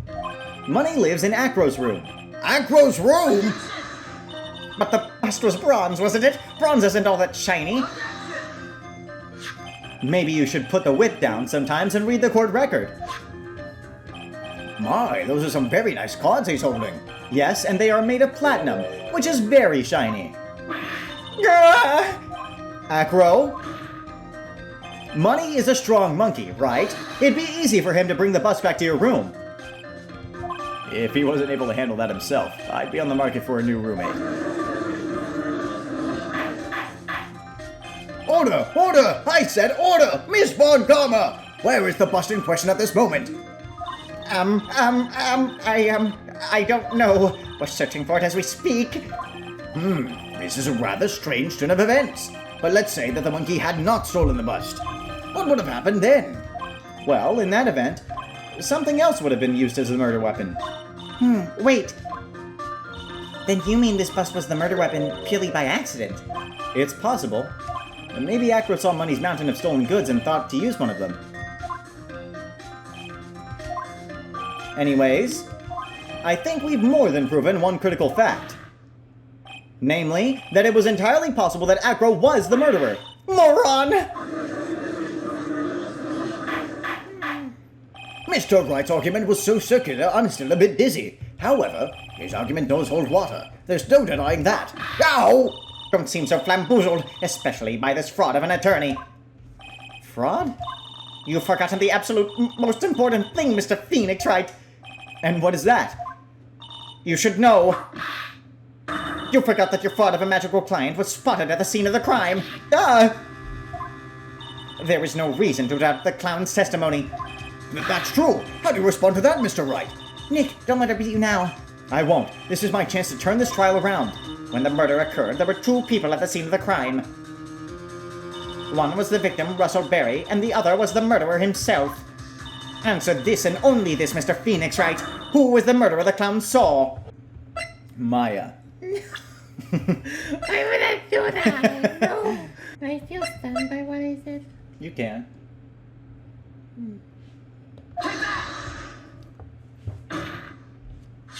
He saw Max's Ow! I asked who was the other person Mo saw on the scene. That evidence has nothing to do with the question.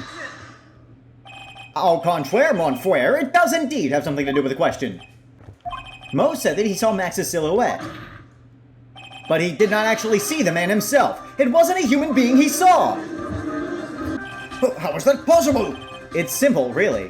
What Mo actually saw that night was Max's bust. He saw titties? What are you talking about? Have you tried using a brain at all in this case? That silhouette he saw was wearing a cloak. There's no reason why you couldn't attach a cloak to the bust. It would be easy to hang one off the cards in the bust's hands. Idiot! Who in the right mind would put a cloak on a bust? It doesn't matter who put it on the bust. Just wait a minute now, Mr. Wright. Who put the cloak on the bust? That question is of the utmost importance to the case, don't you agree? Don't he cut me? So let's have it, Mr. Wright. Who put the cloak on the bust? Maya! No! Let's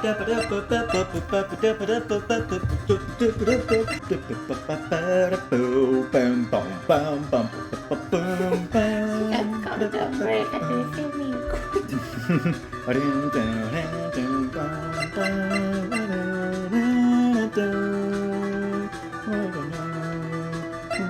I don't know. Okay, I guess this is the only option. I wonder, Mr. Phoenix, right? Didn't the defendant wear his cloak the entire time he was at practice? So then how did this person get a hold of the cloak? Well, furthermore, how would this person have gotten the cloak onto the bust, I wonder? Because this person was not spotted at the scene. I'm sorry. No! When she's so nice about telling me I'm wrong, it hurts even more. Ow! The famous Von Karma carrot and whip approach. So let's have it, Mr. Wright. Who put the cloak on the bust? Money! Okay. Maybe. Nope. No! What did Max say? I remember. The ringmaster. Fool! Him! You are saying it was the victim himself, Rosal Berry! That's what I'm saying. The victim himself, placed the cloak onto the bust. Place the cloak isn't really the right way of putting it. Then what would be the right way of putting it, Mr. Wright? Explain yourself! Nick, do you really have a handle on all of this? I'm fine, Maya. I'm finally putting all the pieces together. There's really only one picture I can paint anyways. Alright? So you want to know what really happened that night? Let's step back in time. Acro used a rope to lower the wooden box onto the scene. Then he attached that rope to the bust, and dangled the bust out of his bedroom window, directly above the wooden box. At the same time, the ringmaster told Max to wait in his room, and went to the scene. Of course, at the time, the ringmaster was wearing Max's costume. Perhaps he didn't want anyone to recognize him that night. But just as he feared, he was spotted at the entrance of the lodging house, by none other than a ventriloquist and his puppet, Ben and Trilo. When the ringmaster arrived at the scene, he bent over to lift the wooden box. And that's when Acro took his chance and released the rope. Now this is when the magic happens. At the very instant that the bust hit the victim,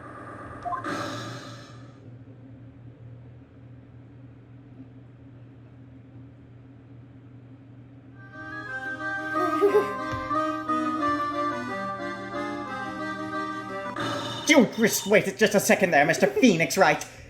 As much as you try, as much as you scheme, this just isn't true. It can't be. it's still a little early to be getting so upset, Ms. Von Karma. This circus isn't over yet. What?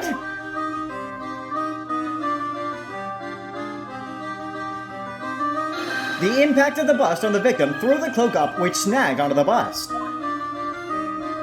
That impact also caused the sound a certain witness heard, prompting him to take a look. That witness was, of course, Lawrence Mo Curls, the clown.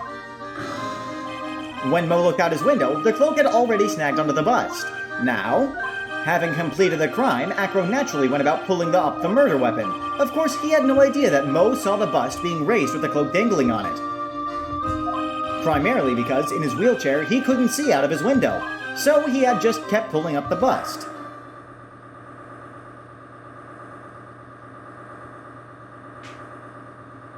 And that is how the magical murder disappearing into the sky came to be. So you see, the only person who could have pulled this off is the one person who was able to drop the murder weapon from above the crime scene. Acro, it could only have been you! Give me calm, I don't like that. Except you're crying. Acro's been playing mind games with all of us. He sure has. But he has come to the end of his rope now. So, what now? You've graced us with a rather long-winded tale. But do you have any evidence to prove that your fairy tale is true? Evidence? In this court, only two things matter. The power of evidence and the power of my whip. Don't forget the power of my gavel as well. Mr. Wright, the prosecution brings up a good point. Can we see some evidence? Nick, they say they want evidence. I just explained how there can only be one possible murder method, but there was still something unusual about Moe's eyewitness account. Unusual? A contradiction, actually. Okay then, use that and get us out of this jam. That's enough talking amongst yourselves. Proceed, Mr. Wright. Present some evidence to the court that backs your claims. I want hard proof that you have unraveled the trick to this magic case. The problem is Max's 3 symbols. You know, the silk hat, the cloak, and the white roses. But those symbols were a problem numerous times during yesterday's proceedings. Yesterday, there were 2 contradictions in Moe's testimony. The silk hat was one, the white roses were the other. But the theory I just presented explains all of these contradictions. You fool! Do you ever shut up? Max's silk hat was found at the scene of the crime. However, remember what Moe said yesterday. He testified that the criminal he saw fleeing the scene was wearing a silk hat.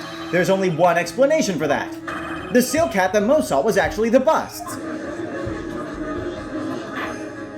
Makes sense. If you look at it that way, then he did see the silk hat. Well, sort of.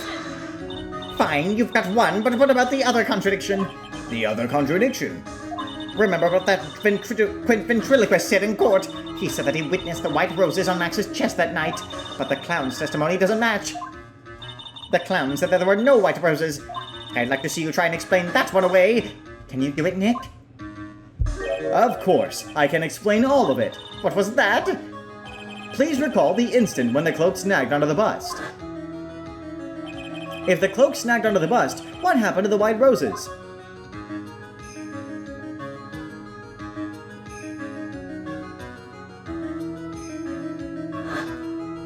Do you get it yet? If the cloak got snagged onto the front of the bust, it means that the white roses would end up on the back of the bust. Which explains why Moe didn't see them.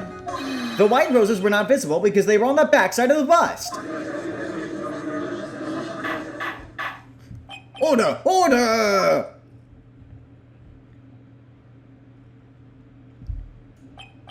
This is quite the shocking state of affairs.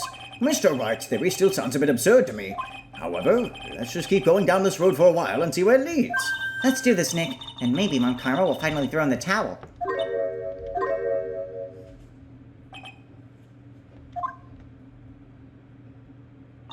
Well, so much for that theory. Mr. Wright, do you mind? What is it? You took the time to research our circus, didn't you? Well, yes, I did. Is there something making you think that I didn't? If you did, then maybe you'll understand why I think you're off track. Why is that? Motive. This witness feels an incredible debt of gratitude towards the ringmaster. Anyone with any relation to the circus is well aware of this. Thus, there is absolutely no way someone like this would kill the ringmaster. Your Honor, I'd like you to hear Acro's story. Learn about his relationship with the ringmaster and his life up until now. What do we do? There's no doubting that Acro deeply respected the ringmaster. Acro's motive. It seems that this case isn't over yet. Very well. However, I feel this is a good place to take a break. I will listen to the rest of Mr. Dingling's testimony after a recess. This court will now take a 10-minute recess.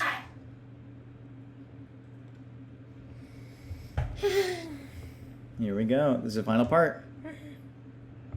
I'm gonna turn up the AC. Okay. Cold. I mean hot.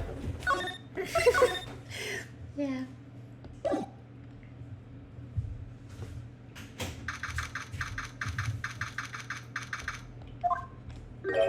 I can't believe it! Acro!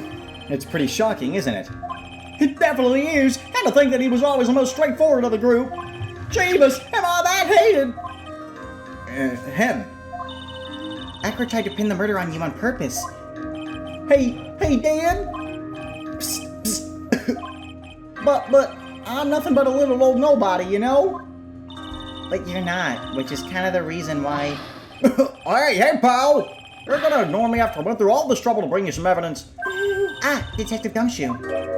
Forget it. I'm going home. This guy deserves to be guilty anyways. Don't you? No, Detective. I'm sorry. Look, why don't you relax a little? We've got some really tasty milk.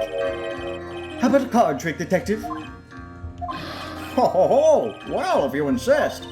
Now, about that evidence you mentioned, what is it? Here you go. Huh? This was yesterday in Acro's room. Yep, and I've included the forensic results. Take a look at it later. Won't Miss Von Karma be mad at that you're doing this? That's why this is all a secret. Huh? Look, details are on a need-to-know basis, and we're not really allies or anything, but everything that's happened in court up until now has gone according to our plan. I don't know. Miss Von Karma didn't seem in control of things in there just now. You'll figure it out eventually, pal. Yesterday, our final plans were set in motion. Final plans? Uh-huh. That reminds me. I've got a message from the prosecutor for you. Nothing is ever truly decided until the very end. That's it. And that's it for me too, pal. I'm out of here. Drops you. What did he mean by that? The very end part. I'm not sure. It was all pretty cryptic to me. Oh, one more thing. Ah! Don't scare me like that. It looks like there's a large care package from the circus for the defendant. What? For me? It's milk. The reception area looks like some kind of dairy. So hurry up and drink it all before it spoils. Why is everyone giving him milk? An entire dairy's worth of milk for me?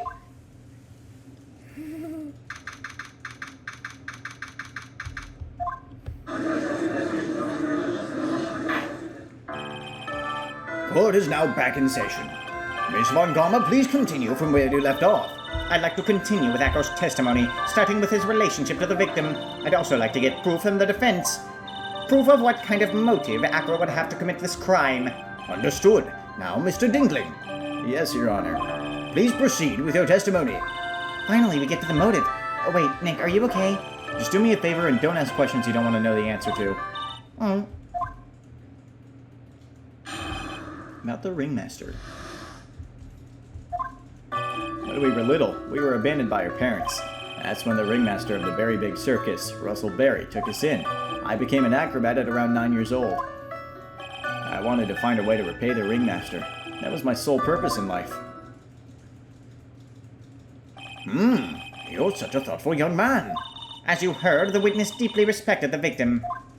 I wonder how anyone could think that Acro would kill the man he held in such esteem. You're absolutely right. How could anyone think that, Mr. Wright? Which is why there's no real need for a cross-examination, is there? Actually, that's a question I'm trying to answer myself. Why would Acro kill the ringmaster? This might be my last chance to answer that question. You don't have to. I don't. There's no need to cross-examine this witness. Oh, what's that? Why was the ringmaster murdered? There was no need to delve into that bit of testimony when I already know the answer.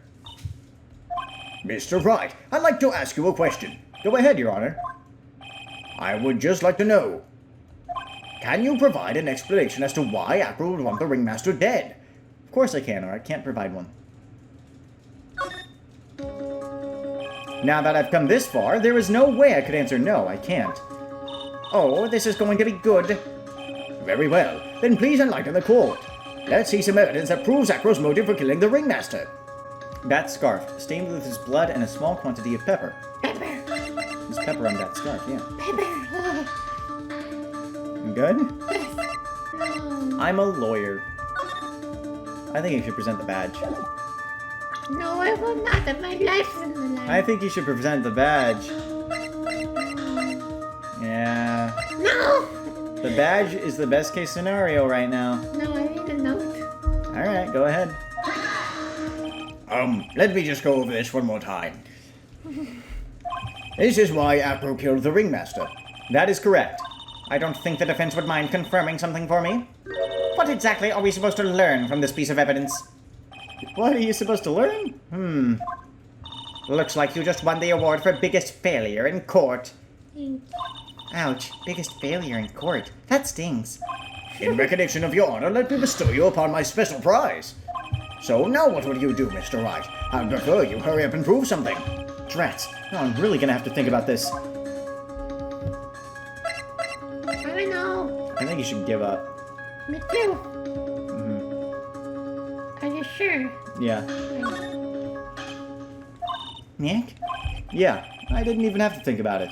It was obvious from the start. Your Honor, the reason that Acro killed the ringmaster is something that can't be proven. What?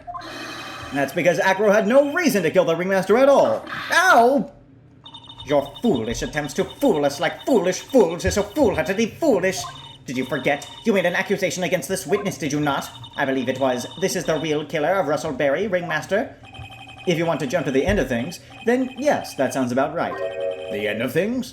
Acro, you didn't plan to kill the ringmaster at all, did you? The ringmaster wasn't your target that night. That doesn't make sense. What did you just say? I'm saying that the target of the witness's murderous plot was not the ringmaster. Because it was never his intention to kill Russell Berry to begin with. What? Order! Order! Bailiff, I don't care who it is, smack anyone who's loud in the face. Twice if you must. Mr. Wright, what in the world are you trying to do to my court? Ow! Mr. Phoenix Wright, what in the world are you trying to do to his court? Are you attempting to imply that Acro was trying to kill someone else? Oh, you can't save here.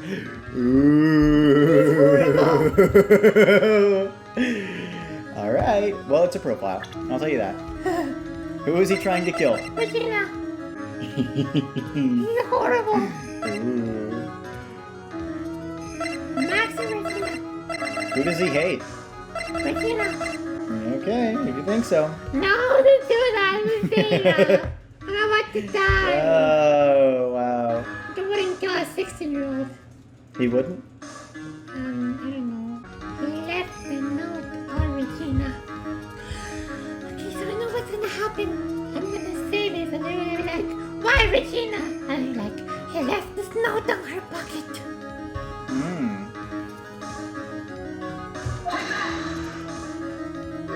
Regina Berry! This young girl is the ringmaster's daughter, correct? Acro, you were really aiming for her that night, weren't you? You don't need to answer that. It's a mean-spirited leading question. He could easily answer this question. If I'm wrong, all he has to say is you're wrong. That's it. That's it, huh, Mr. Phoenix Wright? Enough! Mr. Wright, allow me to... Ow! The only thing allowed to interrupt me is death itself. Huh?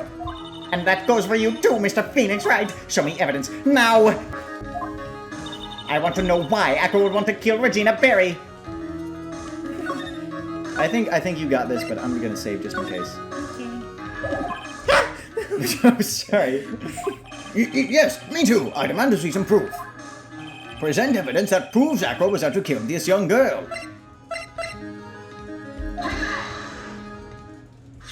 Acro, you remember this, don't you? It's a piece of paper that we found inside the ringmaster's tailcoat. Inside the victim's tailcoat. Acro wrote this note. It's ironically entitled To the Murderer. Its purpose was to call someone to the plaza at 10 p.m. So you're saying that he called Russell Berry with that note?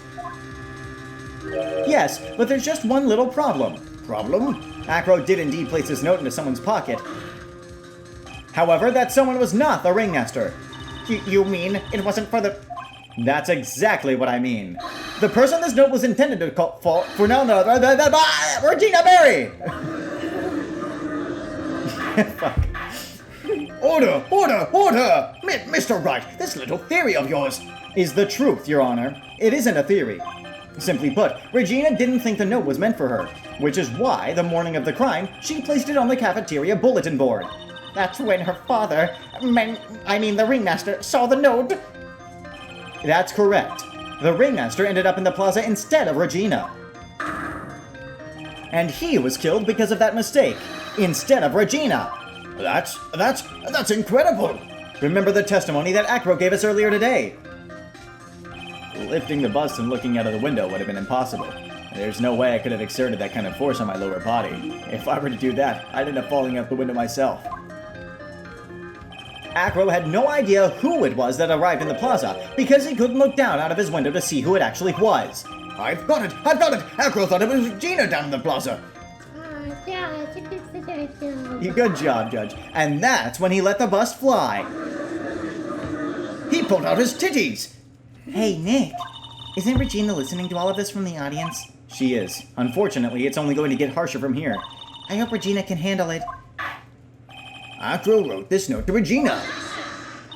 foolishly foolish fool with the foolishly foolish fool ideas of foolish tomfoolery. You're so foolish, you've even made me sound like a full-hearted fool.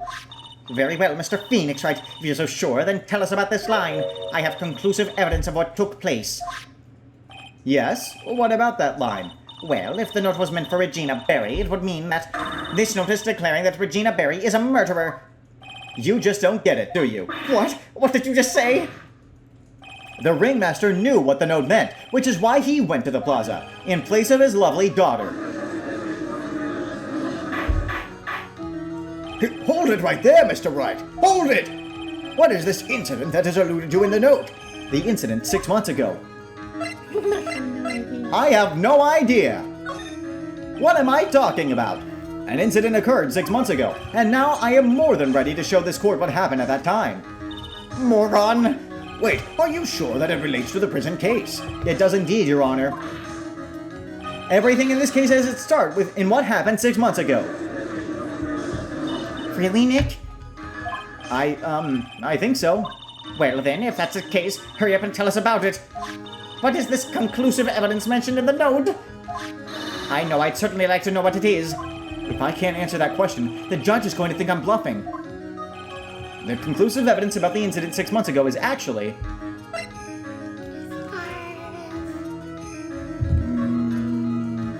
Smile. Right, but lions don't smile. So what was he actually doing? That scarf stained with his blood and small quantity of pepper. It has pepper! Which caused Leon? He thought it was food. And he was happy because it was food. He was happy? Lions don't smile. Well, maybe here they do. In this universe. No, in this universe they still don't smile. Oh. It was the best burger ever. I want a burger. Oh my god. What did Maya do? She got chilled. The lion was sneezing. Pepper. Maybe.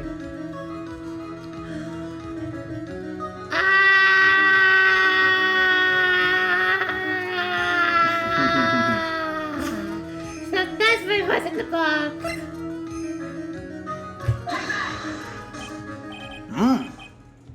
Achoo! Achoo! Achoo! Achoo! Achoo! Achoo! What kind of spicy joke is this, Mr. Phoenix Wright?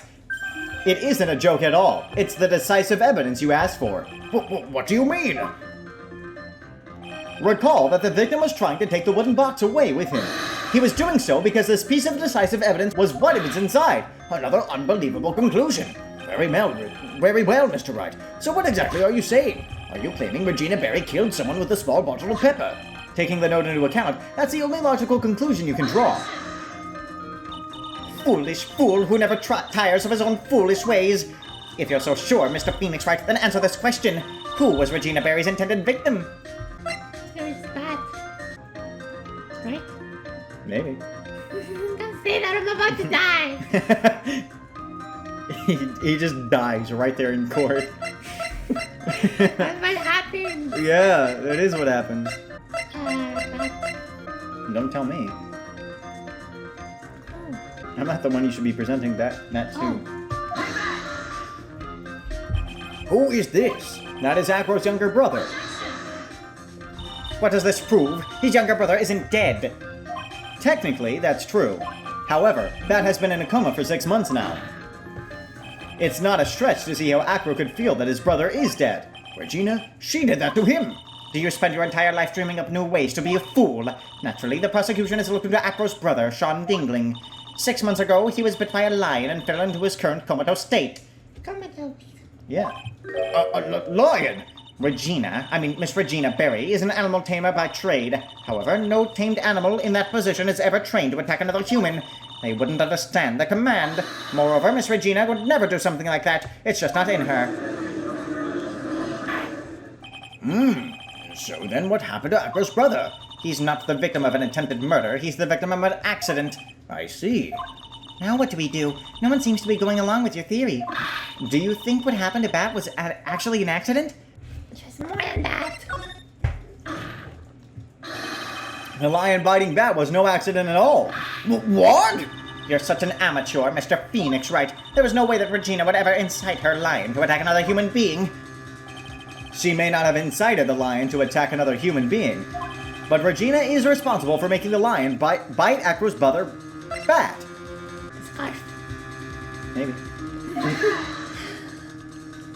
That's just a scarf.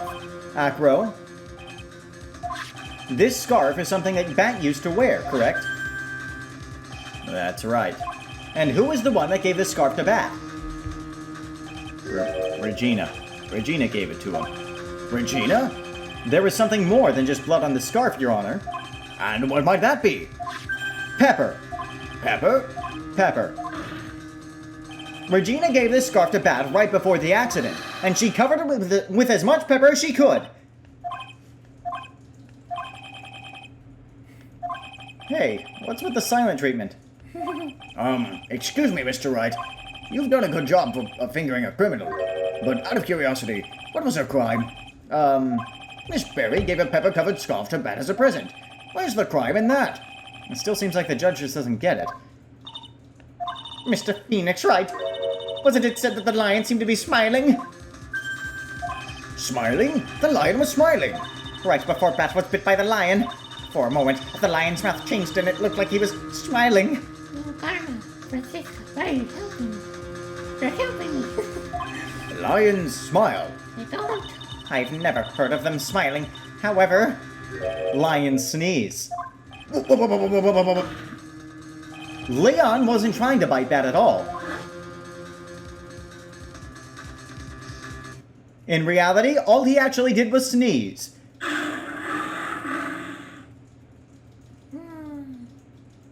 Blood. He sneezed because of all the pepper on the scarf. What? You fool!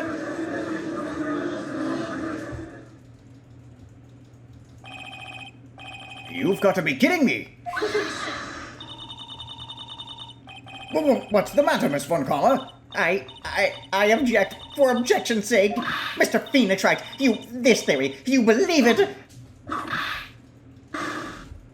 You really intend to say that this is how this joke of an accident actually happened? Of course I do. It's the truth. The lion sneezed due to the pepper, and that's when Bat lost consciousness.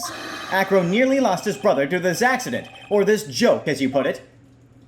Which is why he tried to get his revenge against Regina. You foolish idiot.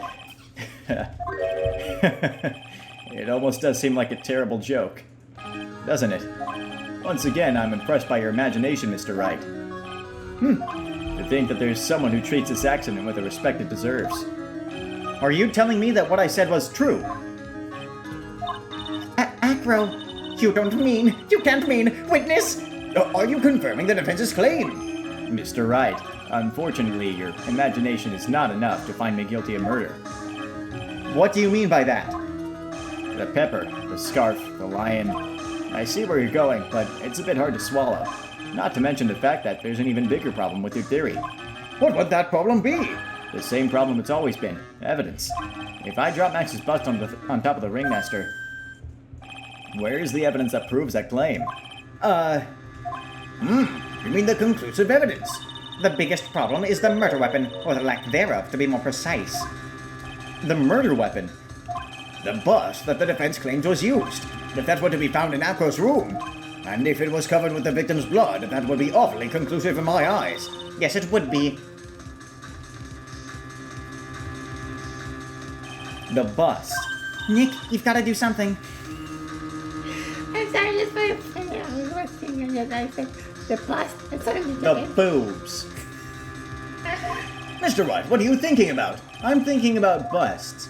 This is the last step. If I get this one right, the case is won. See how things work out first. Request to search Acro's room. The defense requests to search the room of the witness, Ken Dingling. What is it now? No. It looks like you still haven't figured things out, have you? By now, you must know the meaning of von comma total justice. You mean... A von comma never leaves anything to chance. We already searched Acro's room yesterday. I should have guessed. Well, what did you find? There's no reason to even say it. If we found what you think we found in that room, Acro would not be here as a witness. But to put a point on it, Max's bust was not in the room. The murder weapon is still unaccounted for. You see, Mr. Wright, the bust wasn't in my room. Furthermore, Detective Dick Gumshoe executed the search by complete surprise, and we took Acro directly to the prosecutor's office after that. End of story. Just wait a second. Something's funny about all this. It looks like you lack the final nail to put into my coffin. But, what about the scarf? What about the note? What about them, Mr. Wright? No offense, but the only evidence that is relevant here is that which pertains to the death of the ringmaster. You should know that by now. Ugh! Do something, Nick. Don't let this case slip away. The bust, where is it now? Where's the bust right now? You're Phoenix Wright. You know where that bust is. I'm sure you do. There's not even a single clue. How am I supposed to know where the bust is? It seems this case is coming to a close. The defense's counter-arguments look to have fallen short. No! Thank you for your support. I'm terribly sorry, Mr. Wright. I think that brings to an end the cross-examination of this witness. No! Hold it!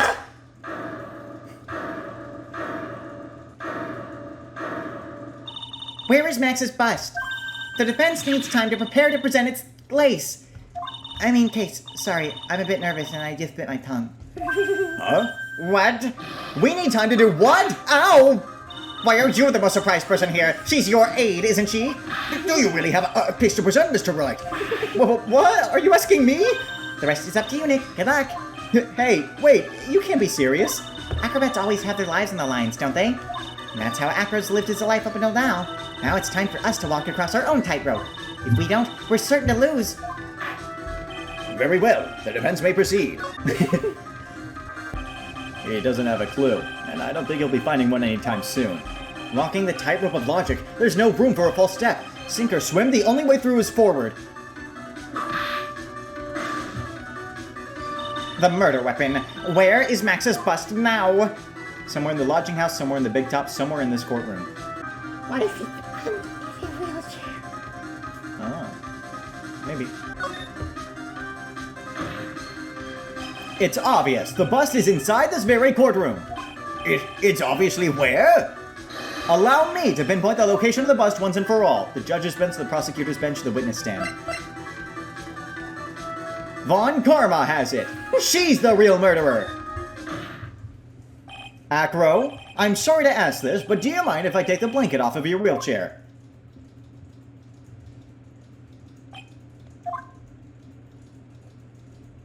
I'm sorry. I didn't quite hear you, Mr. Wright. Well, you are a big guy, and you have a pretty big wheelchair because of it.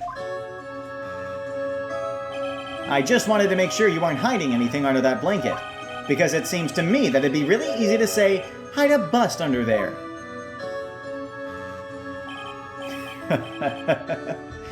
Once again, your penchant for humor hits me where it hurts, Mr. Wright. I think it's pretty amazing that you can laugh in your position. However, your lightheartedness doesn't change the fact that the bust is under there.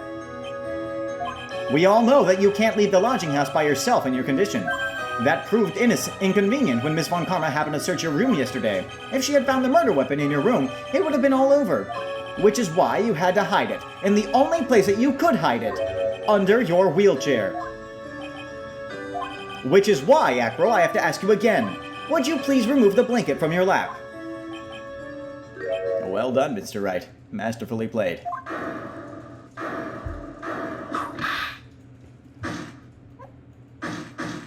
You fool! How could you?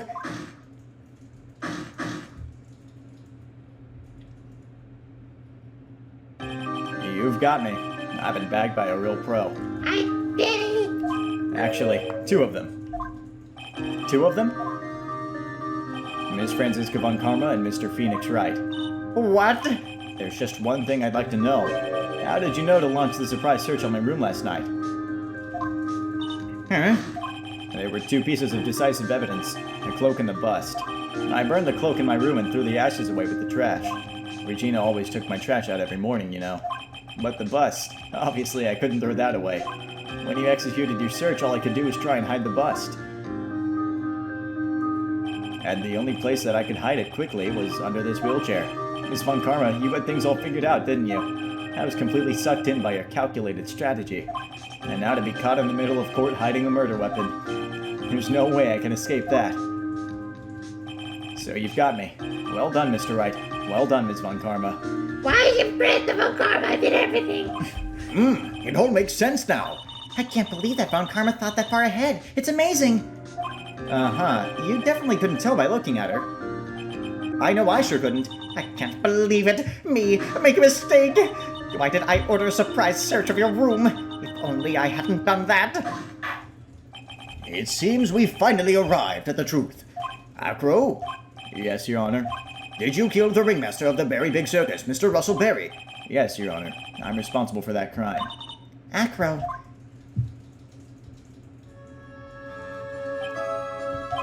All my brother wanted was for Regina to like him. That's why he'd tease her. One day, my brother sprinkled some pepper on Regina. She started sneezing so hard, you couldn't help yourself from laughing. That's why Regina thought it'd be funny to get him back in the same way. and that's why she covered the scarf with pepper. I know she didn't mean for anything bad to happen. I know this. She just wanted to make my brother sneeze a few times, too. But I just couldn't forgive her, no matter what. What am I truly guilty of? I'm guilty of never, ever being able to understand her. Your brother became a star. Regina believes in that so purely that she would laugh innocently when saying it. Too innocently. I just couldn't stand it, no matter how hard I tried. That's when you decided to do something about Regina. How dreadful. So are you saying that you are a victim in all of this as well? No, that's not what I mean. I'm nothing but a murderer. That's who I am. At first, I thought I'd kill myself, and had pondered giving myself up. But I couldn't just up and leave. I just couldn't. Not yet. That's why I tried to pin this on Max. Max, I'm so sorry. I just couldn't up and leave yet. This has been such a strange case. It's almost a reflection of the circus itself. I'm an idiot. I can't believe it. You beat me again. I believe this case is now beyond any point of possible discussion. Thus, I'd like to declare my verdict. Not guilty. Yay. Yay! Have we seen Max's back sprite? I don't think so. This court is adjourned. It also happened with Larry at one point. Oh yeah, that we only No. got to see him at the end. Yeah, I think so. Oh. Well, the first one was kind of short. December 30th, 4:27 p.m. District Court, Defendant Lobby Number 5. Something's happening here. Fabulous! But to be honest, I can't really be too happy about this. Acro, the Ringmaster, Regina, and Bat. Not a single one of them was a bad person inside, huh? That's a good question, and one I don't know the answer to. Many congrats! But only at max, 1 million of them! Thank you. What's with the vibe in this room? We're just thinking about Acro. No! If you worry about people too much, then you'll be like this forever and never be happy. Huh? Wah! She's been like this for a while now. Wah! It's all my fault! Wah! You do a great job at that. Sweetie pie. But I thought Rosie's never coming back. Now everyone's gonna split off. Regina. Mr. Right, tell me something. What do you want to know, Regina? After there's something right at the end. I just couldn't up and leave yet. I mean that Acro. If he not trying his revenge on me, This is... Of course he is! He's gonna try to kill you again! And again and again! He's never gonna rest until you're dead! No. I will. This is one of those things where you only get one shot. Okay, I don't think so. He's not gonna do that to you, Regina. Are you sure? I really sure. I can't believe that. Yep, Acro doesn't have any desire for revenge anymore. That's true. Now, why does he some evidence? Huh? I want to know you know he's making stuff that Acro don't want revenge. I haven't done it. Oh, fun fact, by the way, if you said when you were asked about where the bust was, and you chose the prosecutor's bench, Franziska would literally whip you until you're knocked out and get amnesia and forget who Maya is. Oh. And the judge, if you said the judge's bench, he gives you a double penalty. No. And that's horrible. And you get a Wrath of a Judge achievement, so there's that. Mm. There's an achievement for doing that. You missed an achievement, we have to go back. No. Yeah, that's correct. Acro didn't want to get caught for a reason. He wanted to see his brother open his eyes again. But. That's right, Regina. He's still alive, you know. I never knew. But now that Acro's been caught. Uh-huh. I know. What? I'll do it. I'll do about as long as it takes. Until he's opened his eyes and then until he can make Acro again. That's so sweet of you, Regina. I'm sorry, Acro. I'm sorry, but... Well, hopefully this is enough to give her a little peace of mind. Hey, Max! What is it, Mo?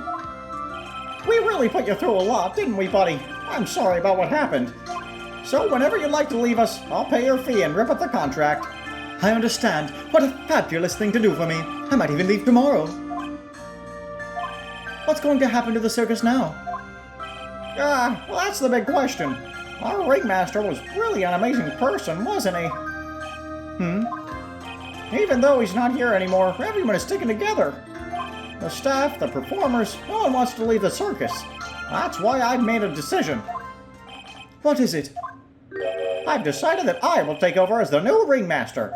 I'll turn this circus into the best circus the world has ever seen. The best circus the world has ever seen. Don't laugh. That's quite the goal. Yay! I can't wait. Then I guess that changes things. Huh? There's only one thing the best circus the world has ever seen needs. The world's best illusions. Which means the circus needs the best magician the world has ever seen. Max? Let's work together and make our circus super fabulous! What do you say, big guy? I don't know what to say. All I can say is thank you. Regina, you're gonna help them out too, aren't you? I don't know. Maybe the circus will be better off without me. What are you talking about, Regina? Why do you think that I brought you to court today? We've got to work together to make the Very Big Circus bigger than it's ever been. Mo's right, sweetie pie. It can't be the Very Big Circus without Regina Berry. Max? Nick, it seems like everything is going to turn out all right here. I can't wait to go see the best circus the world has ever seen. We'll save you the most fabulous seats. It'll take us a while to get ready, but I'm going to order special whoopee cushion seats.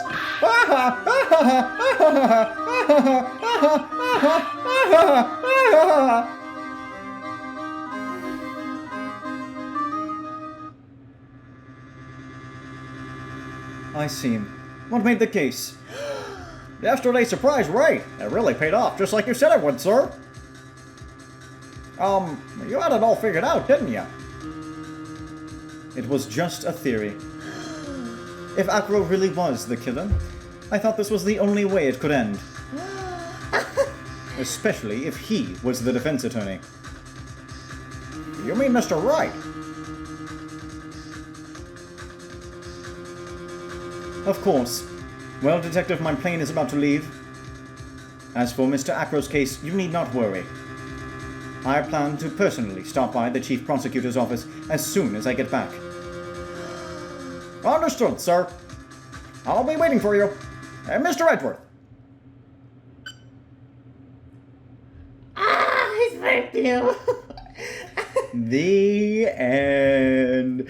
Edgeworth isn't dead! Oh my god! I knew that. You knew that? Yeah. Oh. Farewell, my turnabout. Oh, wait! No! Ow! There we go. Okay. All right. There you go. What do you think? I liked it because it wasn't simple. Okay, okay, so there was a few things that were like really like how could I, the player, figure it out? They were like, There were a couple things, yeah. and it was both simple and confusing at the same time. I liked it was simple. Also, I liked it wasn't that emotionally driven. There was some emotional parts, but it wasn't like the level of emotional. And I really like Edward. I know you do. I guess it's meant to be more of a reveal, but I guess the moment I started saying it... Well, it was a reveal for me. I was like, what? And this is the voice again. Also, Edward's wearing blue. Does that mean Well, something? he was just wearing a jacket. Oh, yeah, there was like a little red.